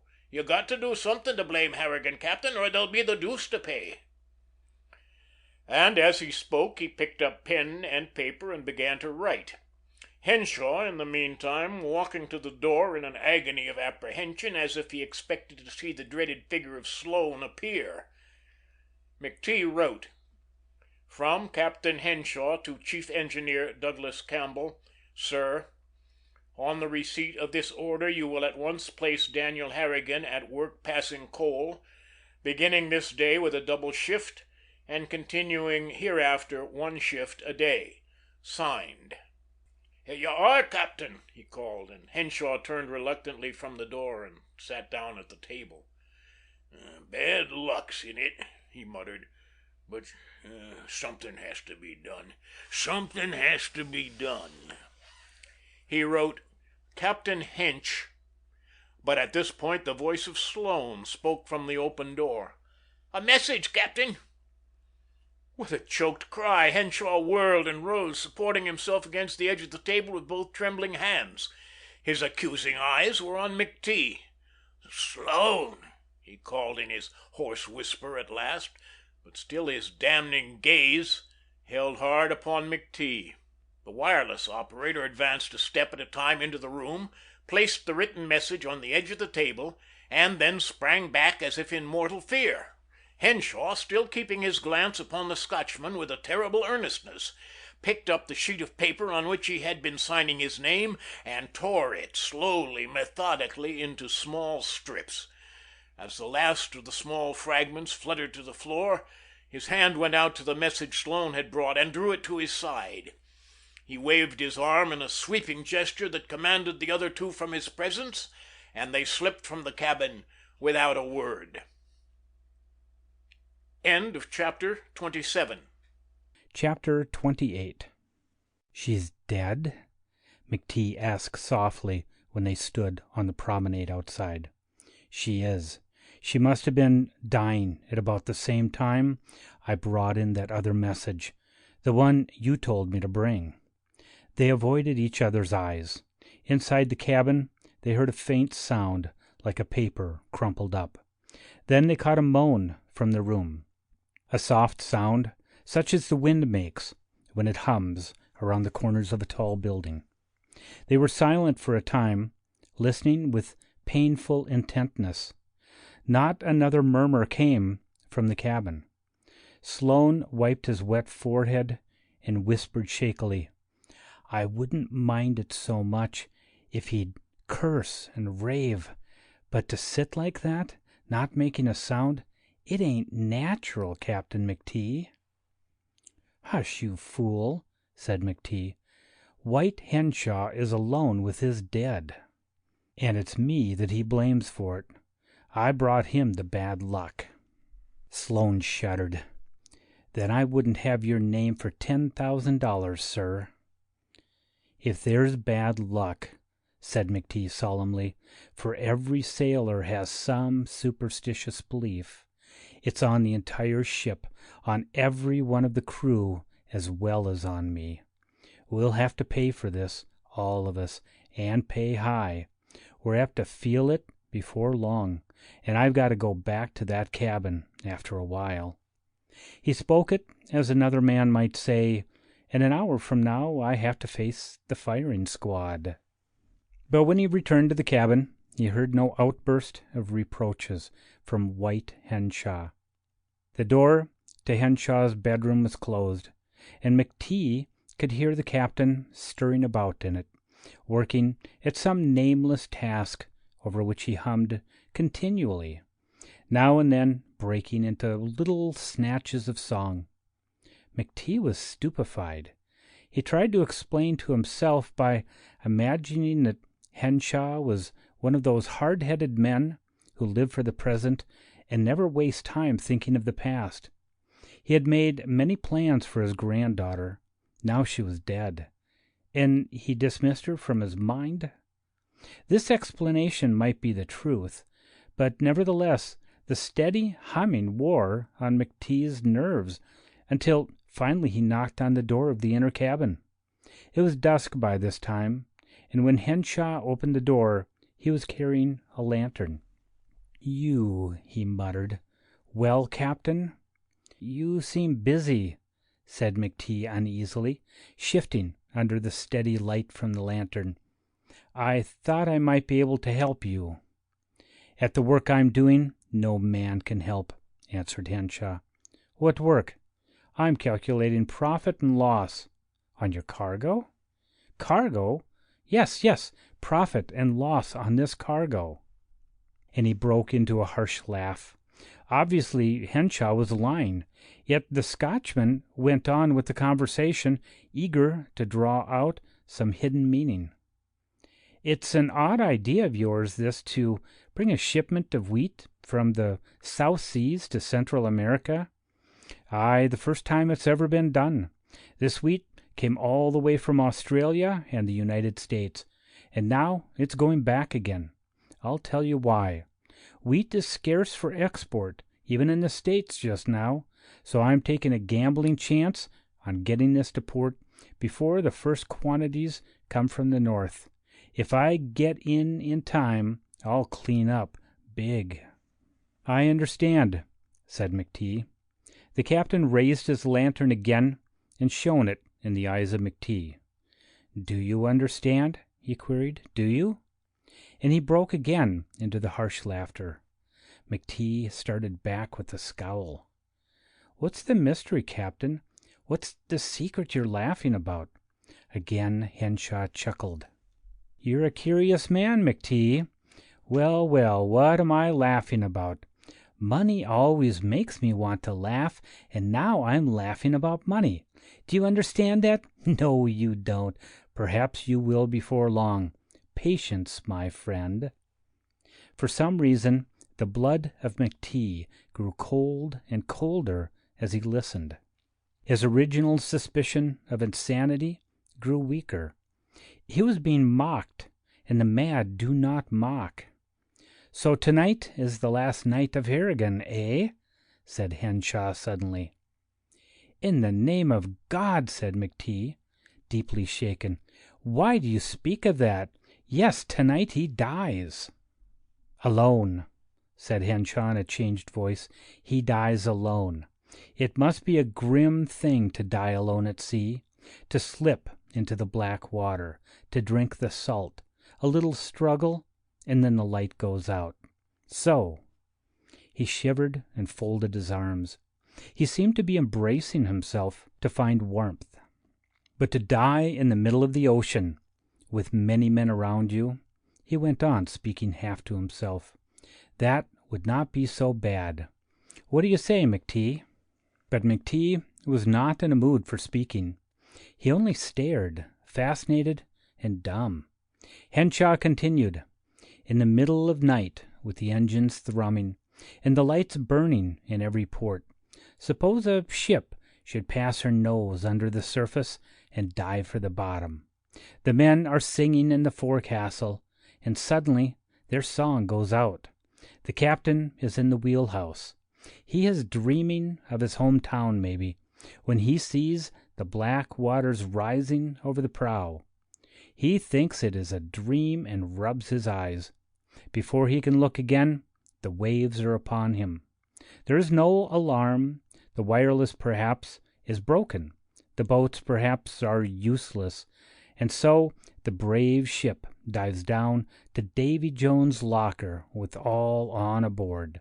And the next minute, the waves wash over the spot and rub out all memory of those who died there. Well, well, McTee, there's a way of dying that would please White Henshaw more than a death in a bed at a home port, with the land sharks sitting round your bed, grinning and nodding out your minutes of life. Huh? But Black McTee, like a frightened child caught in a dark room, turned and fled in shameless fear into the deep night. Not till he was far aft did he stop in a quiet place to think of Harrigan dying alone, choking in the black water. But Harrigan was far from fear. He lay on the deck above the forecastle, cradled by the swing of the bows. He shook away the lurking horror of the mutiny and gave himself up to peace. In the midst of his sleep he dreamed of lying in a pitch-dark room and staring up at a brilliant point of light, like a dark lantern partially unshuttered. And suddenly Harrigan woke, and looking up, he caught a flashing point of light directly above his eyes. In another moment he was aware of the dark figure of a man crouched beside him. And then he knew that the light, which glittered over his head, was the shimmer of the stars against a steel blade. The knife, as he stared, jerked up and then down with the sweep. Harrigan shot his hand to meet the blow, and his grip fastened on a wrist. Wrenching on that wrist, he jerked himself to his knees, and the knife clattered on the deck. But at the same instant, the other man, a dim figure which he could barely make out in the thick night, rushed on him. A shoulder struck against his chest, and he was thrown sprawling on the deck, sliding with the toss of the deck underneath the rail. He would have fallen overboard had he not kept his grip on that wrist, and as he reached the perilous edge, the other man jerked back to free his arm.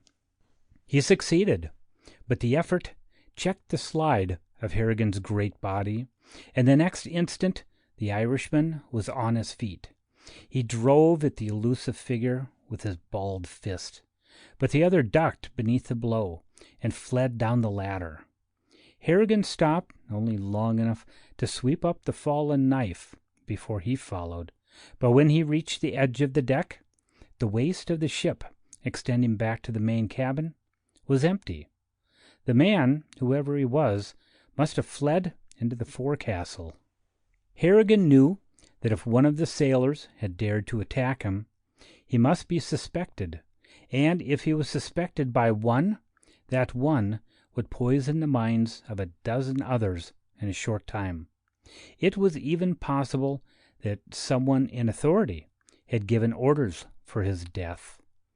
With this in mind, he climbed down the ladder and opened the door of the forecastle.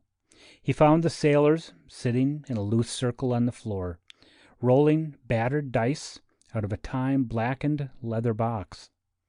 Harrigan sat down on the edge of his bunk, produced the captured knife, and commenced to sharpen it slowly, without ostentation, on the sole of his shoe. It was already of a razor keenness. It was a carving knife, evidently stolen from the galley of the ship. It had been ground so often that the steel which remained was thin and narrow. A sharp blow with that knife would drive it to the handle through human flesh. As he passed it, slowly, back and forth across his shoe, Harrigan watched the faces of the others with a side glance. One or two looked up frankly and nodded approval when they saw his occupation. The others, however, kept at their game, and of these, the only one to pay no attention to his presence was Jerry Hovey. It convinced Harrigan at once that the bosun had given orders for his death. It might have been the bosun himself who made the attempt just a moment before and had retreated to the forecastle. On the other hand, the bosun seemed to be breathing regularly, and a man with whom he had fought would not be able to keep his chest from heaving a little after that violent effort. It was more probable that one of the men who lay in their bunks had made the attempt, but it would be useless to examine them. Then his glance fell on Kamasura, the cabin boy. The little, flat-faced chap was a favorite with Jerry Hovey, and he was permitted to come forward whenever he pleased to the forecastle. He now sat on a box against a wall, watching the dice game with his slant eyes. Once or twice he met the searching scrutiny of Harrigan with a calm glance, and when it was repeated for the third time, nodded and grinned in the most friendly manner. Harrigan was about to dismiss his suspicion from his mind when he noticed that the Jap's arms were folded and the hands thrust up the opposite sleeves, concealing both wrists. Harrigan considered a moment, and then stooped over and commenced to unlace his boots. When the first one was unloosened, he kicked it off, but with such careless vigor that it skidded far across the floor and smashed against the box on which Kamasura sat. The little Oriental leaped to his feet and caught up the shoe. As he did so, Harrigan's watchful eye saw a bright red spot on the Jap's wrist. That was where the grip of his fingers had lain when they struggled on the deck above. "Excuse me, Kamasura," he called cheerily, and raised his hand to betoken that the boot had come from him. There was a flash of teeth and a glint of almond eyes as the Jap grinned in answer, and the boot was tossed back. Harrigan caught it, but his eye was not on the shoe. He was staring covertly at Jerry Hovey, and now he saw the gray-blue eyes of the bosun flash up and glance with a singular meaning at Kamasura. If he had heard every detail of the plot, Harrigan could not have understood more fully. Thereafter, every moment he spent on the Heron would be full of danger. But apparently Hovey had confided his hatred of the Irishman to Kamasura alone. If Hovey had spoken to the rest of the forecastle, those blunt sailors would have showed their feelings by some scowling side glance at Harrigan.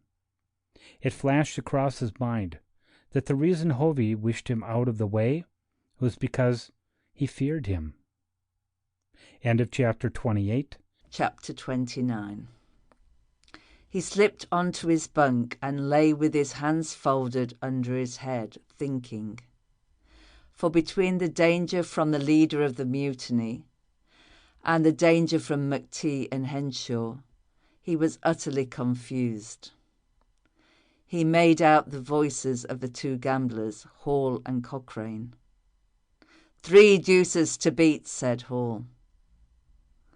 I'd beat 3 fives to get Van Roos, answered Cochrane. Jan Van Roos was a second mate, a genial Dutchman with rosy cheeks and a hearty laugh for all occasions. But he was an excellent sailor and a strict disciplinarian. Therefore he had won the hatred of the crew. The entire group of mutineers had shaken dice to have the disposing of the mate in case he was captured alive. Now the dice rattled and clicked on the deck as Cochrane made his cast. 43, called Cochrane. Now watch the 4s. He swept up the other 3 dice and made his second cast. Another 4 rolled upon the deck.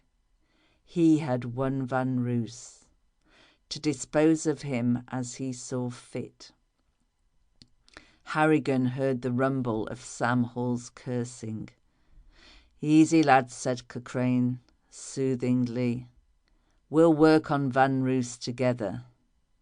And if we don't sweat every ounce of blubber out of his fat carcass, my name is not Gary.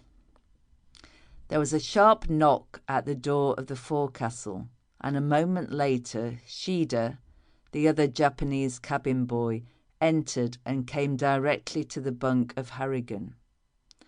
He whispered in the ear of the Irishman, "Meester Harrigan, get up. Captain McTee, he want." "Where is he?" growled Harrigan. "I show." Harrigan slipped on his shoes and followed Shida aft, wondering. The little quick-footed Jap brought him back of the wheelhouse and then disappeared. Leaning against the rail was McTee, unaware of their coming and peering out at the wake of the ship. As the Heron's stern dipped to a trough of a wave that towered blackly into the night, the outlines of McTee's form were blurred. But the next moment he was tossed up against the very heart of the starry sky. With that peculiar mixture of fear and thrilling exultation which he always felt when he came into the presence of the captain, Harrigan drew close. Perhaps the sailor had chosen this heaving afterdeck as a place for their final death struggle, ending when one of them was hurled into the black ocean. It was this thought which gave the ring to his voice when he called, "I've come, McTee." The captain whirled, bracing himself against the rails with both hands, as though prepared to meet an attempt to thrust him overboard. Then, and Harrigan thought his ears deceived him as he listened, McTee said with a great outgoing breath, "Thank God." He explained, "Come closer, talk soft. Harrigan, guard yourself tonight. There'll be an attempt at your life." "Another?" queried Harrigan. "They've tackled you already." Harrigan took out the knife and waved it in the faint starlight. "They did," he said jauntily. "And they left this behind them as a token." Listen, said McTee, "it's not for nothing that men call me Black, but all evening I've been remembering the time when we took hands in the trough of the sea. I've thought of that, Harrigan, and it made me weak inside. He paused, but Harrigan would not speak. Because I planned your death tonight, Dan. Angus, the steel ain't been sharpened that can kill me. Don't be too confident. Get every word I say. I'm washing my soul out for you. It's Hovey and the little Jap Kamasura that you'll have to guard against. I know 'em both. Do you mean to say? No, I didn't make them confess, but I saw 'em looking at each other. What made you hitch up with swine like them? Was it because of her? Yes. Then I forgive you for it, Angus. I got a sort of desire to shake hands with you. There's nothing but swine and snakes aboard the Heron. I'd like to feel the grip of a man's hand. They fumbled in the dark, and then their hands met. They retained that grasp till the ship sank twice to the deep shadow of the trough, and swung up again to the crest. There's no peace between us till she's out of the way, muttered Harrigan at last. What do you say, Angus? Harrigan, there are times when you're a poet. Strip! The Irishman was tearing off his shirt when 3 crashing, rattling explosions sent a shudder through the Heron, and his arms dropped nervously. Where was it? Gasped Harrigan. Forward, answered McTee. Kate! They cried in the same breath and rushed for the main cabin.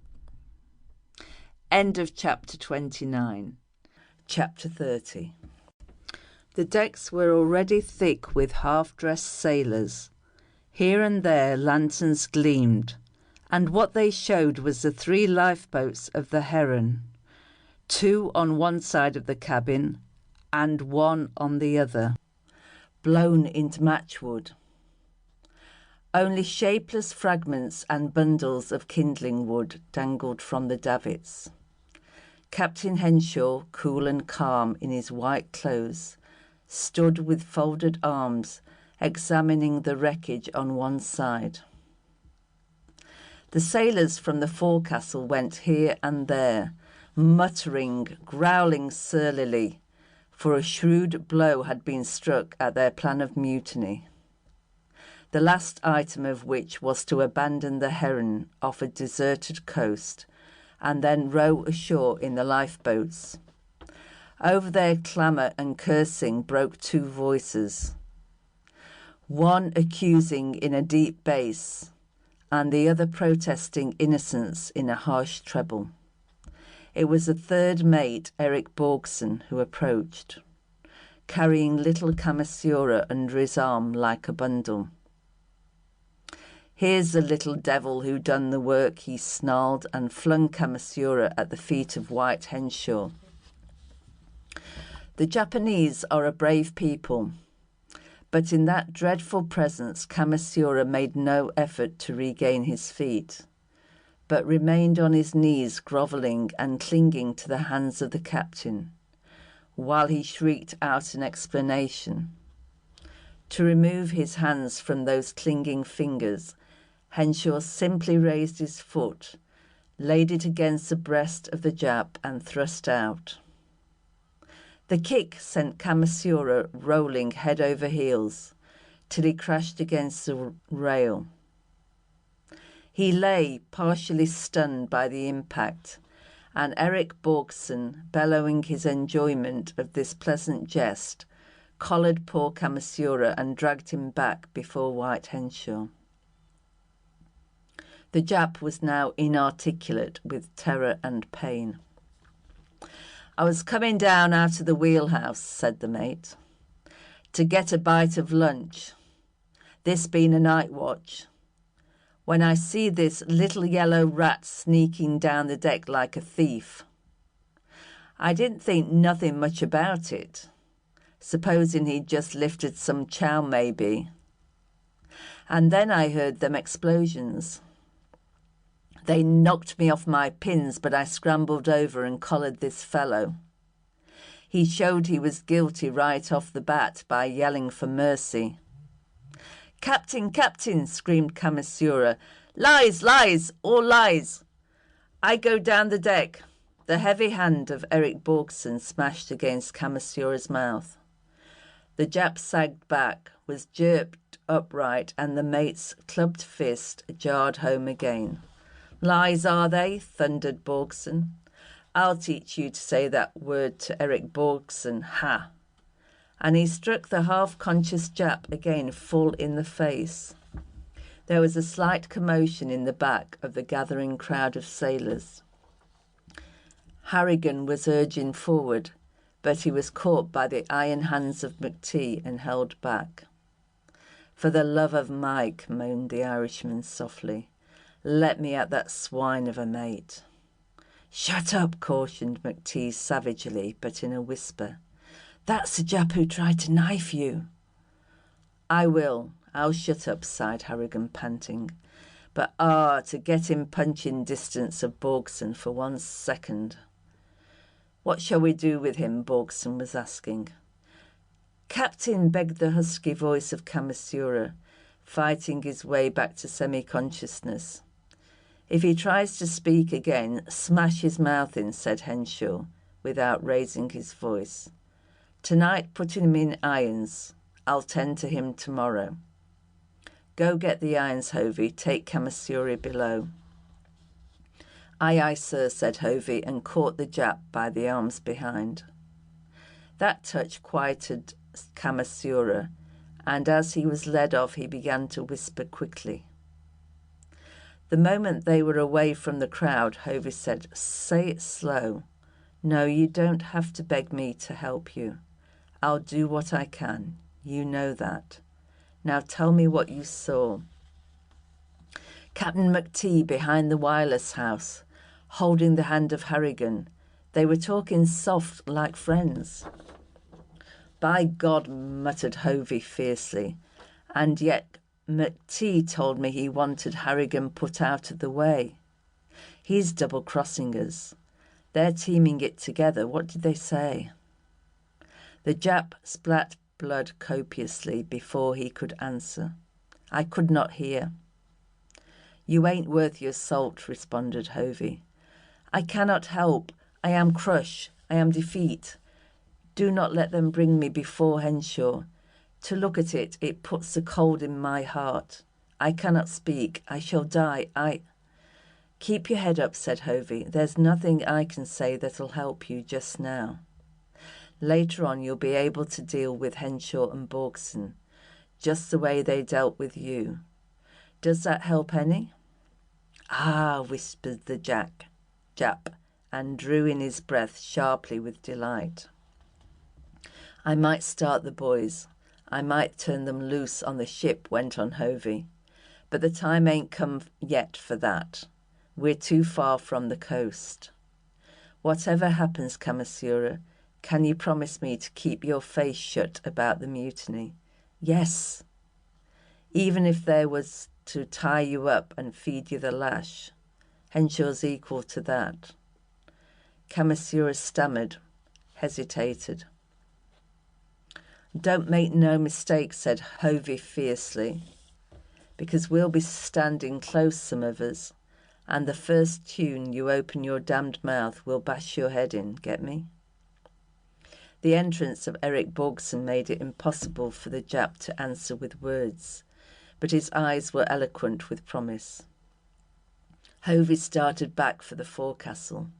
He had much to say to the sailors, and thereafter life on the Heron would be equally dangerous for both Harrigan and McTee. The two, in the meantime, were making their way aft, shoulder to shoulder. When they reached the stretch of deck behind the wireless house, McTee said, Harrigan, what's it to be? Are you for fighting it out? I'm with you in anything you say, retorted the dauntless Irishman.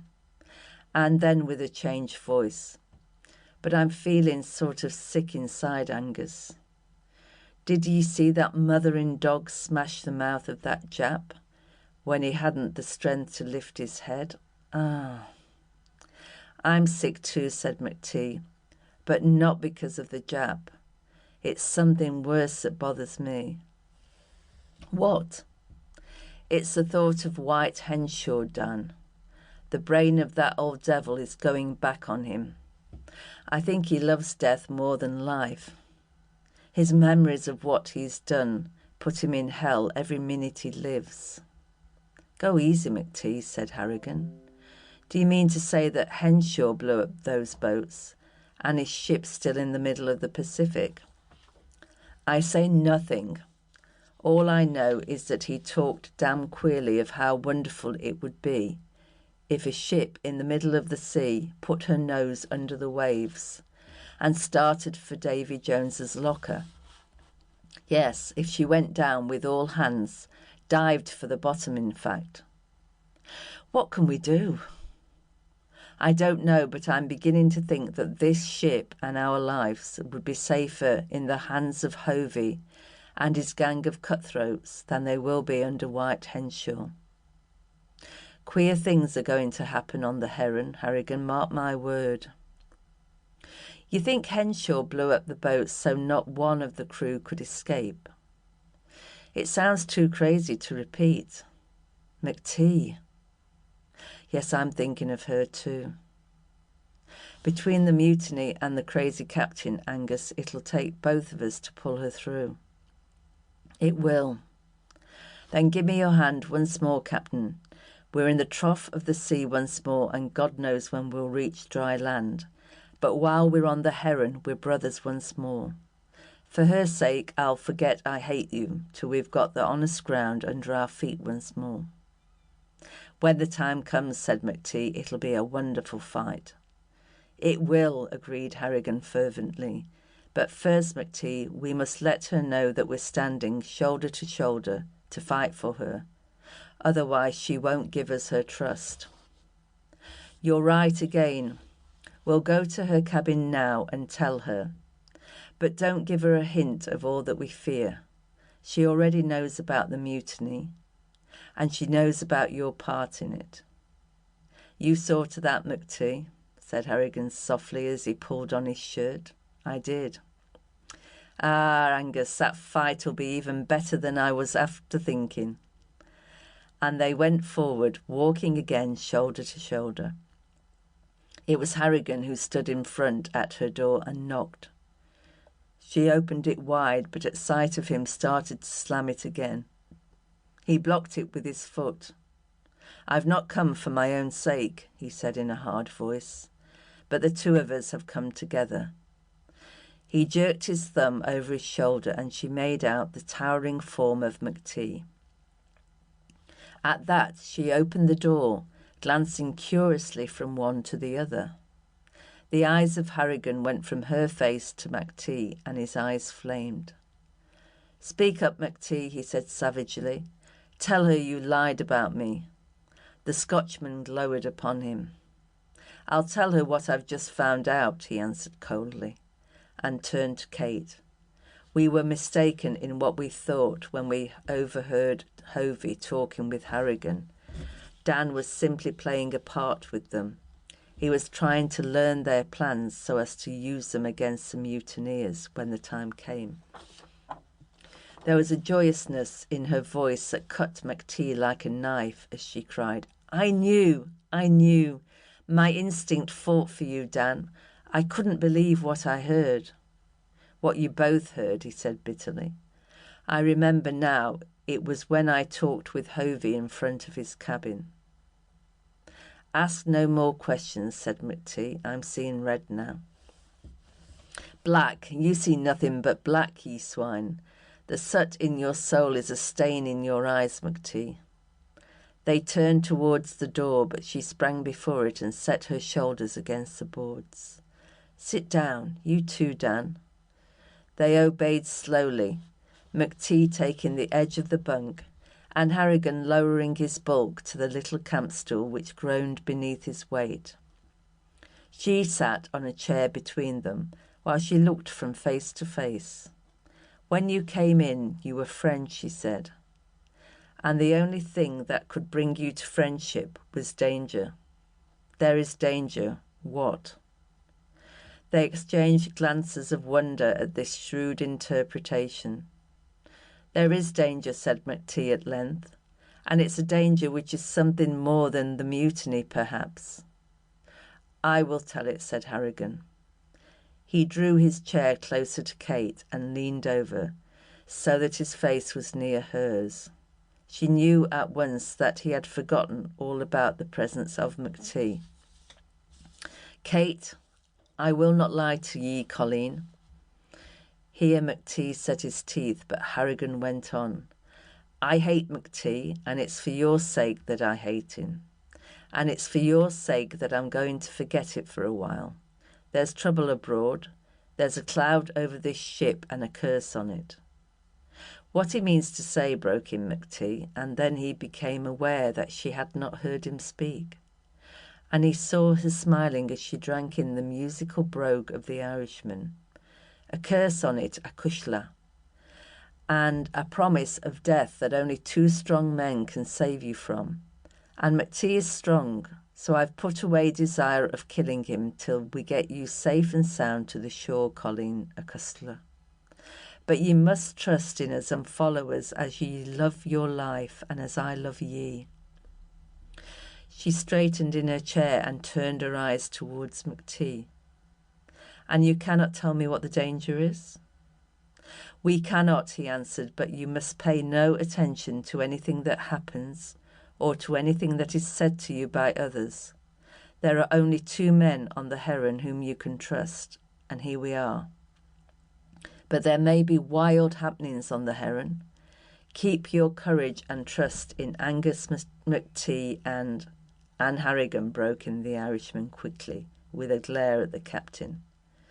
She reached an impulsive hand to both of them, and they met the clasp, keeping it, as it were, one eye upon her and one eye of hate upon each other. She said, and her voice was low and musical with exultation, "I've no care what happens. I know we shall pull through safely, the three of us. Dan, Angus, we lived through the storm when the Mary Rogers sank. We lived on the island and survived. We reached the Heron in safety. And as long as we stay together, we'd be safe if the whole world were against us. Don't you feel it?" She rose and they stood up, towering above her, while she went on in a voice trembling somewhat. "But we must not be seen together. If all these dangers threaten us, they must not know that the three of us are like one great heart." They stepped back and McT pulled open the door, but still she retained their hands, and now she raised them both to her lips with a gesture so swift that they could not resist it. "Both of you," she said. "God bless you both." End of chapter 30. Chapter 31. She released their hands. The door closed upon them. They stood facing each other on the deck in the dark. "McT," said Harrigan, with deep emotion, "we're swine. We were about to fight before her." "Harrigan," said McT, "we are swine, but when the time comes we'll make up for it to her. If you hear a word in the forecastle, let me know about it. If I hear a word in the captain's cabin, I'll send for you. I may be wrong. Henshaw may be in his right senses. We'll see. In the meantime there are just the two of us, Harrigan, and against us there's a mutinous crew on one side and a mad captain, I think, on the other." "There's no use in thinking," said Harrigan. "When the time comes we'll fight. So long, Angus. When the trouble starts, our assembling point is Kate." And he went forward to the forecastle. In the morning he discovered what he wanted to know. The men were aloof from him. He was conscious of eyes upon him whenever his back was turned, but while he faced them no one would meet his glance. In the same way, Hovey had learned that Harrigan was no longer to be trusted as a member of the mutineers, and he must have spread his tidings among the rest of the sailors. What he sensed in those covert glances, however, was not an immediate danger, but rather a waiting, an expectancy, and he deduced rightly that they would not attempt to lay a hand upon him until the mutiny was started. Then he would be reserved for some lingering death as a traitor doubly died. While they were eating breakfast, Hovey came in late with the word that during the night someone had tampered with the dynamo, and the result was that the ship must complete her voyage without electric lights, and far more important, without the use of the wireless. Sam Hall started to blurt a comment on this, but a glance from Hovey silenced him. It was plain that the boatswain would risk no conversation from his blunt sailors while Harrigan was in earshot. The Irishman hurried through his breakfast and took his bucket and scrubbing brush toward the bridge, for he had many questions to ask Mac-T. He had scarcely left the forecastle when Hovey said to Garry Cochrane, "Watch the door, I've got something important to say." Cochrane took up the designated position, and Hovey went on. "Lads, I've bad news, bad and good news together. The boats are gone, though who the devil destroyed them we don't know, and now the wireless is destroyed. The boats are a big loss, for now we'll have to rig up some sort of a raft to make sure when we beach the Heron. The busting of the wireless almost balances that loss. Now we're sure they can't slip out any quick wireless call that would bring a dozen ships after us. Bad news and good news together, and here's some more of the same kind. Henshaw has made up his mind to give Kamasura the whip. You know what that means. Well, I'll tell you. It means that after the first dozen strokes, as Borgson will lay them on, Kamasura will break down and tell everything we don't want him to say. Understand? With the cabin warned of what we're going to do, what chance would we have to take them? So we'll hang around close, lads, and the minute Kamasura opens his face to say the wrong thing, we'll rush 'em. Are you with me? And go for the two men first, Black Mac-T and Harrigan. With them out of the way, we'll simply chew up the rest. Try to take the others alive, but don't waste any time with Mac-T and the Irishman. You can lay to it before you start that they'll never be taken till they're dead." For some minutes he talked on, appointing to each man or group of men the work he would be expected to perform when Hovey gave the signal to attack, which would be one long blast on his whistle. While they planned, Harrigan had reached the bridge and found Mac-T impatiently awaiting him. "You're late," frowned the Scotchman. "What's happened in the forecastle?" "Black looks on all sides and no talk," said Harrigan. "A falling barometer," nodded Mac-T, "and things are just as bad in the cabin. You've heard about the wireless breaking?" "I have. What does it mean?" "It may have been done by the mutineers. I doubt it, but that isn't all that's happened. This is a pretty cool day for the tropics." Harrigan stared at him, baffled by the sudden change of the conversation. "It is cool," he assented, "but in the fire room it's hotter than it's been any time since the Heron started on this trip. The second assistant came up to complain to Henshaw, and I heard them. There's something wrong with the air shafts," he said to White Henshaw. "Look here," said Henshaw, "I've had enough grumbling from the fire room. Put a fan in the air shaft, and don't come up here again with any nonsense. Do you expect to find cool breezes in the South Seas? No, they're as hot as fire, hot as fire, hot as fire." He repeated those words 3 times over in a way that made my flesh creep, and then he laughed. Even the second saw that something was wrong. He took a long look at Henshaw, and then he went out with his head down. "What did it all mean?" asked Harrigan. "I don't know. I don't dare think what it means. But if my guess is right, then the Heron is a lot nearer hell than even you and I expected. Look, there goes Fritz Klopp, the first assistant engineer. I'll wager he's got another complaint about the heat in the fire room." They watched Klopp go into the captain's cabin, waited a moment, and then the door flew open, and Klopp sprang out and fled aft like a man pursued. Henshaw came to the open door and peered after the engineer and laughed silently. Mac-T muttered, "That's the way the devil laughs when he watches the damned souls pass by." Here Henshaw glanced up and saw them watching him from the bridge.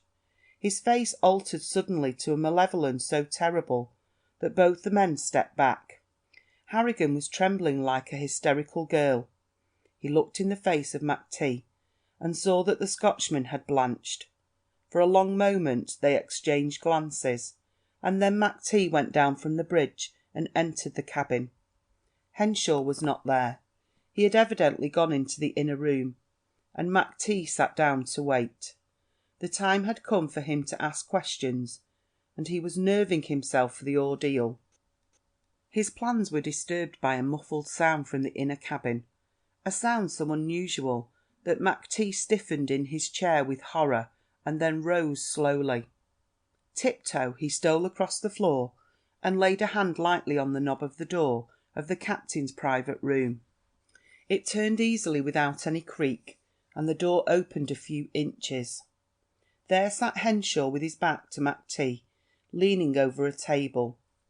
Gold pieces were spilled loosely across the surface of the wood, possibly the contents of 3 or 4 of those small canvas bags, and Henshaw leaned forward with his forehead resting upon the glittering yellow coins, and one hand clutching a quantity of them. His other hand held a photograph of the dead Beatrice. The sound continued. It was the low sobbing of the captain, a hoarse and horrible murmur. Mac-T closed the door and went back onto the deck, for he suddenly understood the futility of questions. Harrigan, in the meantime, had waited for the return of Mac-T, and when the latter did not come, the Irishman lingered on the bridge for an hour or more, pottering about with his brush in pretence of finishing up a perfect job. His attention was drawn then by a gathering crowd and bustle in the waist of the ship between the wheelhouse and the forecastle. The entire crew of the Heron seemed to be mustering, with the exception of those needed to keep the engines running. They stood in a circle, leaving the cover of the hatch clear. He hurried down to witness the ceremony, and as he reached the waist, he saw Henshaw take up his position with folded arms in the very centre of the hatch. A moment later, Kamasura was led up by Eric Borgson and Jan van Roos. The two mates, under the direction of Henshaw, lashed the Japanese face down upon the hatch, pulling his arms and legs taut with ropes that fastened to the bolts on all sides of the hatch cover. When he was securely tied, Kamasura was stripped to the waist, and then Harrigan saw Borgson grinning evilly step up with a long whip in his hand. It was a black snake, heavily loaded and stiff at the butt, and tapering gradually to a slender, supple, snake-like body with a thin, sinister lash. Borgson whirled the whip around his head to get its balance. Henshaw stepped back, still with folded arms. "This fellow, Kamasura," he announced to the crew, "has blown up the boats of the Heron. There's no doubt of it. Borgson caught him almost in the act. I could do worse things than this to Kamasura, but I've decided to flog him until he confesses." There was not a word of answer from the crew. They waited, hushed, ominous. A whisper sounded in the ear of Harrigan, who stood with gritting teeth and clenched hands. It was Mac-T who murmured, "Hold on to yourself, Harrigan. Our time hasn't come."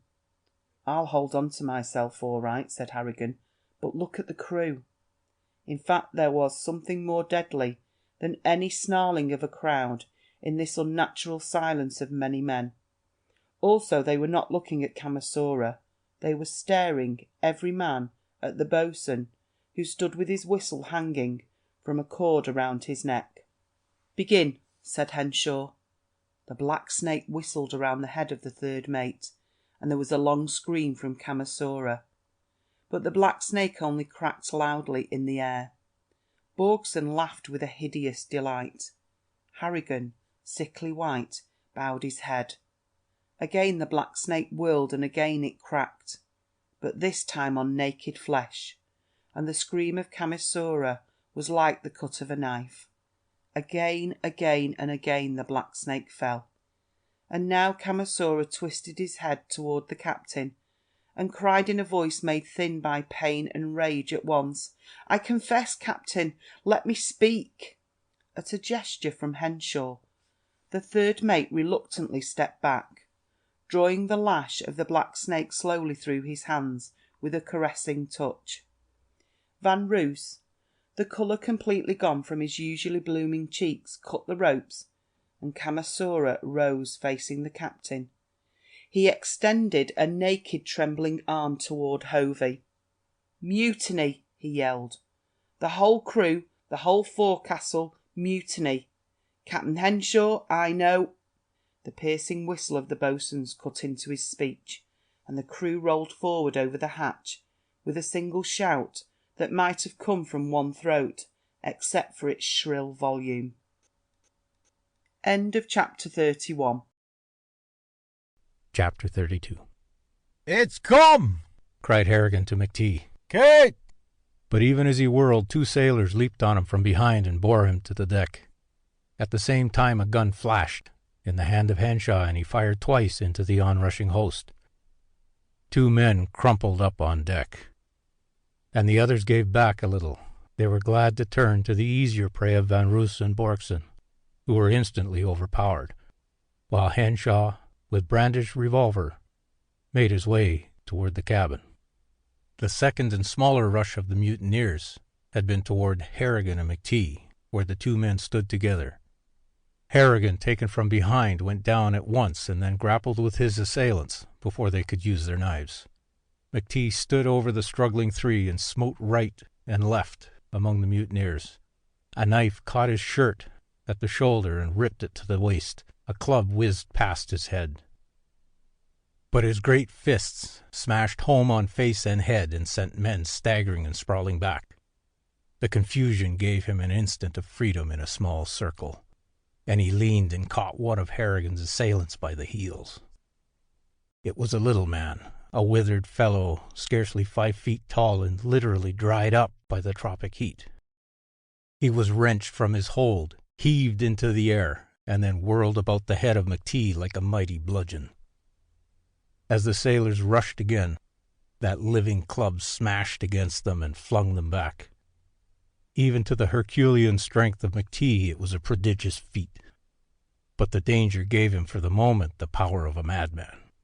Twice he swung the shrieking little sailor, and twice that body smashed back the attack, while Harrigan leaped to his feet in time to knock down a man who sprang at McTee from behind with a brandished knife. All this had occurred in the space of a 6 seconds. The first rush of the mutineers was spent. Before they could lunge forward again, McTee flung the half-lifeless body of his human weapon into the midst of the crowd, and turning with Harrigan at his shoulder, they sprang up the ladder to the main cabin door. Hovey was screaming commands over the din. The crowd rushed after the fugitives. Harrigan shouted at McTee. "Get Kate! Take her aft to the wireless house. I'll hold him here a minute and then join you." McTee nodded and tore down the deck toward Kate's cabin, while Harrigan pulled the knife of Kamasura from his trousers and thrust it in the face of the first man up the ladder. The blade slashed him from nose to cheekbone, and he toppled back with a yell, bearing with him in the fall the 2 men immediately below. Harrigan glanced across to the other ladder on the farther side of the deck and saw Kate and McTee running aft. He turned and raced after them. The wireless house was their one hope. There the sea would be at their backs, and the only approach for the mutineers in their rush would be up the ladders reaching from the deck below. The main cabin, on the other hand, had a 6 places from which it could be assailed. This had been instantly seen by the other officers. And when Harrigan reached the ladder to the deck at the other end of the cabin, he saw Sylvain standing in front of the wireless house, Kate and McTee in the act of climbing the steps from the waist, and White Henshaw with his hair blowing, following hard in their tracks. Harrigan reached the waist at a leap, and in another moment joined the survivors in the shelter of the wireless house. Kate, McTee, Henshaw, Sylvain, and Sloane. A party of 6. They were safe for the moment. For the mutineers would certainly never venture an attack against the wheelhouse, where they could be beaten from the ladders by the defendants. But they were safe, without food, without water. Then, as they stared hopelessly across the waste, they saw 3 men led across the rear promenade of the main cabin. Their hands were tied behind them, and they were kicked forward by the mutineers. First, Jacob Van Roos. They could note his pallor even at that distance. Then Eric Borkson, scowling and defiant, and dragged along by the men of the forecastle, and last came Douglas Campbell, surrounded by the firemen. Finally, Jerry Hovey shouted across the waist. "Black McTee! Oh, Black McTee!" The Scotchman raised his hand as a token that he heard. "You're done for, McTee. You and all the rest. You're bound to starve, and when you're weak, we'll come and carry you forward, and you'll die by inches as the other 3 are going to die. But if you want to live, you and the girl and all of you, give us White Henshaw to treat as he ought to be treated. Give us him, and the rest of you'll be saved. If you won't trust us, we'll bring you food and water enough to keep you alive till we reach shore. Give us Henshaw and—" He broke off, for he heard the harsh, ringing laughter of White Henshaw. The captain held up his revolver. "No use, Hovey," he called. "I fired 5 shots, but I saved 1 for myself." And his mirthless cackle broke out once more. "Look!" cried Kate, and pointed at the captain. Down the left side of Henshaw, bright against the white of his coat, was a rapidly growing stain of red. They could see the small slit in the cloth where a knife thrust had entered his side, but the old buccaneer would give no sign of his injury. He waved his gun toward Kate as she advanced an impulsive step toward him.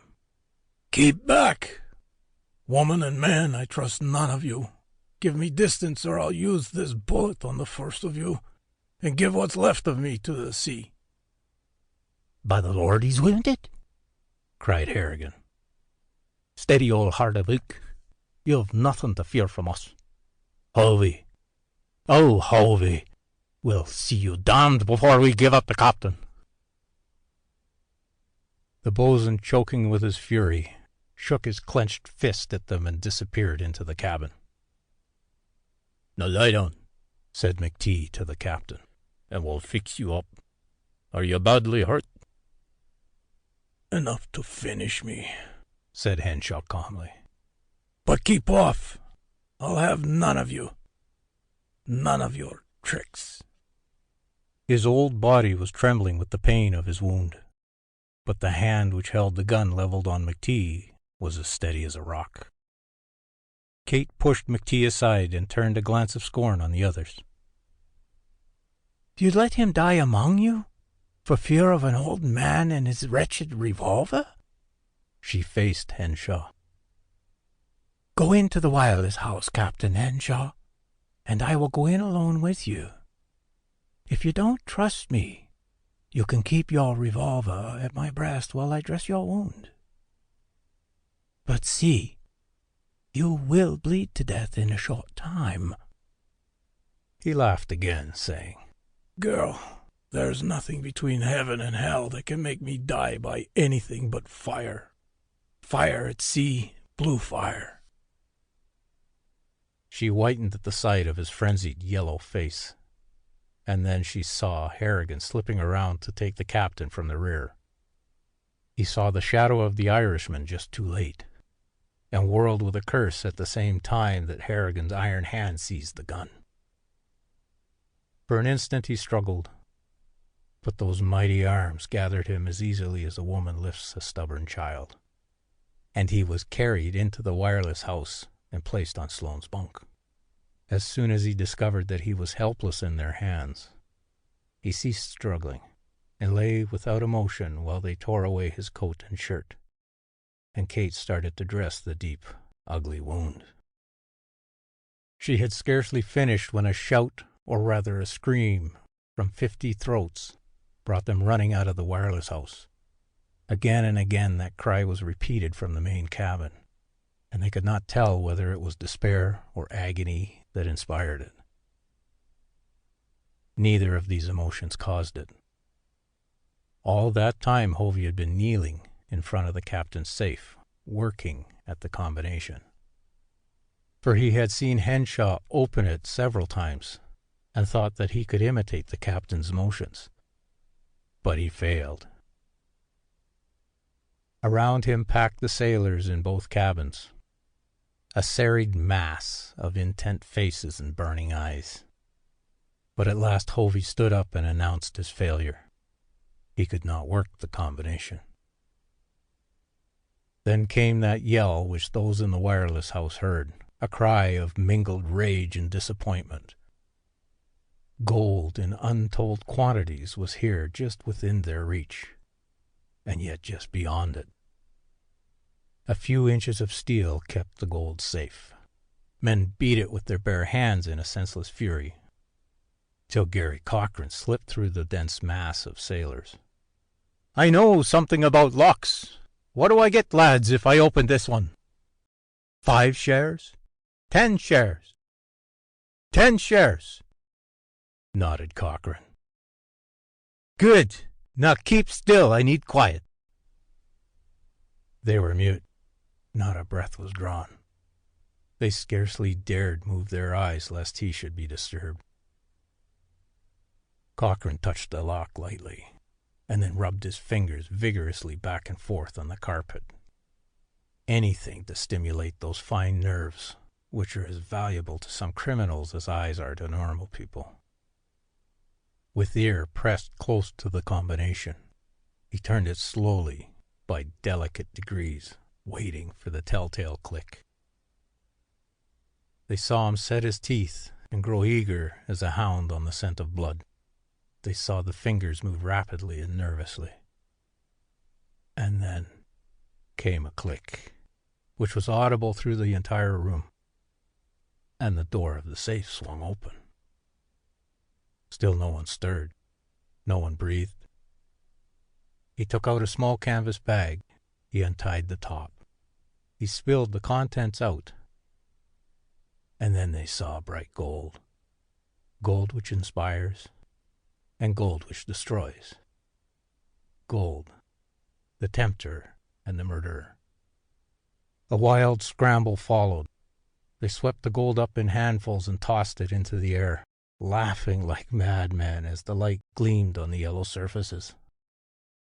And at length, when they were wearied of touching it and caressing it, Hovey apportioned the spoils. To Cochran, by common assent, the 10 shares, a fortune.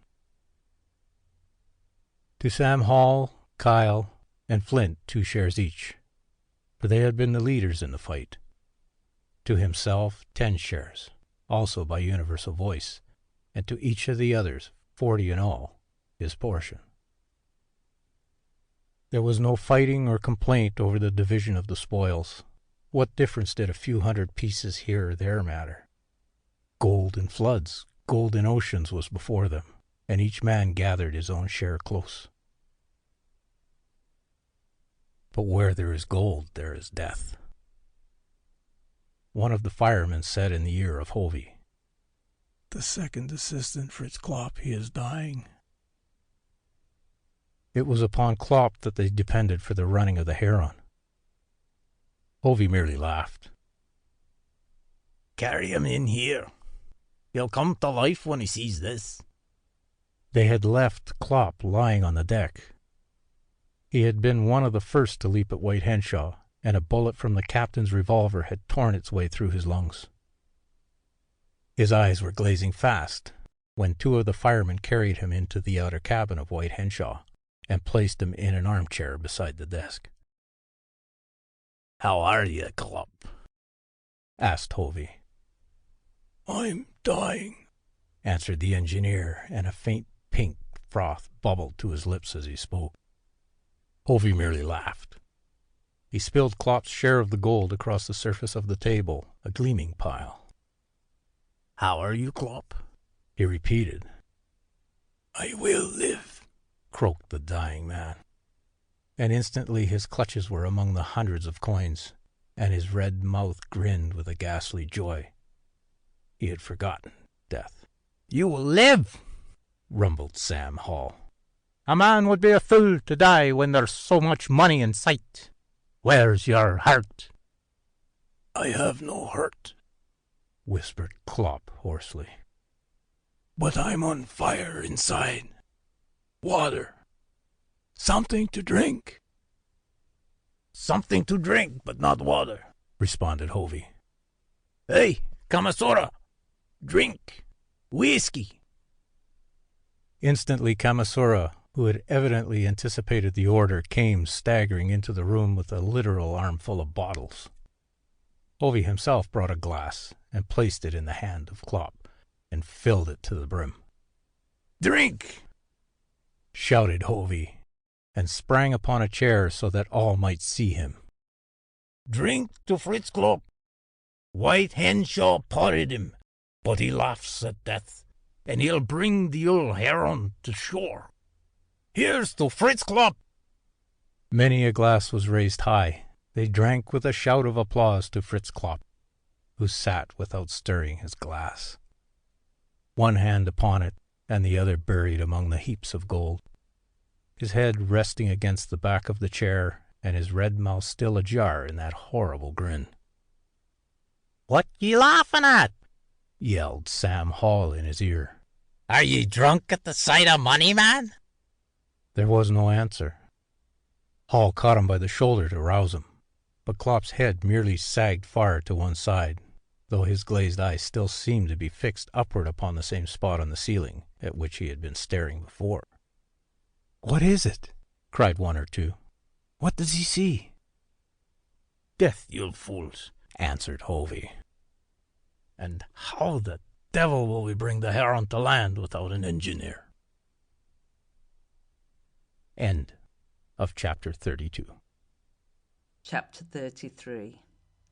"Make Campbell run the ship," said Cochrane.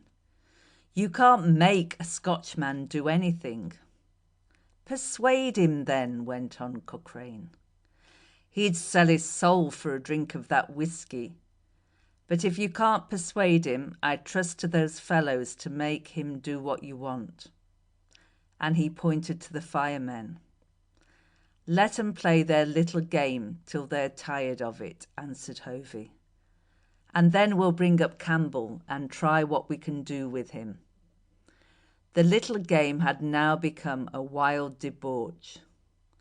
Except for the few unfortunates who had been detailed by Hovey to guard the prisoners and see that the fugitives in the wireless house made no attempt to rush the main cabin as a forlorn hope, every man of the crew was gathered in the captain's cabins or on the deck nearby. The fire room was deserted. The engines stopped.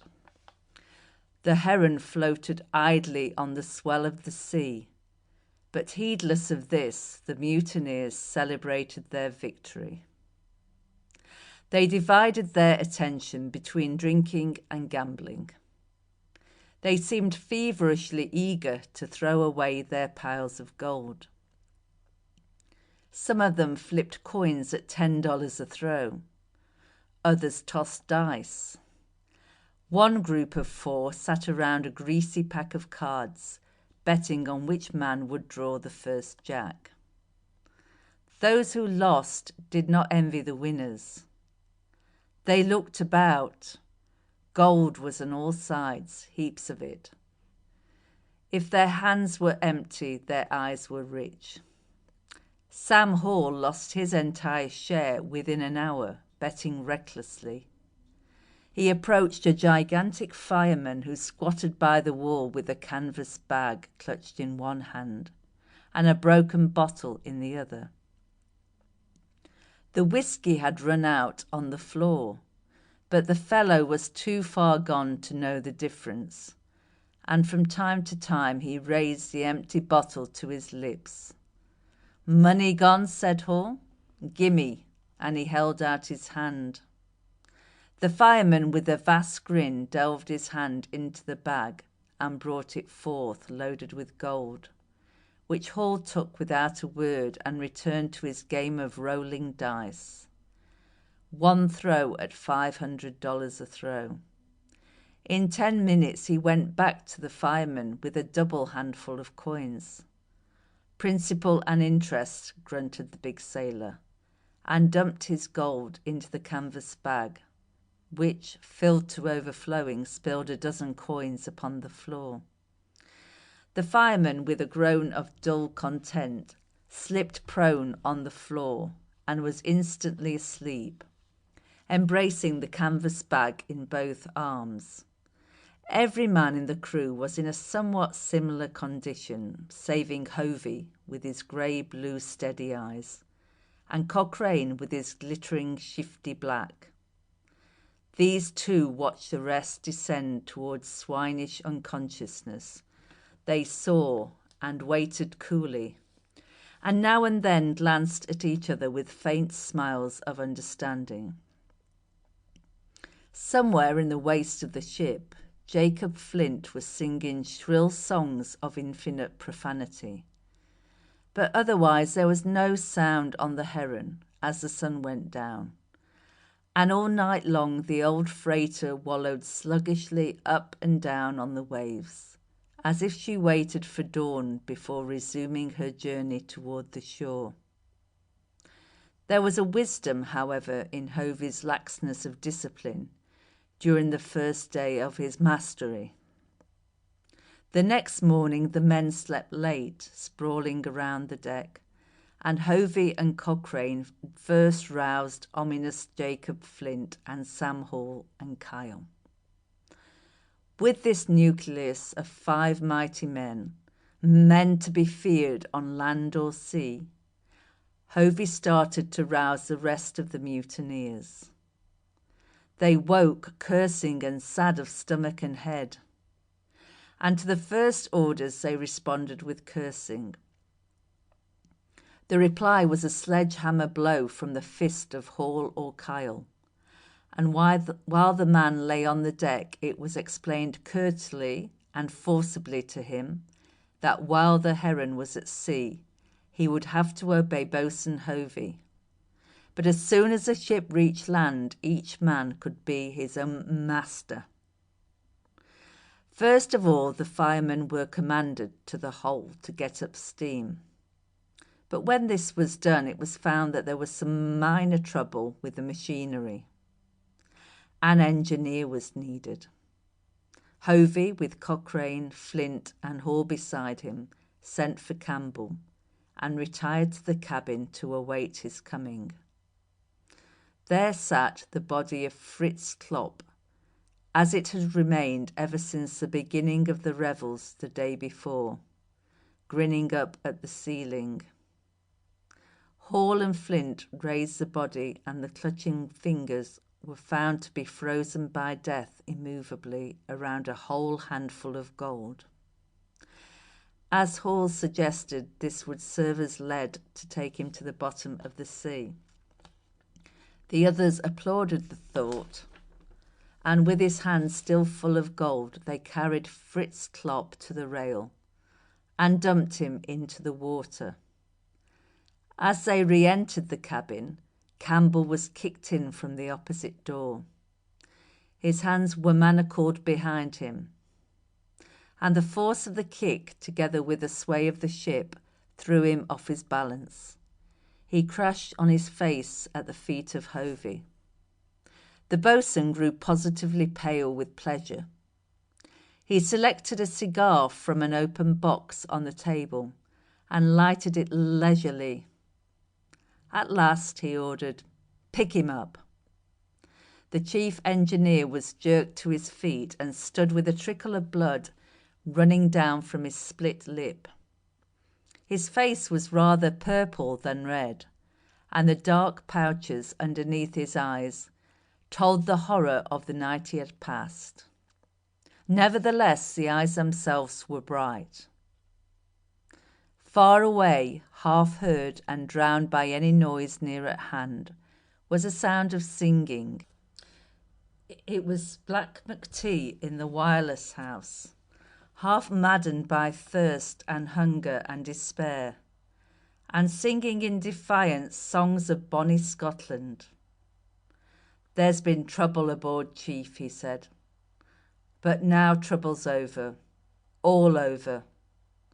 We want you to take charge of the engines again and bring us to shore." Campbell waited, not as if he had not heard. In spite of himself, Hovey stirred a trifle and grew uneasy.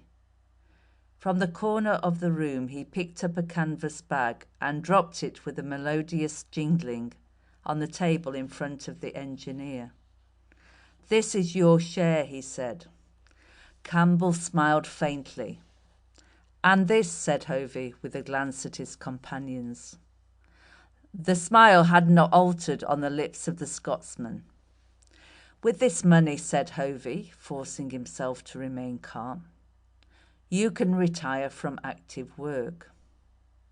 You can get yourself a little place on the coast somewhere." He had heard Campbell name some of his dreams. "And have a little cellar full of the right stuff. And have your friends run out to see you now and then and talk over things that are going on at sea, where you ain't." Here he placed a third bag of money on the table. "You could do all that, and more, Chief, a lot more with this money." Hovey cut the lace which tied the mouth of one of the bags. He poured the gleaming contents across the table. "Well?" he asked softly. "Damn you," whispered Campbell, and then, "You fool, am I not Scotch?" "At least," went on the boatswain easily, "think it over, Chief. And while you're thinking, what do you say to a drop of the real stuff?" Campbell had not tasted either food or liquid since early the day before, and his eyes were moist as they stared at the two bottles. "Set his hands free," said Hovey, "so that the chief can drink.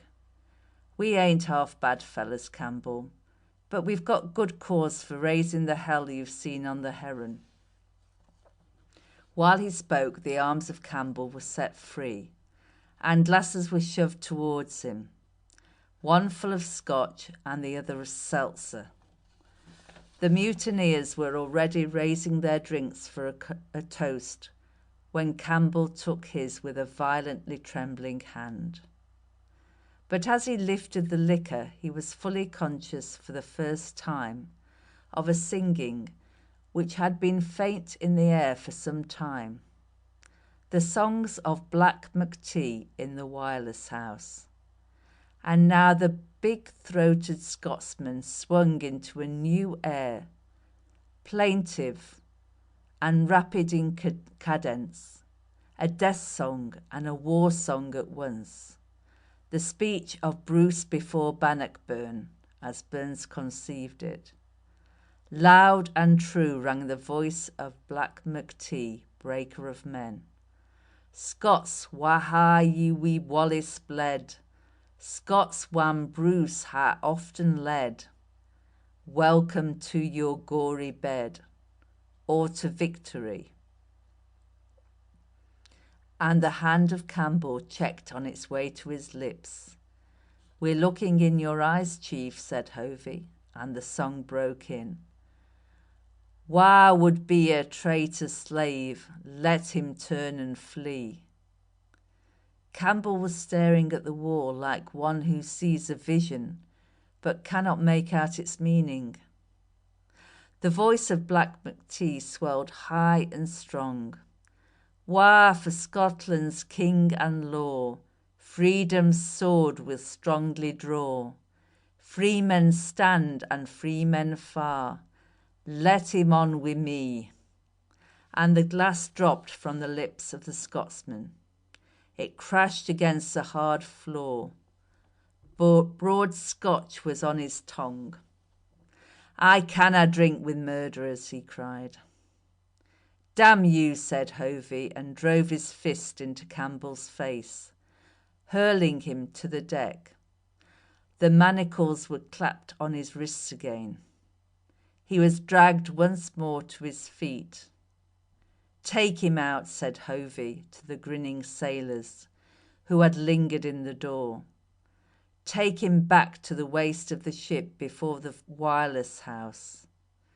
Wait for me there and see that Van Roos and Borgson are brought there also." End of chapter 33. Chapter 34. As Campbell was dragged away, the boatswain said to his companions, "Now, lads, you see where Campbell stands." They growled for answer. "But I'll get him," went on Hovey. "I'm going to kill Van Roos and Borgson by inches before his eyes. And when he sees 'em die, they'll have to die. Anyway, before we reach shore, Campbell will be water in our hands. He'll see 'em die, and them in the wireless house will see 'em die. Their throats are thick with thirst by now. We'll show 'em water and food and offer it to 'em if they'll give up Henshaw. If they won't, we'll show 'em how we kill 'em when they're too weak to resist. They'll see a sample in Van Roos and Borgson. Every yell they let out will be an argument for us. We'll have Henshaw before the day's done." Sam Hall pushed his thick fingers slowly through his hair, stupefied by this careful cruelty, and even the one eye of Jacob Flint grew dim. But Gary Cochrane slapped the boatswain on the shoulder heartily. "Jerry," he said, "you got the makings of a great man. Let's go start the fun." On the way aft, they passed the firemen sprawling on the shady side of the deck. They stumbled to their feet at sight of Hovey and swore volubly that the whole of the ship was too hot for a man to live in it 5 minutes. Hovey passed them without a word. He had to tend to Campbell now, and without an engineer it was useless to work men in the fire room. First of all, he had 2 buckets of water carried aft and placed just below the edge of the raised deck which supported the wireless house. There were dippers floating invitingly on the surface of the water in each bucket. Then from the galley of the ship, Kamasura and Shida, the cabin boys, brought out steaming meats and cut loaves of bread, and displayed the feast near the buckets of water. Upon this outlay gazed the famine-stricken fugitives, Sloane, McTee, and Harrigan. Kate did not see, for she was caring for the sick captain. Hovey advanced and made a speech. "We're acting generous and open to you," he began. "We're offering you food and water. All you want in exchange for White Henshaw. He sold his soul to hell long ago, and we've come to claim payment. It's overdue, that's what it is." "Aye, aye," came a chorus of yells from the sailors. "White Henshaw's overdue." "Look at this here water," went on Hovey, with a tempting wave of his hand. "Why not take this up and help yourselves after you've given us Henshaw?" Sloane crowded in between Harrigan and McTee. His voice was a slavering murmur. "For pity's sake, boys, what we going to do?" Harrigan and the big Scot exchanged glances. Faintly and slowly they smiled. There was a profound mutual understanding in that smile. "I'm dying," went on Sloane eagerly, and still in that slavering voice. "I'm burning up inside. For God's sake, let 'em take him and finish him off." As always, as he spoke, his quick eyes went back and forth from face to face. They had neither eye nor voice for him. They turned their attention back to Hovey, who now spoke again hastily. "But if you don't give us Henshaw, we'll take him anyway. In one more day, or maybe 2 at the most. We'll come and get you, understand? And what we'll do to you when we get you will be this." He gestured over his shoulder. Eric Borgson was being led out on the deck by some of the crew. "Look him over, Captain McTee. He's a big man, and we're going to kill him by inches. So we're going to finish Van Roos the same way. Speak out, lads. Do you want to die like these 2 are going to die? Or will you turn over Henshaw, who needs killing?" McTee smiled benevolently down upon the upturned, furious faces of the mutineers and muttered, "Harrigan, I could drink blood." "And lick your lips after it," groaned the Irishman softly. "And so could I, Angus. They're starting their devil work. Let's go inside.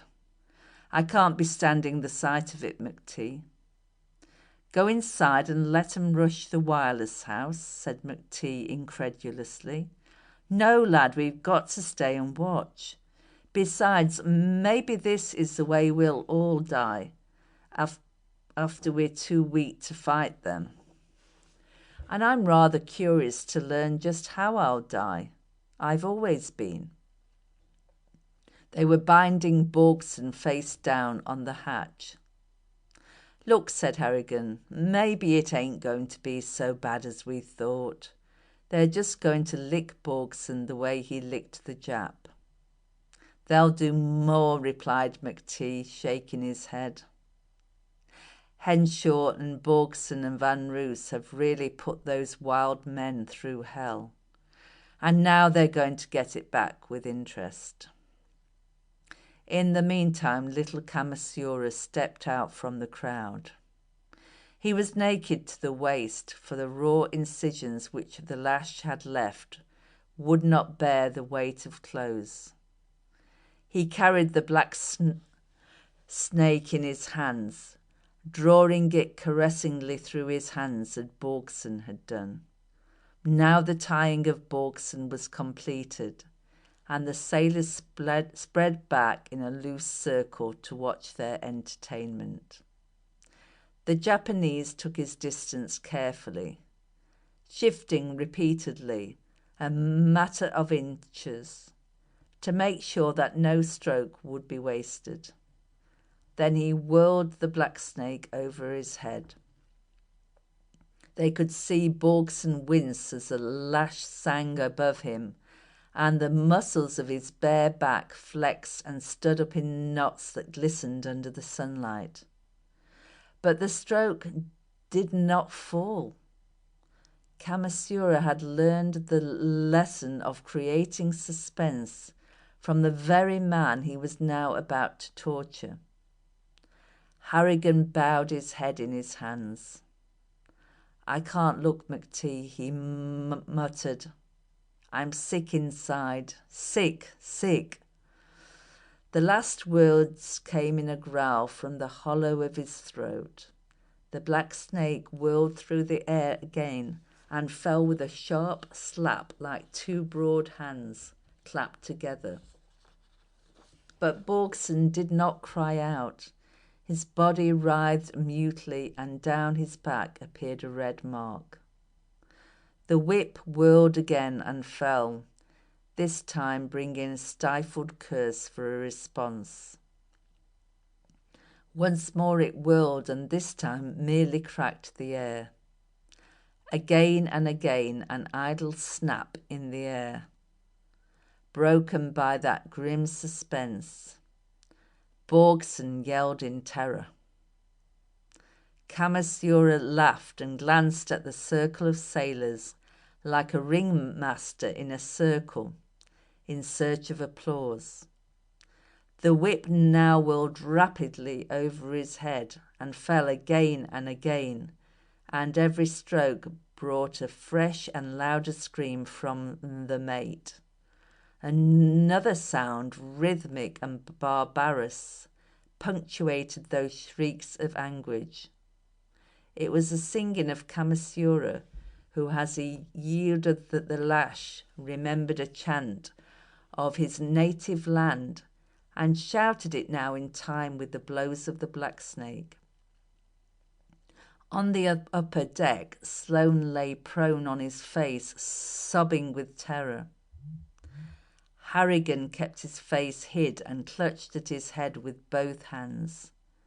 McTee stared straight down upon the scene of the torture with burning eyes. Inside the wheelhouse, Kate crouched beside the bunk on which Henshaw was stretched, staring straight above his head. The fever had deprived him of the last of his senses. "Your hands," he muttered at length. She placed them upon his forehead.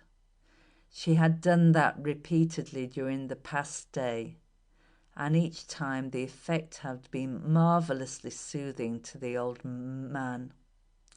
Now at the touch he drew a deep breath of relief. "Even in hell," he whispered at length, "even in hell you come to me, Beatrice. I knew you would." He caught her hands at the wrists. His fingers, despite his fever, were deadly cold, and a chill ate into her blood. "I hear them yelling, the souls of the damned," he said quietly. "You can't hear it?" "No, no," she said, "I cannot hear." "Of course not," he went on with the same lack of emotion. "For you see, you've come from heaven, and the coolness of heaven is in your hands, Beatrice. Put them against my temples, so. For every bit of the love I have given you, you are permitted to repay me with coolness. Coolness and comfort in hell." Suddenly he broke into exultant laughter, a sound more terrible than the wild wails from the deck.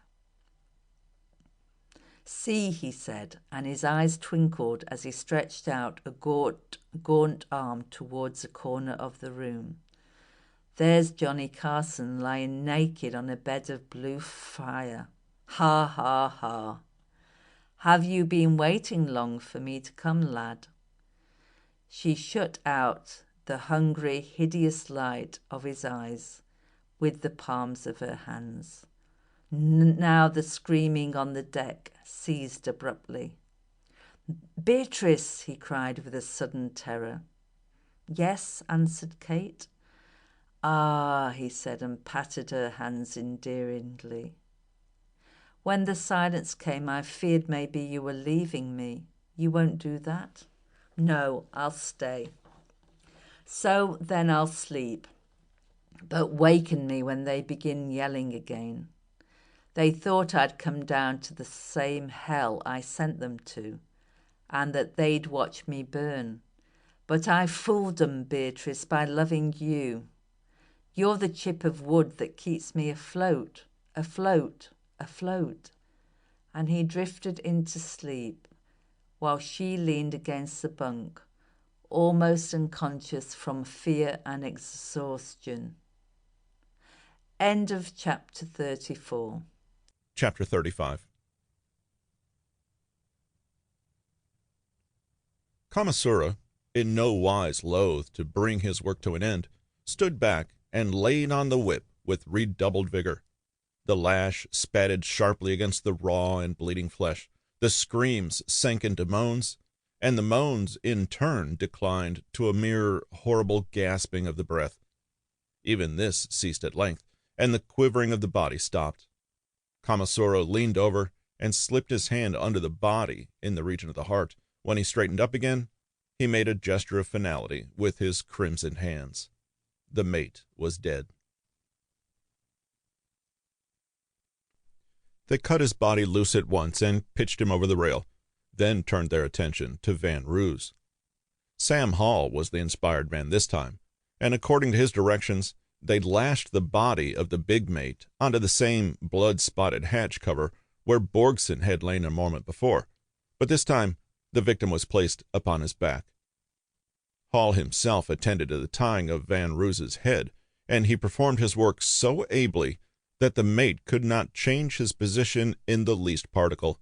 He was literally swathed in ropes, so much so, in fact, that it was difficult to see how he could be tormented. Sam Hall, however, insisted that this was what he wanted, and the crew consented to let him do his work. "You've heard something, and you've seen something," said Hovey at this juncture to Campbell, "but what you've seen and heard isn't nothing to what'll happen to you unless you start handling the engines of the Heron. Why, Campbell, I'm going to give you the fireman." "Hovey," answered the engineer calmly, "the only place I'd run this ship would be down to hell, your home port. That's final." The boatswain was white with rage. "I'd like to tear your heart out and feed it to the fish," he said, stepping close to Campbell, and then, remembering himself, he moved back and grinned. "But the men will find something better to do with you." He crossed the deck and held up a bucket of water toward Harrigan and McTee. He raised a dipperful and allowed it to splash down in the bucket. "Well?" asked Hovey. They merely stared at him, as if they'd not heard him speak.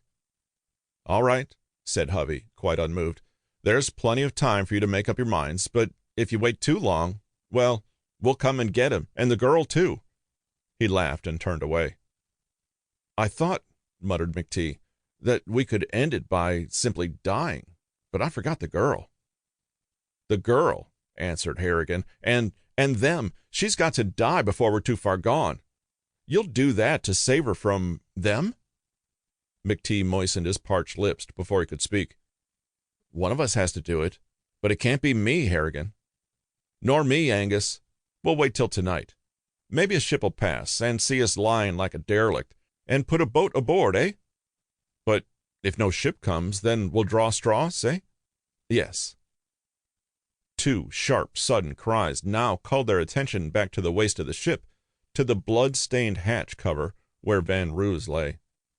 Sam Hall had approached the big mate with a knife in his hand.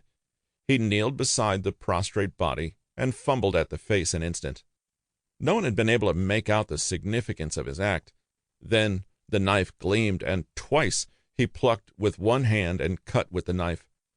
The two sharp cries answered him. Then he rose. 2 little trickles of blood ran down the face of the mate. "Well?" asked Jacob Flint. "When does the game begin?" "The game's just started," said Hall, "and the sun'll do the rest. I've cut off his eyelids." They stared a moment in amazement, and then an understanding broke on them. Every tribe of savages in the world has been accredited with this ingenious torture, which blinded their victim and usually drove him mad. The sun was now climbing the sky rapidly, and already fell on the face of the mate. The tropic sun, which scorches and burns the toughest of skins, was now directed full on the pupils of his eyes. The sailors sought comfortable positions and waited for a long exhibition of pain. But they were mistaken. The torture acted far more quickly than even the whip. There was no outcry. Not once during his struggles did Van Roos make a sound from his throat, save for a quick, heavy panting. Perhaps, by contrast with the yells of Borgson, which were still in the ears of the men, this silence was more horrible than the most throat-filling shrieks. They could see Van Roos twisting his head ceaselessly and vainly to escape that blinding light. His ruddy face became swollen like the features of a drowned man, and that was all that happened. Only that, and the panting, the quick, choppy panting like a running man. Finally, one of the sailors rose with a mallet in his hand. "Where you going?" asked Hall ominously. "Gonna finish him." Hall caught the fellow's arm. "Listen," he whispered, and such was the silence that the hoarse whisper was audible all over the deck. "Don't you hear?" And with one hand he kept beat for the quick breaths of the tortured man. At that moment there was a long sigh, and the breathing stopped. Hall strode angrily forward to his victim, but when he reached the hatch, Van Roos was dead. A blood vessel must have burst in his brain, and death was as instantaneous as though a bullet had struck him. So they cut him free, and his body followed that of Borgson over the rail.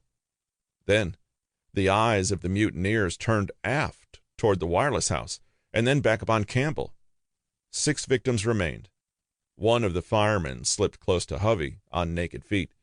He did not speak, but his long, thin arm pointed toward the engineer. "Not yet," said Hovey. "Not yet. Tomorrow, if he doesn't give in, we'll turn you loose on him." The fireman grinned and went back on noiseless feet to his companions to spread the good tidings. Hovey approached the wireless house. "We've got one show left to offer, but we're saving it till tomorrow," he said. "So brace up, hearties, and keep cheer. You'll see Campbell go away worse than either of these tomorrow." "Wait," called Harrigan, suddenly roused. "Do you mean to say that you'd try your hell work on a kind man like Campbell?" "A kind man like Campbell?" echoed Hovey, and then laughed. "A kind man?" And he retreated with no other answer, and left the fugitives aft to the merciless, sweltering heat of the sun. End of chapter 35. Chapter 36. "This man Campbell," said Harrigan, "he's a true man, McTee, and he stood up to White Henshaw for my sake, for the sake of me and his Bobby Burns.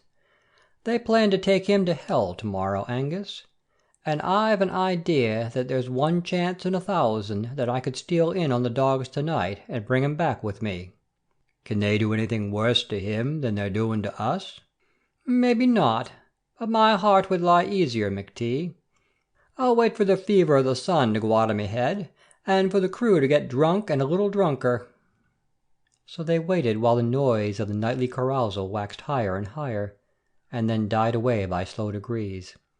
At length Harrigan stood up, gripped the hand of McTee in silent farewell, heard a whispered good luck, and slipped noiselessly down the ladder and started across the deck in the shadow of the rail. From any portion of the main cabin eyes might be watching him. There was only the one chance in 10 that the lookout whom Hovey had certainly stationed would not perceive him as he crept along under the shadow. Accordingly, he went blindly forward. If the lookout saw him, at least there was no outcry, no general alarm. He stood flat against the wall of the main cabin at length and rehearsed a plan, listening the while to the lapping of the waves against the side of the ship. Then he stole step by step up the ladder to the upper deck. His head was already above the ladder when he heard the light padding of a bare foot, and saw a figure around the corner of the cabin. Harrigan ducked out of sight, and clung to the iron rounds ready to leap up and strike if the sailor should descend the ladder, though in that case the alarm would be given and his errand spoiled. But the sailor was apparently the lookout sent there by Hovey. He stayed at the head of the ladder a moment, humming to himself, and then turned and walked on his beat to the other side of the ship. Harrigan slipped onto the deck and ran noiselessly to the side of the cabin. Here he flattened himself against the wall until the sentinel had again made the turn of his beat, and as the latter moved dimly out of sight through the darkness, the Irishman stole down the deck toward the forward cabins. The first 2 windows showed dark and empty. If there was anyone inside, he must be asleep in the drunken torpor into which most of the crew seemed to have fallen. The door of the 3rd room, formerly occupied by the second mate, stood ajar, and here by the dull light of an oil lantern he saw Campbell tied hand and foot to a chair. He was placed close to a little table whereon sat a bottle of whiskey, a siphon of seltzer, a tall glass, meat, bread, water, everything, in fact, with which the senses of the starving man could be tormented.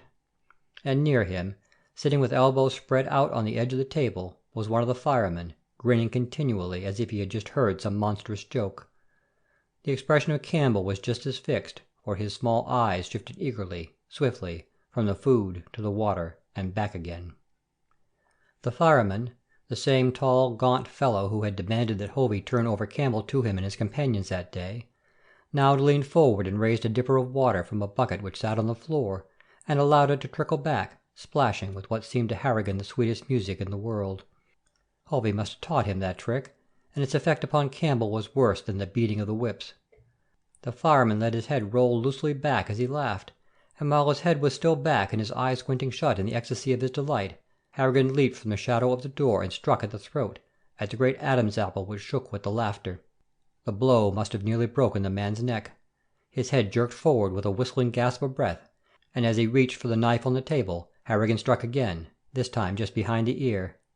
The man slid from his chair to the floor and lay in a queer heap, as if all the bones in his body were broken. "Harrigan! Harrigan! Harrigan!" Campbell was whispering over and over, but still his eyes held like those of a starved wolf on the food. The moment his ropes were cut, he buried his teeth in the great hunk of roasted meat. Harrigan jerked him away and held him by main force. "Be a man," he whispered. "We've got to take this food and this water back to the wireless house, if we can get there with it. Take hold of yourself, Campbell." The engineer nodded. Voices came close down the deck. Instantly Harrigan jerked up the glass globe which protected the lantern's flame and blew out the light. They crouched shoulder to shoulder. "I thought he wasn't here," said a voice at the door. "He was," answered Hovey's voice, "but I guess they took him below.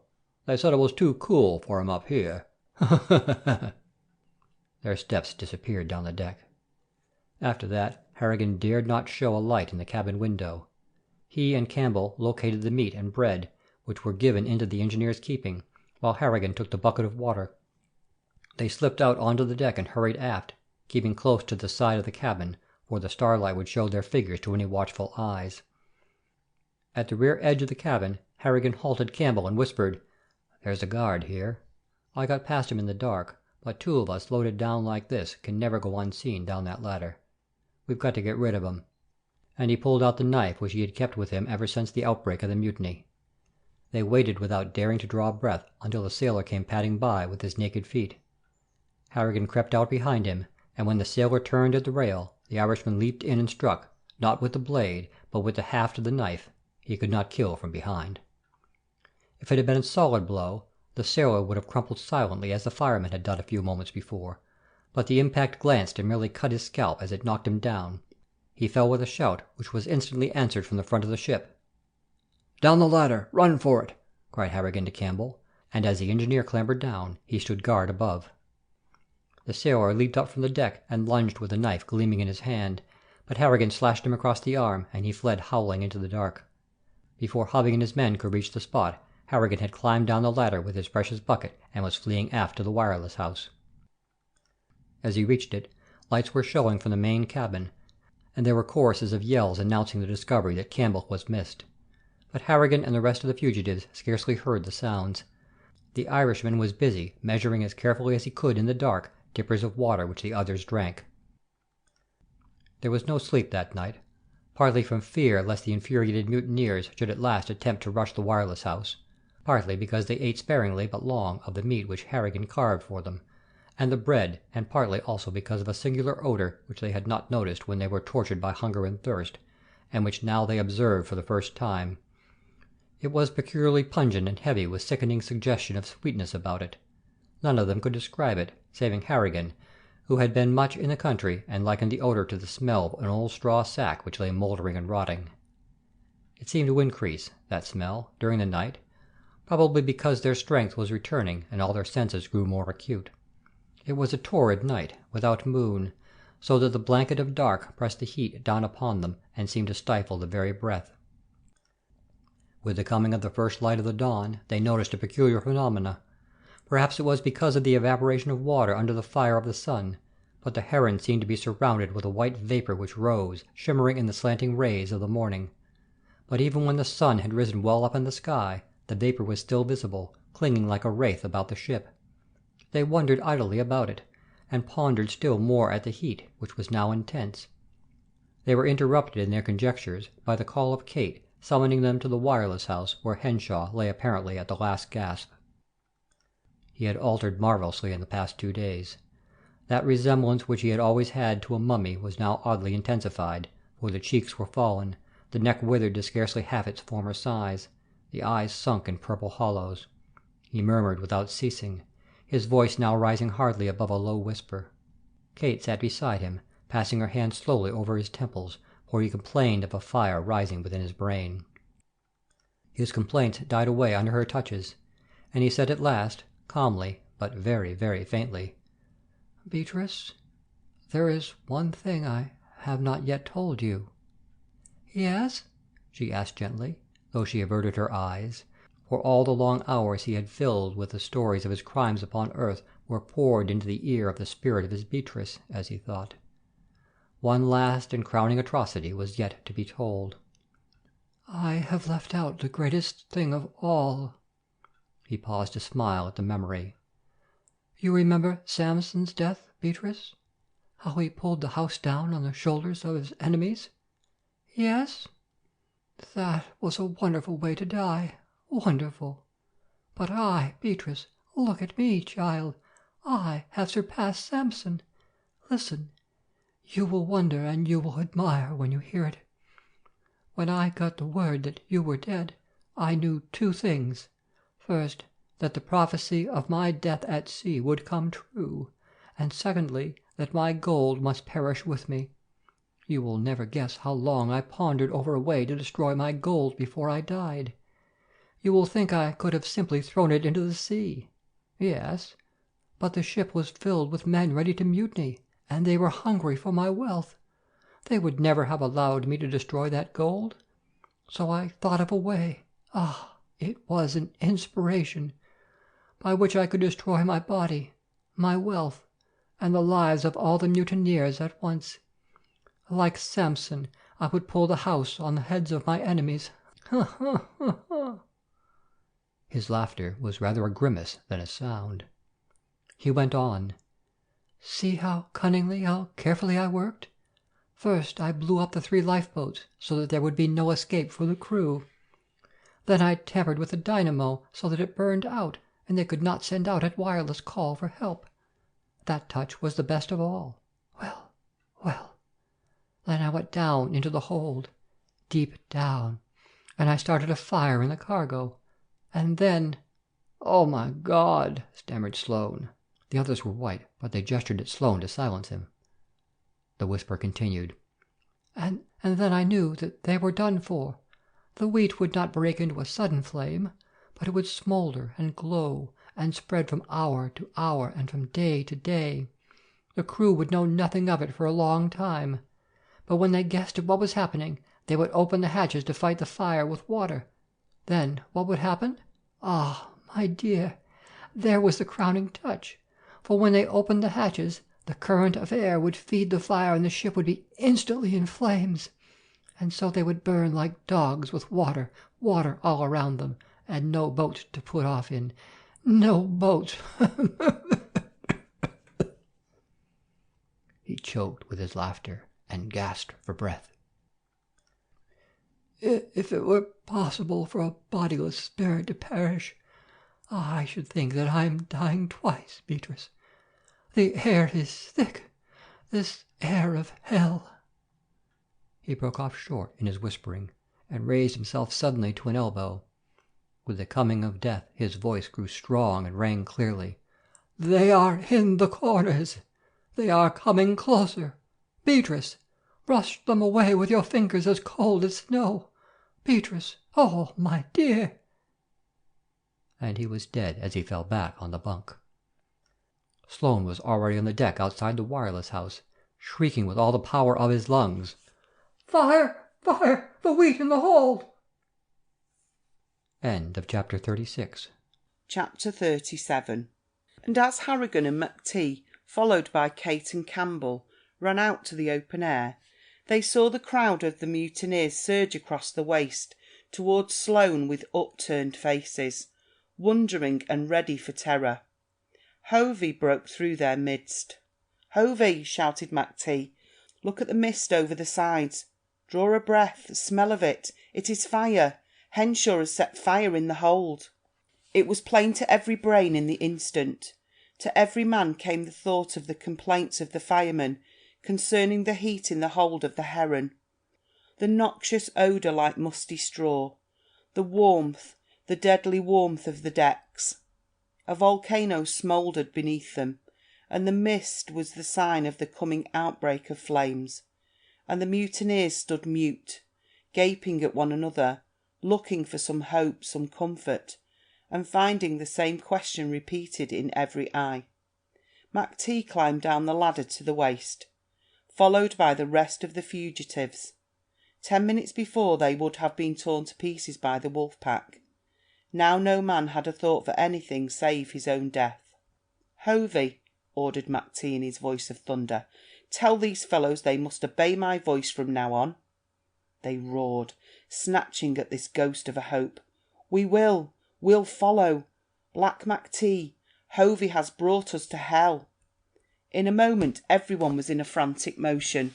Campbell started for the engine room to see what had caused the stopping of the ship. McT himself, followed by Harrigan and the stokers, went down to the fire room. It was fiery hot there indeed. When the Scotchman swung down the ladder into the hole, it was like a blast from a furnace, and the air was foul with the nauseating odour of the smouldering wheat. The men gasped and struggled for breath, and yet they began to work without complaint. All hands set to. The fires were shaken down and started afresh. The coal shovelled out from the bunkers. Then a fireman collapsed without a cry of warning. They carried him out to the upper air and brought down 2 of the sailors to take his place. And the sailors went without a murmur. They were fighting for the one chance in 10,000. The chance of bringing the ship to shore before the fire burst out into flame, which would lick the Heron from one end to the other within an hour. McT went up to the bridge to take the bearings and lay the course. By the time his reckonings were completed, steam was up. Campbell had remedied the trouble in the engine room. The propeller began to turn, and a yell went up from the ship and tingled to heaven. When McT came down from the bridge to the waist, leaving Hovey at the wheel, a dozen of the tars gathered about the new skipper, weeping and shouting, for in their eyes he was the deliverer. It was he who was giving them the fighting chance to live. And how they fought! There was something awe-inspiring and almost beyond the human in the fury with which they laboured. It was in the fire-room that their chief difficulty lay. The fire-room of a large steamer is a veritable furnace, and when to this heat was added that from the hold of the ship, it was truly a miracle that any living thing could exist there. But Harrigan was in charge. When men wilted and pitched to their faces on the sooty, dusty floor, he trussed them under one arm and bore them up to the air. Then he went back and drove them on again. Before the end of that day, however, with the coast still a full 30-hour run ahead of them, it became literally impossible to continue longer in the fire-room. But Harrigan would not leave. He had a hose introduced into the hold. The men worked absolutely naked, with a stream of water playing on them. Now and again, when one of them collapsed, Harrigan snatched the fire-bar or the shovel from the hands of the worker and laboured furiously until another substitute was found. The necessity of his presence was amply demonstrated that night. The Irishman was too exhausted to continue another minute, and the men helped him to the deck and sluiced buckets of salt water over his great trembling body. To keep the men at work, Campbell went down in the hole. They had to carry him up in half an hour. Then McT tried his hand. He stood the heat as well as Harrigan, but he could not inspire such daredevil enthusiasm in the men. They missed the raucous, cheery voice of Harrigan. They missed the inspiring sight of that flame-red hair. And they missed above all his peculiar driving force. In other words, when Harrigan came among them, they felt hope, and when a man has hope, he will work on in the face of death. And at last McT came up and begged Harrigan to go back. He went, and found an empty fire-room and dying fires. He ran back to the deck, and at his shout the dead veritably rose to life. Men staggered to their feet to follow him below. Every man on the ship took his turn. Hovey came down and passed coal. McT came down and wielded the fire-bar, doing the labour of 3 men while he could endure. And the Heron drove on toward the shore. The morning passed, the afternoon wore away. It was a matter of hours now before the shore would be in sight, and McT spread this news among the crew. He sent little Kamasura and Shida, the cabin boys, running here and there, saying to every man they passed, 4 hours, 4 hours, 4 hours, and then 3 hours, 3 hours, 3 hours, and the crew swallowed whisky neat and returned to the fire-room. At sunset, dim as a shadow, a thing to be guessed at rather than known, the man on the bridge sighted land. The word spread like lightning. The staggering workers in the fire-room heard and joined the cheer which Harrigan started. Then the catastrophe came. A torch of red fire licked up the stern of the ship. The flames had eaten their way out to the open air. It was the quick action of Mac-T which kept the panic from spreading to the hold of the ship at once and bringing up every one of the workers from the fire-room. He gathered the sailors on deck who had strength enough left to walk, and they made a line and attacked the flames with buckets of water. There was, of course, no possibility of quelling the fire at its source, for by this time the hold of the ship, where the wheat was stowed, must have been one glowing mass of smouldering matter. Yet they were able for a time to keep the course of the fire from spreading over the decks of the ship. With this work fairly started, Mac-T ran back to the forward cabin and upper deck of the Heron, and set several men to tear down some of the framework, sufficient at least to build enough rafts to maintain the crew in the water. So the 3 sections of the work went on: the firefighting, the life-saving, and the driving of the ship. Mac-T on deck managed 2 ends of it. Harrigan in the fire-room handled the most desperate responsibility. It seemed as if these 2 men, by their naked willpower, were lifting the lives of the crew away from the touch of death and hurling the ship toward the shore. And now, for an hour, for 2 hours, that ghastly labour continued.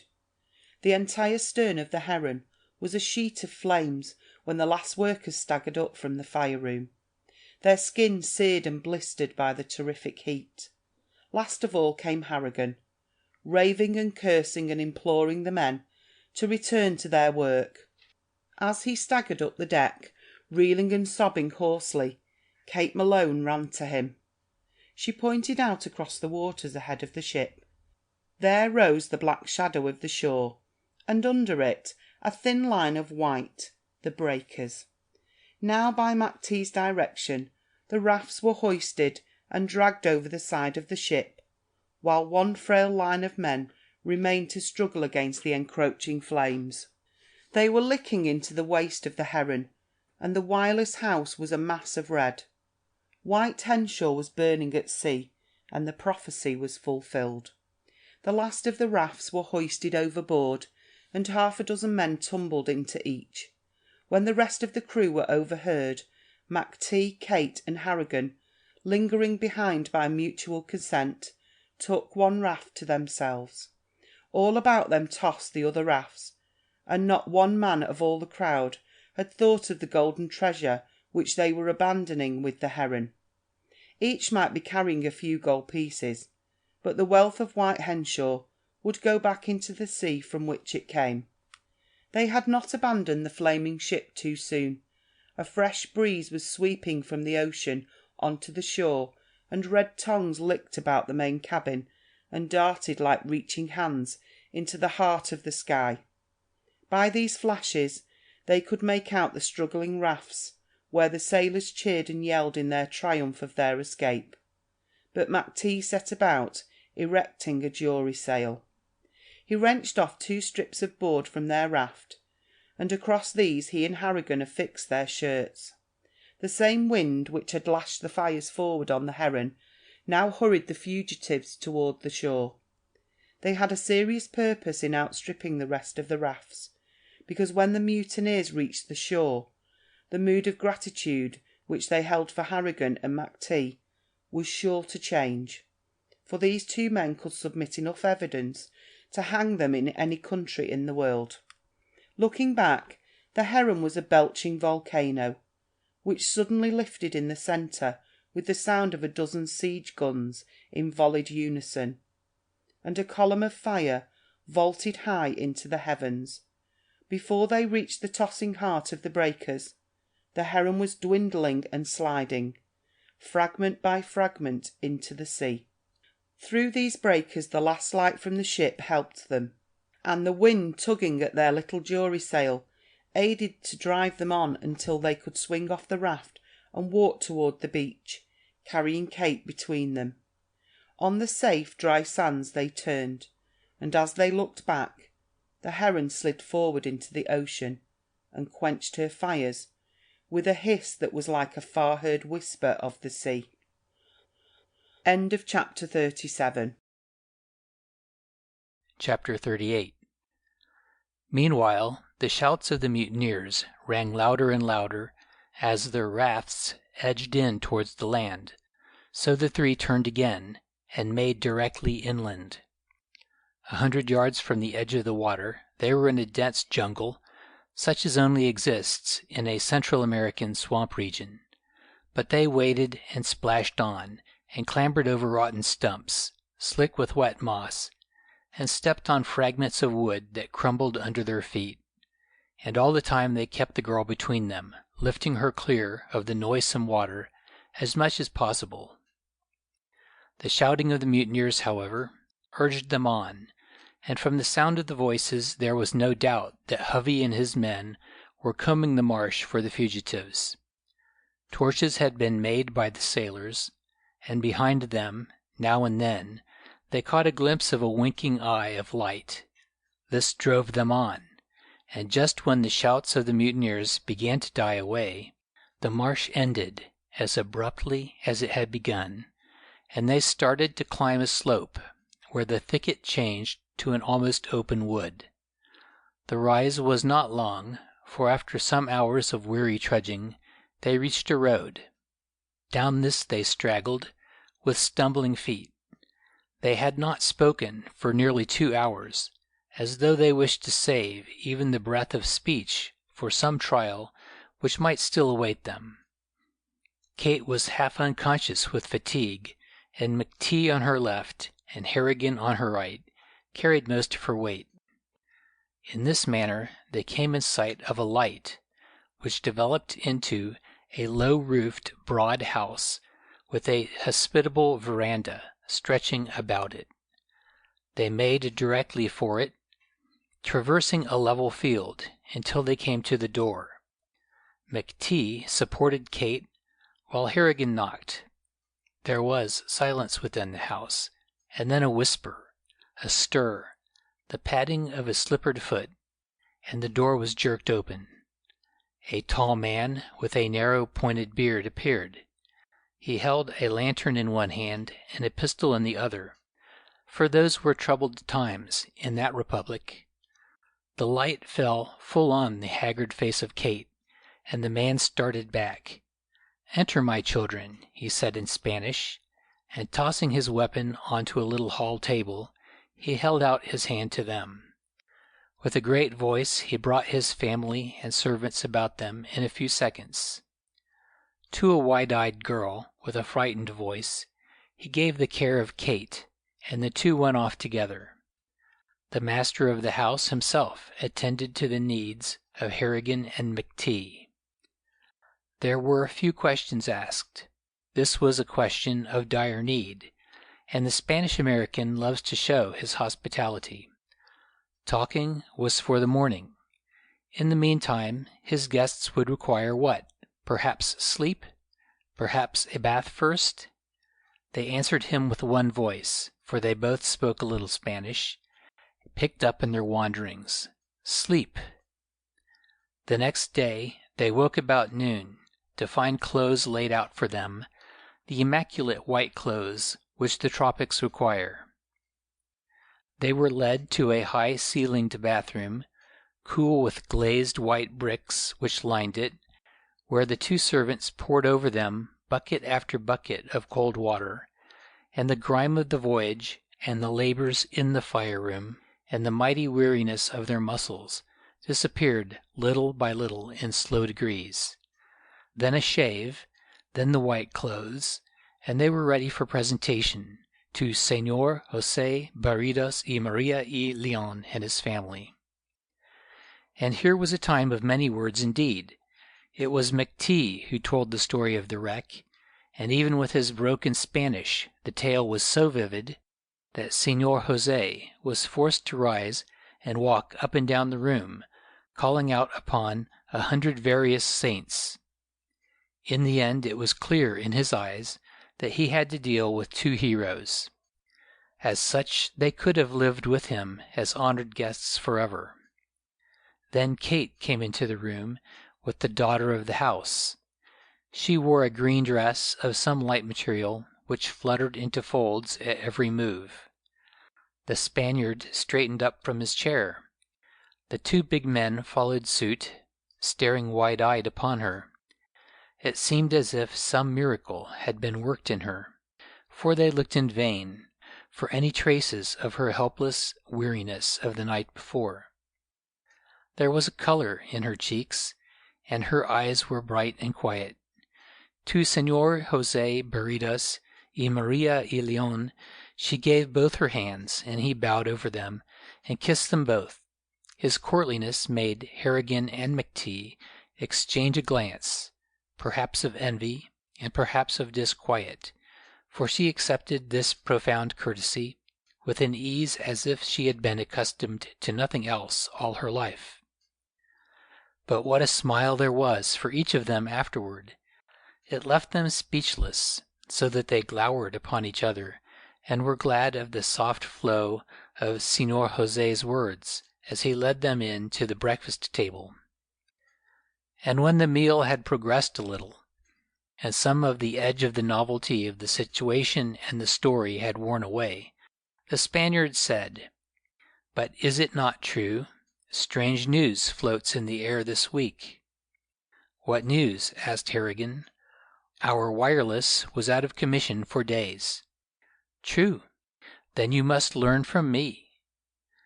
He drew a breath and stiffened in his chair.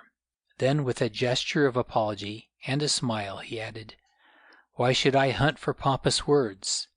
I can tell you in one phrase, the world is at war, gentlemen." They merely gaped upon him. German troops have entered Belgium. France, England, and Russia are at war with Germany and Austria. He waited for the astonishment to die away in their eyes. Kate was shaking her head. "It is impossible," she said. "There may be a disturbance, but the world is past the time of great wars. Men are now too civilized, and—" Here she stopped, for her eyes fell on the faces of Harrigan and McTee. Civilized? No. She had seen enough to know that civilization strikes no deeper in human nature than clothes go to change the man. "Civilized?" Don José had taken her up. "Ah, madame, already wild tales reach us of the Germans in Belgium." "But there was a treaty," she cried, "and the greatest nations in the world have guaranteed the neutrality of Belgium. Germany herself." "True," said José. "But it is because of the violation of Belgian neutrality, among other things, that England has entered the war, it is said." "Ah," said Harrigan, lapsing suddenly from Spanish into his Irish brogue. "Through for ye, man. John Bull will take the Kaiser by the throat. In time of peace, why to hell with England, say I, like all good Irishmen. But in time of war, it's shoulder to shoulder, John Bull and Paddy, say I, and we'll lick the world." And McTee broke in savagely. "You forget the Scotch. Without the Scotch, England and Ireland, what could they do? Nothing." "Could they not?" said Harrigan, with rising temper. "I tell ye black Highlander, that one Irishman—" "Hush," said Kate earnestly, for the Spaniard was staring at them in amaze. "It is a world war, and no time for jealousy. England, Scotland, Ireland, and America too in time. We will all be fighting for one purpose, and when the last test comes, the United States—" She stopped with a gesture of pride, and Harrigan said, with deep feeling, "Aye, they're a hard lot, the Yankees. But as for the Scotch," he went on in a murmur which only McTee could hear, As for the Scotch, I wouldn't be wiping my feet on them when it comes to the fightin'. D'ye hear me, McTee?" "And understand," said McTee, smiling broadly, so that none of the rest might understand. "Our time is close at hand, Harrigan. We're on dry land." "We are, thank God," answered Harrigan. "But play the game, McTee, till the girl is cared for." In the meantime, Senor Jose had explained to Kate the nearness of the city, El Ciudad Grande, for she had been asking many urgent questions. The upshot of their conversation was that their host offered to take them immediately into the town, where they could find accommodation at the one hotel, if they refused his further hospitality. So in half an hour, Senor Jose's carriage of state was harnessed, and the four journeyed into El Ciudad Grande. Senor Jose went with them to explain to the hotel owner that these were his guests, his dear friends, his friends of many years' standing, in fact, his relatives in close blood. In short, he recommended the party to the special care of the hotel keeper. Business called the hospitable Spaniard away.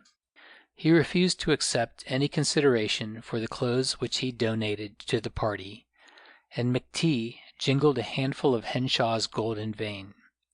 Senor Jose must depart, but he would return the next day. So the three stood alone together at last. Harrigan was the first to speak. "I've an engagement. I'm after having some important business on hand, Kate Colleen, so I'll be stepping out," and he turned to go. "Wait," she called. "I know what your engagements are when the Irish comes so thick on your tongue, Dan. You are about to have an engagement also, Angus." McTee glowered on Harrigan for having so clumsily betrayed them. "You are like children," she said softly, "and you let me read your minds." She bowed her head in long thought. Then, "Didn't we pass the sign of the British consul down the street over that building?" "Yes," said McTee, wondering. And again she was lost in thought. Then she raised her head and stepped close to them with that smile, half whimsical and half sad. "I'm going to ask you to let me be alone for a time. For a long time. It will be sunset in 5 hours. Will you let me have that long to do some hard thinking? And will you promise me, during that time, that you will not fly at each other's throats the moment you are out of my sight?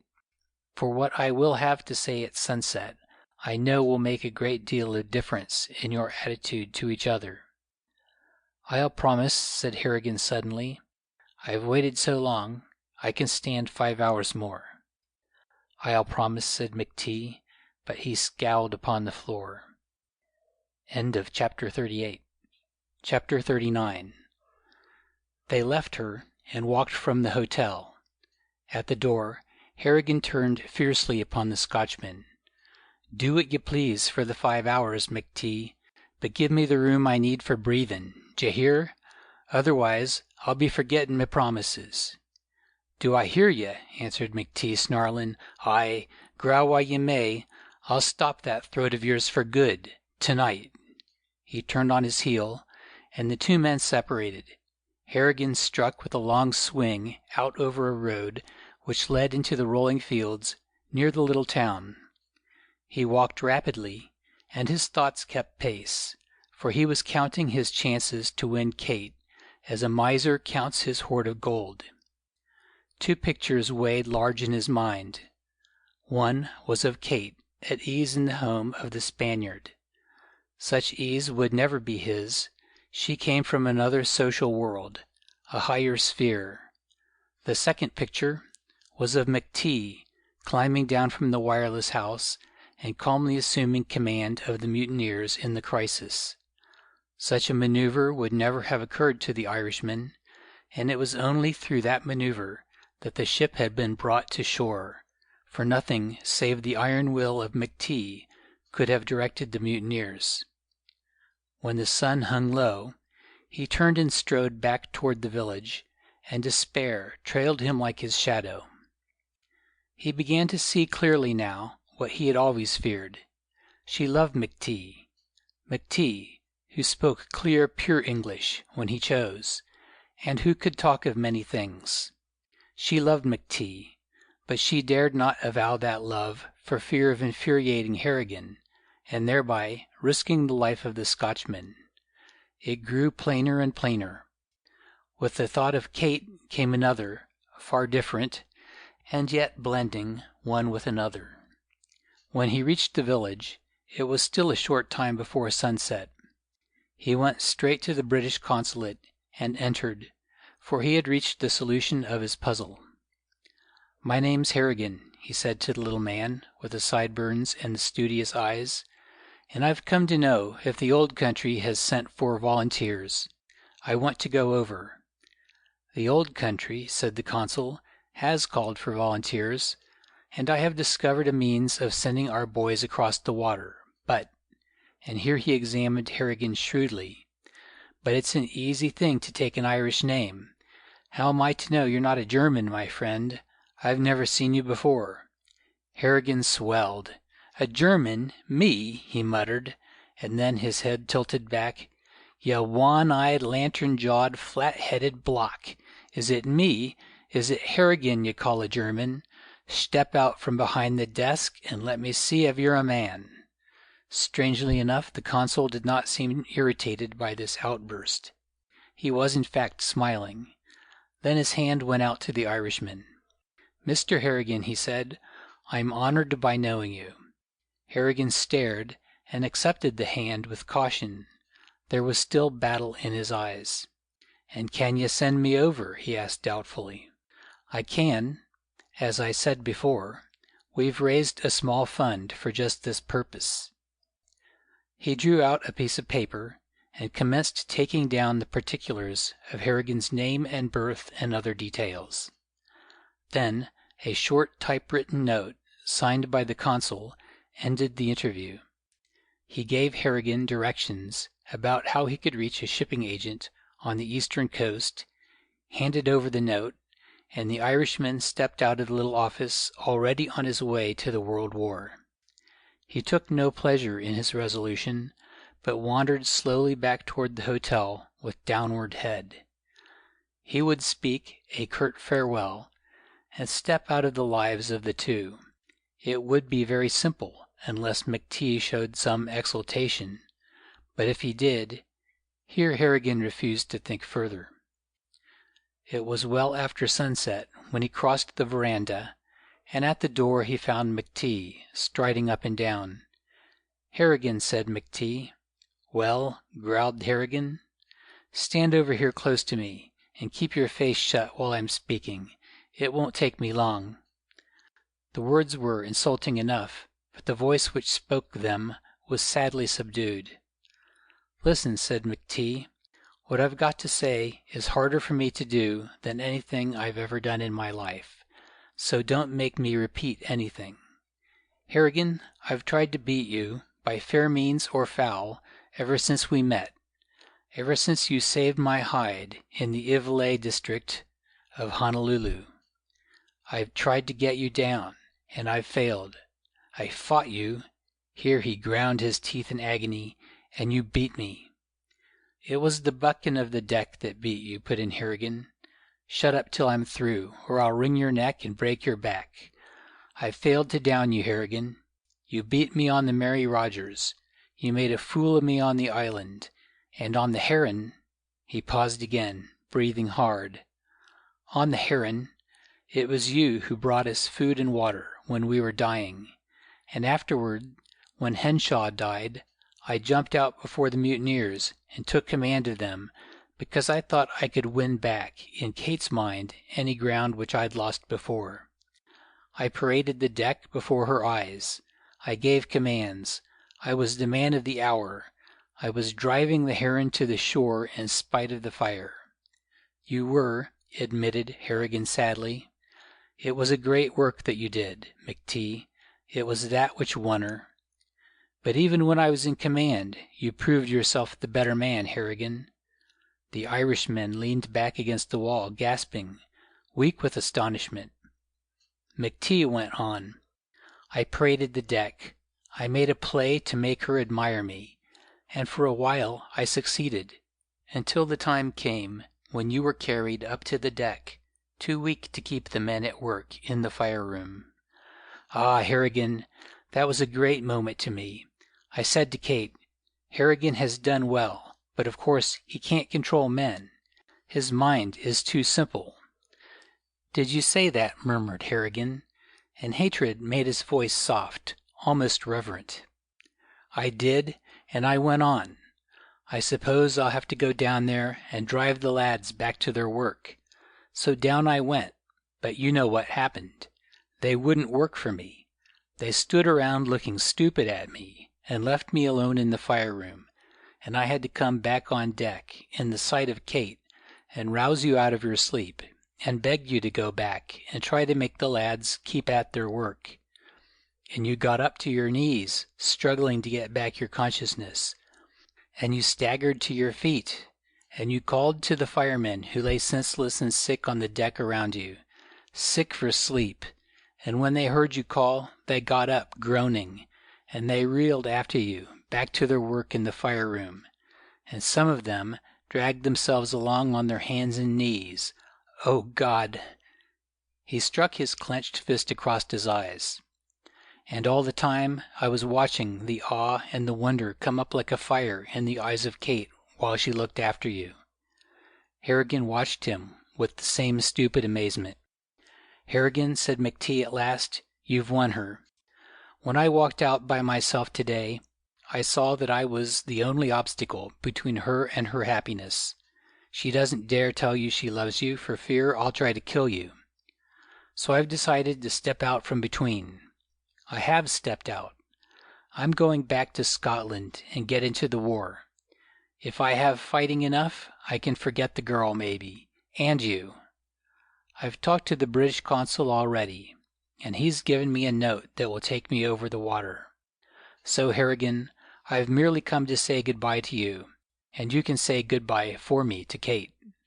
Wait, said Harrigan. There are a good many kinds of fools, but a Scotch fool is the worst of all.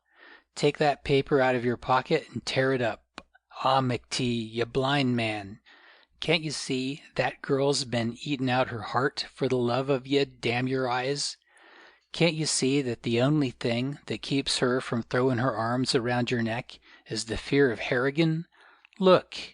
He pulled out the note which the consul had given him. I've got the same thing you have. I'm going to go over the water. I tell you, I've seen her eyes when she looked at you, McTee, and that's how I know she loves you. Tear up your paper. A blight on you. May you have long life and make the girl happy, and rot in hell after. By God, said McTee, we've both been thinking the same thing at the same time, and maybe we're both wrong. Kate said she had something to say to us. Let's see her first and hear her speak. It'll break my heart to hear her confess she loves you, McTee, but I'll go. They went to the sleepy clerk behind the desk and asked him to send word to Miss Malone that they wished to see her. Ah, Miss Malone, said the clerk, nodding, before she left. Left? Echoed the two giants in voices of thunder. She gave me this note to deliver to you. And he passed them the envelope. Each of them placed a hand upon it and stared stupidly at the other. Open it, said Harrigan hoarsely. I'm troubled with my old failing, a weakness of the eyes, said McTee. Open it yourself. Harrigan opened it at last and drew out the paper within. They stood under a light, shoulder to shoulder, and read with difficulty, for the hand of Harrigan which held the paper shook. Dear lads, dear Dan and Angus, as soon as you left me, I went to the British consul, and from him I learned the shortest way of cutting across country to the railroad. By the time you read this, I am on the train and speeding north to the States. I have known for a long time that the only thing which keeps you from being fast friends is the love which each of you says he has for me. So I have decided to step from between you, For there is nothing on earth so glorious as the deep friendship of one strong man for another. I fear you may try to follow me, but I warn you that it would be useless. I have taken a course of training, and I am qualified as a nurse. The Red Cross of America will soon be sending units across the water to care for the wounded of the Allies. I shall go with one of the first units. You might be able to trace me to the States, but you will never be able to trace me overseas. This is goodbye. It is hard to say it in writing. I want to take your hands and tell you how much you mean to me, but I could not wait to do that. For your own sakes, I have to flee from you both. Now that I have said goodbye, it is easier to add another thing. I care for both of you more than for any man I have ever known, but one of you I love with all my soul. Even now I dare not say which, for it might make enmity and jealousy between you, and enmity between such men as you means only one thing, death.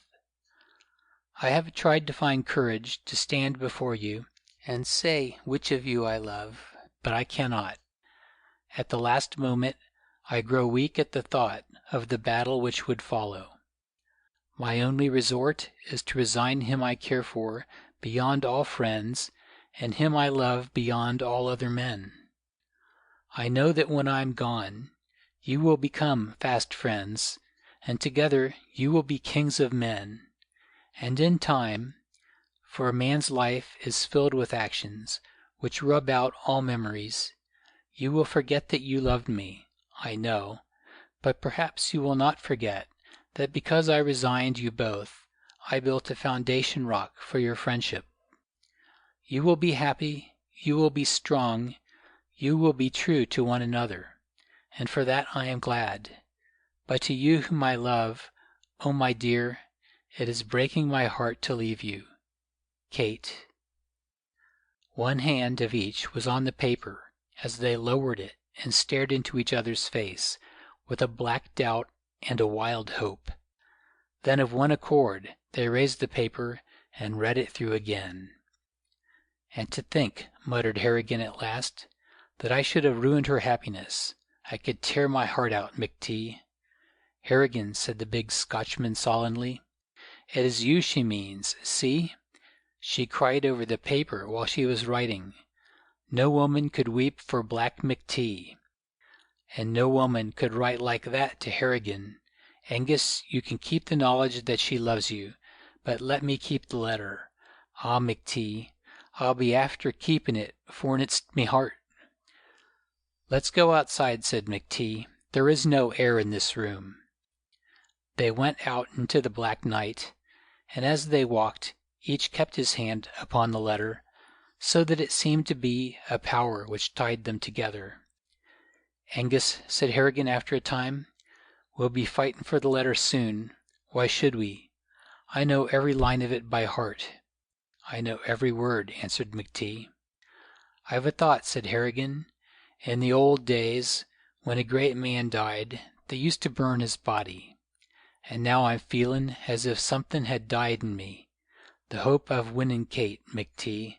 So let's burn her letter between us, eh?" "Harrigan," said McT. with heartfelt emotion, "that thought is well worthy of you." They knelt on the little spot. They placed the paper between them. Each scratched a match and lighted one side of the paper. The flames arose and met in the middle of the letter. Yet they did not watch the progress of the fire. By the sudden flare of light, they gazed steadily into each other's face, straining their eyes as the light died away, as though each had discovered in the other something new and strange. When they looked down, the paper was merely a dim red glow, which passed away as quickly as a flush dies from the face, and the wind carried away the frail ashes. Then they rose and walked shoulder to shoulder on and into the night. End of chapter 39. End of Harrigan by Max Brand.